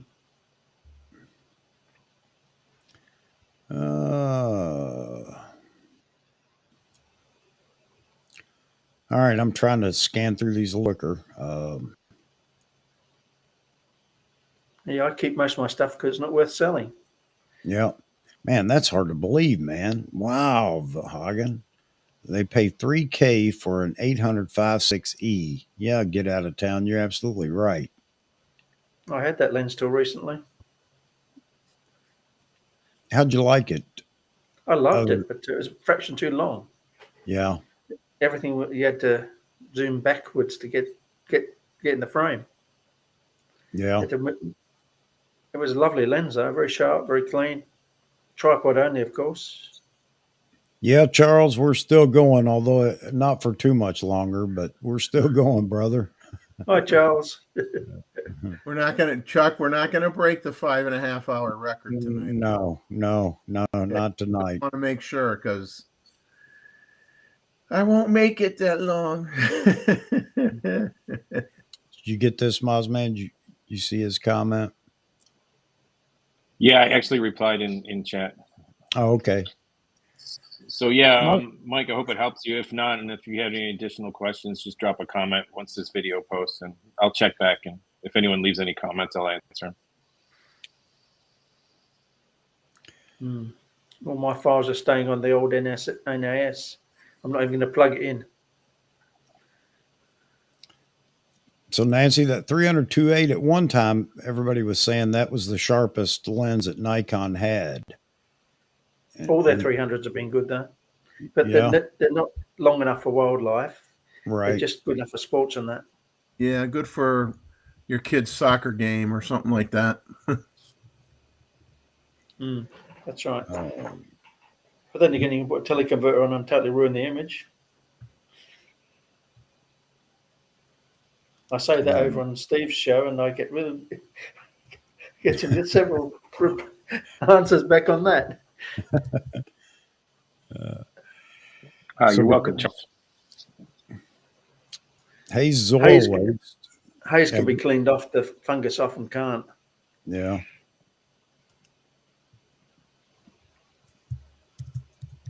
I'm trying to keep going there. Keep going, Chuck. Go, go, go, go, go. So, Stuart, who has traveled abroad? You mean as far as photography goes, or other? I have to ask that question because I've traveled nowhere abroad for photography, but I have traveled abroad. Oh, to shoot. Okay, got it. All right, to shoot.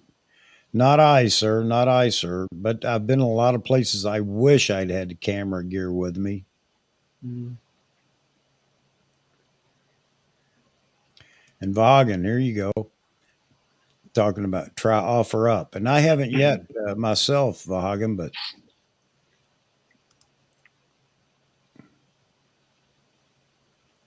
I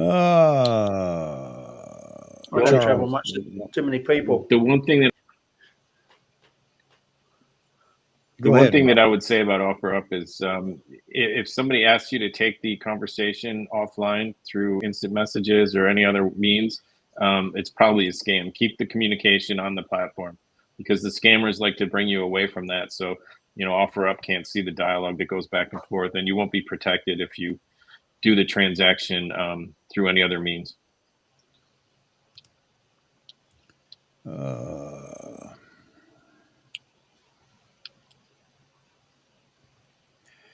Yeah, I when I was over there, Andre, I was there in the beginning, and well, it went downhill from there. But yeah, I don't understand that. But then again, I don't understand the algorithm really. I don't know. I guess he knows better than I, but I just don't see how that's the case. But I'll find out. One of these days. This You'll be show's a able bit different to most, though, so this doesn't apply, I don't think. I mean, yeah, if you're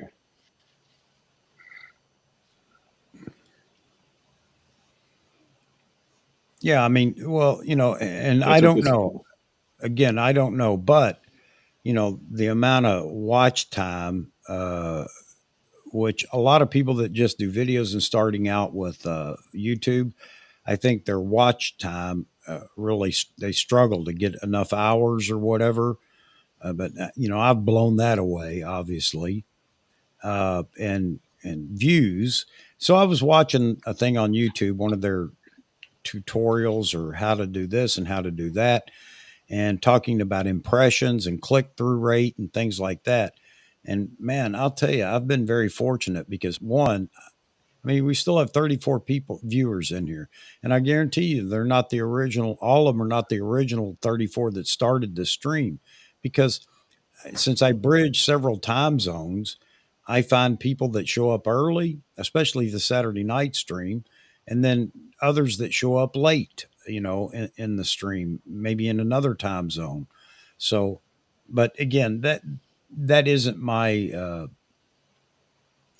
that's not all I'm doing this for. It's fun to have such a varied audience. I mean, where do you get to have a sit down with people, talk to them, ask questions, and get answers from Australia and Malaysia, at one table? And not just that, but if we can get Frames in here, and I'm going to keep giving him a hard time. He keeps telling me he's going to come on the show again. So you get India, Australia, Malaysia, and who do we have? We had somebody. I had somebody I think that was well. We had Sanjit and Gutrin, Singapore? yeah, and Gutrin from Kenya. So yeah, man. So I don't know if it's something that doesn't work, with the algorithm on YouTube. Oh well, I live with it because that's the way it It's fun. is, you know. Um,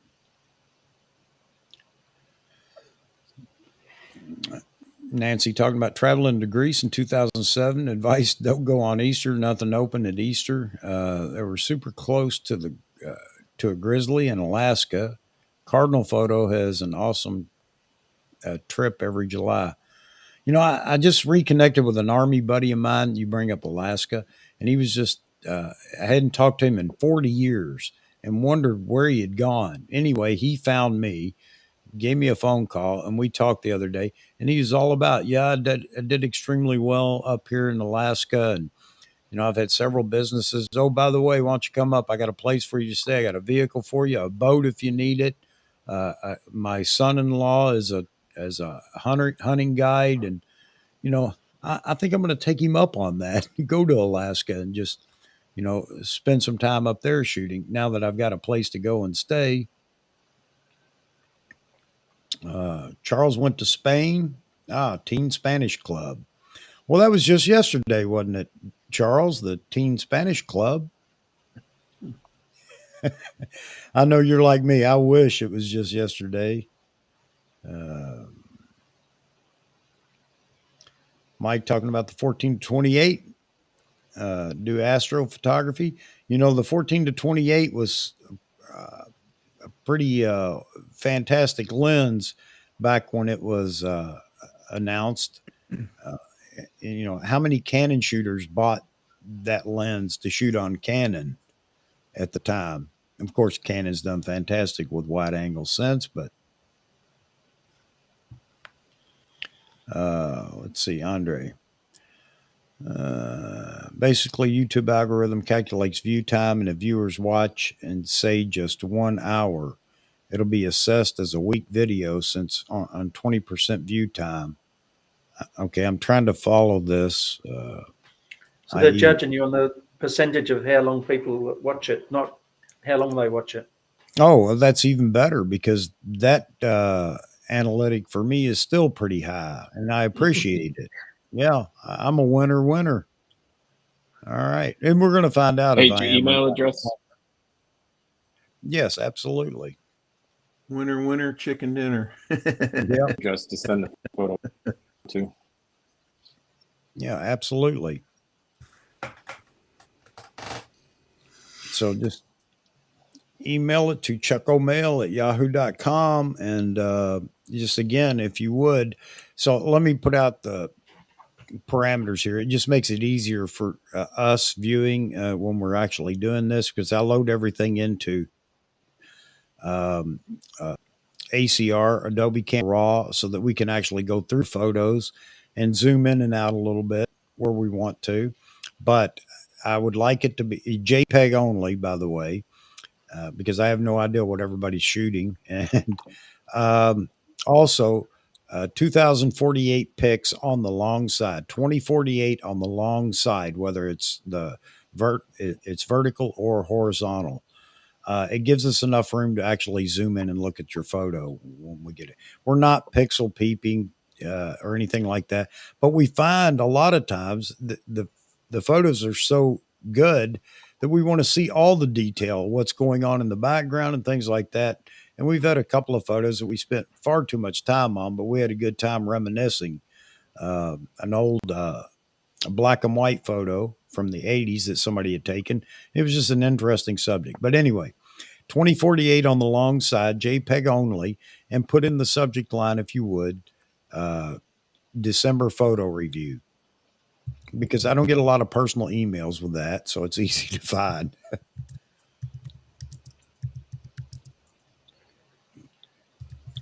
All right. Nancy, you should try Venice. The whole streets are sewage. Jeffrey will be right back. That reminds me of one of my trips to Afghanistan. Roy, one night we had a mission. We were down in the city, and it just so happens that they had received record amount of rain all day long, and of course it backed up all the sewage, which really doesn't go anywhere. It just goes down a drain. And anyway, make the long story short, We got into our position, got out of the vehicle as we had driven through the sewage to get there, not knowing exactly what it was.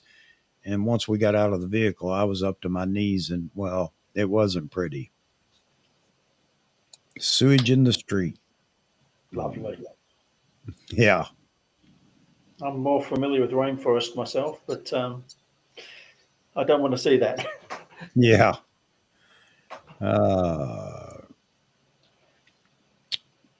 Try making some shorts from these streams. Yeah, I got to do that. I know, Vaughan, man. You guys keep telling me, and I know, I agree.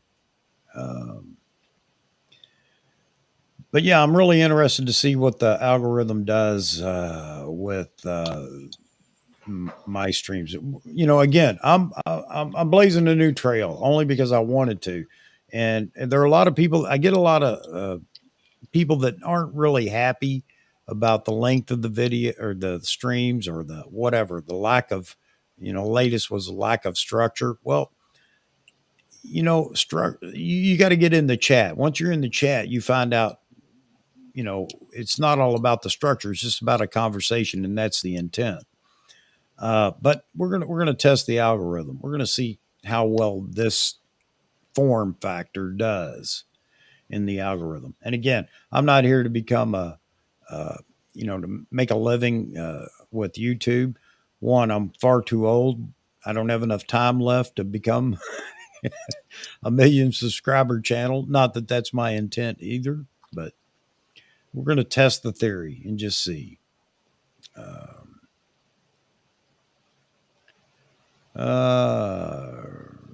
Looks like all we right. need some specialists like astrophotographers, according to the chat. Yep. Need a guest each week that does something special. Yeah. Um,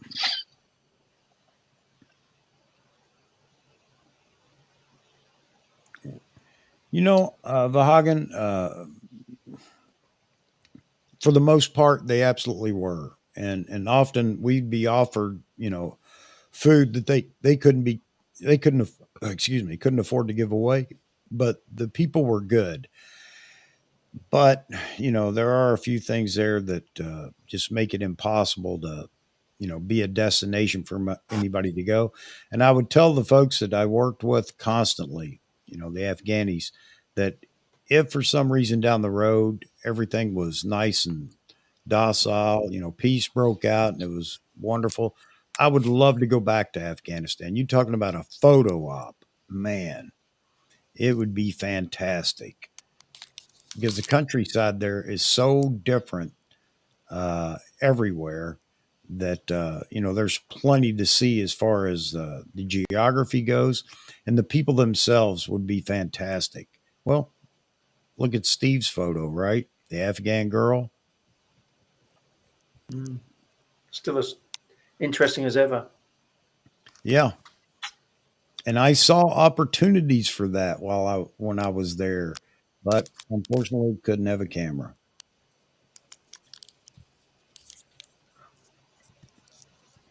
That's cool. Chosen by design. It's kind of like whiskey and a cigar night with the gents. Yeah. That's cool.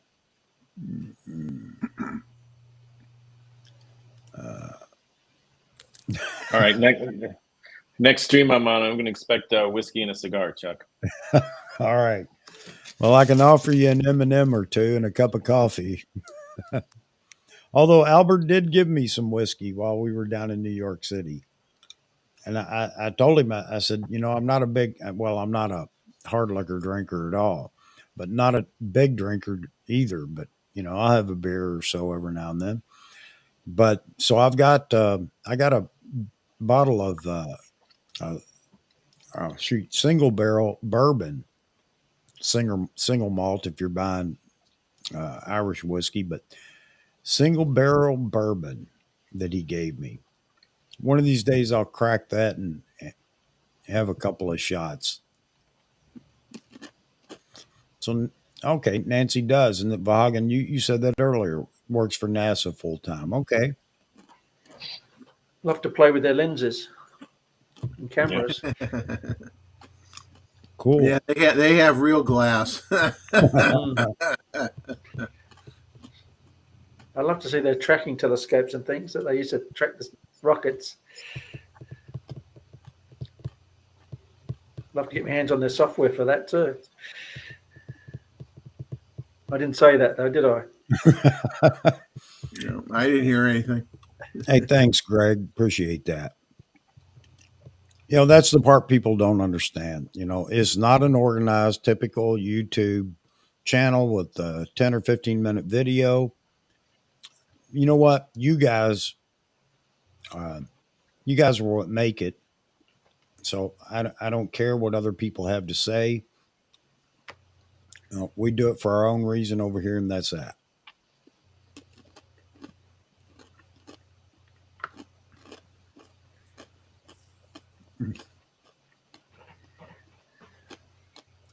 Oh, wow. I guess you guys have already seen that. I just got down here. Canon lenses, cool. The government's got to break it up somehow, I guess. Nikon has cameras and lenses on the space station. And a Canon Sony too.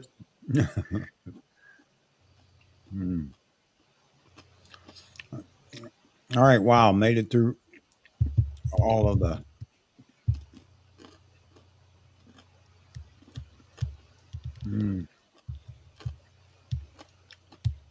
All Hey right. guys, I'm gonna have to jump ship and take off. All right, Jeffrey. Mozman, thanks a lot for your information. Absolutely. Of Great course. job. Anytime.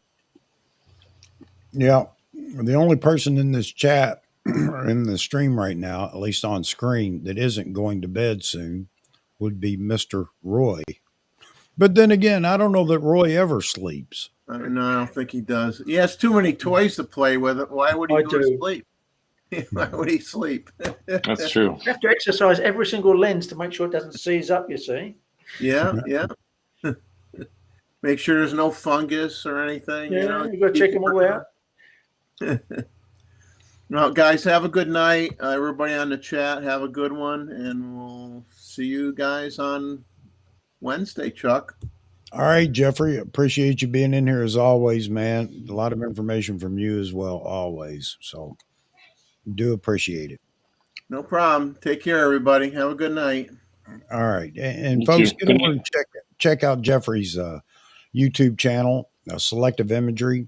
He does a lot of bird wildlife photography, plus some night street photography that he started doing.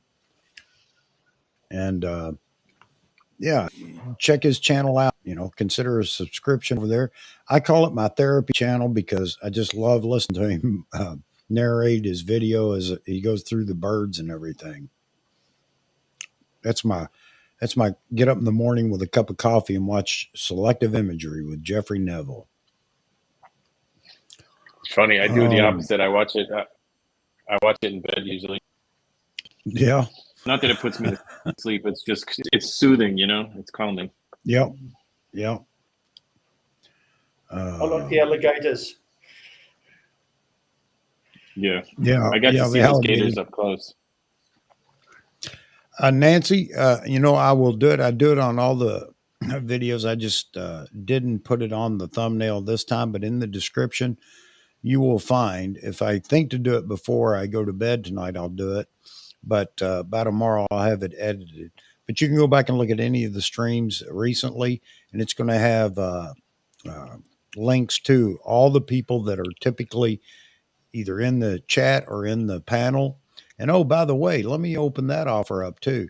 Again, anybody that would like to be in the panel and just be in here chatting with us and with the chat room, by all means, let me know. If you have the ability to stream, I use Restream, so it's really just working through your browser. But if you have a camera set up or laptop set up or, an audio and everything to go, you're welcome. Just send me an email and tell me that you'd like to be on, and we'll make that happen. So again, this isn't about, any certain people or whatever. It's an open channel for everybody to enjoy. Although, maybe I need to shut up more when we're having these streams and let everybody else talk more. You're probably the quietest one there. uh, Albert says, I love that the stream is unscripted and because it adds to the fun, keeps the topics from becoming boring and repetitive. Yeah, I feel that way too, Albert, but there may be some that would disagree. um, Thank you, Hagen. Appreciate that. 4.5 hours. Yeah, we're still an hour away from the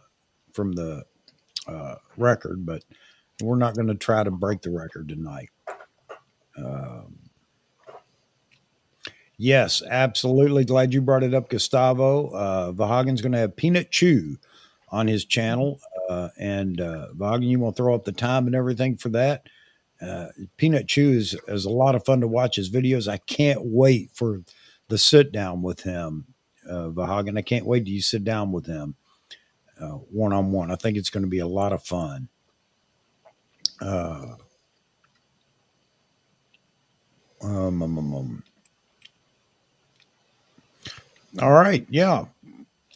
Thanks, Nancy. Yeah. And by all means, if you can make it, please be in for the review because I do get some people that can't make it for the review, but they'll send in photos for the review and then watch the when it rolls over into a video. But yeah, I love it when people can talk about their photo. And oh, by the way, we have a phone line and I've got it set up tonight. Didn't mention it. You guys got to remind me. So you can not only just talk about it in the chat or be in the panel or even call in and talk about your photo when we pull it up. So let's see. Ooh, I like that 3 p.m. time. I'm sorry. Vahagen's Peanut Chew is going to be 3 p.m. PST on Tuesday. Okay. All right. 6 p.m. Eastern time. Cool. All right. Yep. It's going to be live. Great. Because I'm sure a lot of people want to ask Peanut Chew questions. The guy's just a lot of fun. And the fun thing about it, what drew me to his channel was the first video I saw, he had his family involved in it, his mother and dad, and it was just hilarious. I think it's great. Good to be different.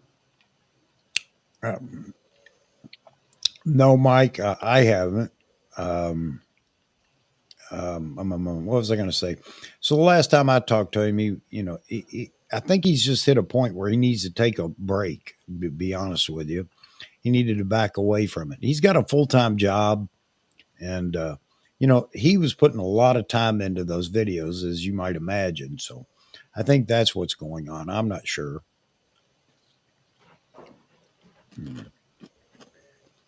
All right. Yeah, they are laid back, fun videos, entertaining as well. A lot of information, but entertaining. All right, guys and gals. Sorry, I love having to say that now. I'd love to see a whole lot more ladies join our community. But no record tonight, and I'm beat. And I think it's time for me to hit the sack. But I want to thank you, Mozman, for coming in and sitting down to do this. We finally got to it, and I appreciate it because I got a lot out of it. Now I got to go spend some money. That's the only bad part. Roy, thank you for being in here as well. It's always a pleasure having you in here, Roy, because when we mention ancient cameras, you can just reach behind you and show us. Appreciate Jeffrey being in here and John Ishii. You need to check out John Ishii. Just check him out on, I don't have his YouTube channel. I've got to get that and plug that into the description as well. And of course, Vahagen. I mean, come on. Vahagen's the rock and roll photographer. I very rarely have anybody in my chat that doesn't know Vahagen from one of two reasons. One, because you subscribe to my channel because Vahagen asked you to, or even if you didn't already know Vahagen, or even if that wasn't the case, Vahagen's pretty recognizable now, and I know he always Very has a big great character. Yeah, yeah. So Huff Photo, Brian Huff, he was out and about tonight, but he decided to try to join because I'd sent him the link. So we got to see him by the fire. That's what we were trying to figure out earlier, right, Moz?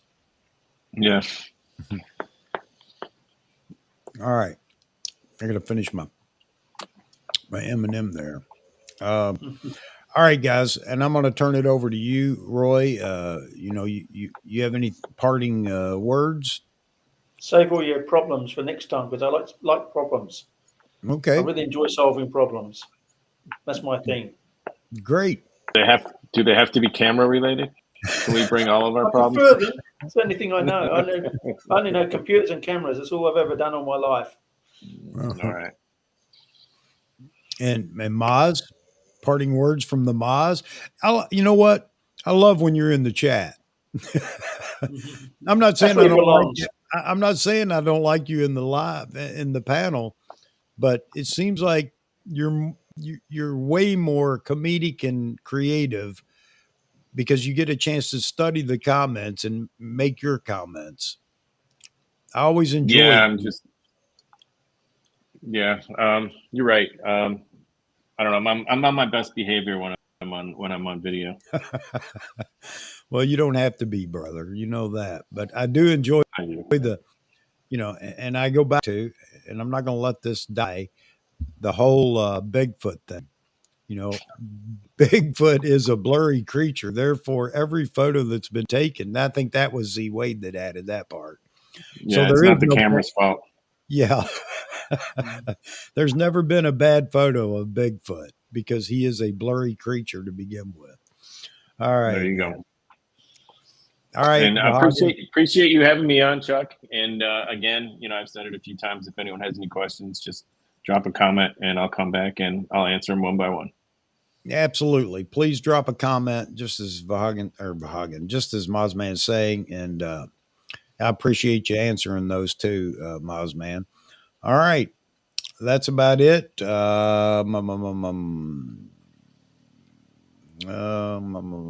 see anything else. All right, folks. Everybody have a wonderful rest of the weekend. God bless you all. We'll see you Wednesday at 12 noon Eastern time. 12 noon, 12 p.m. Eastern time for another live stream. And who knows what we'll talk about. It doesn't matter what I tell you we're going to talk about. You guys drive the train. So if anybody wants to give me guff about structure, hey, talk to the community. We're the reason They there's a own the problem. channel.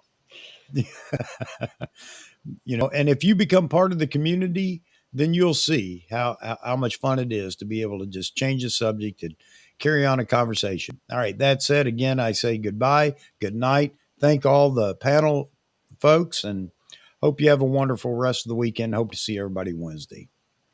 All right. Bye All bye. right. Good night, everyone.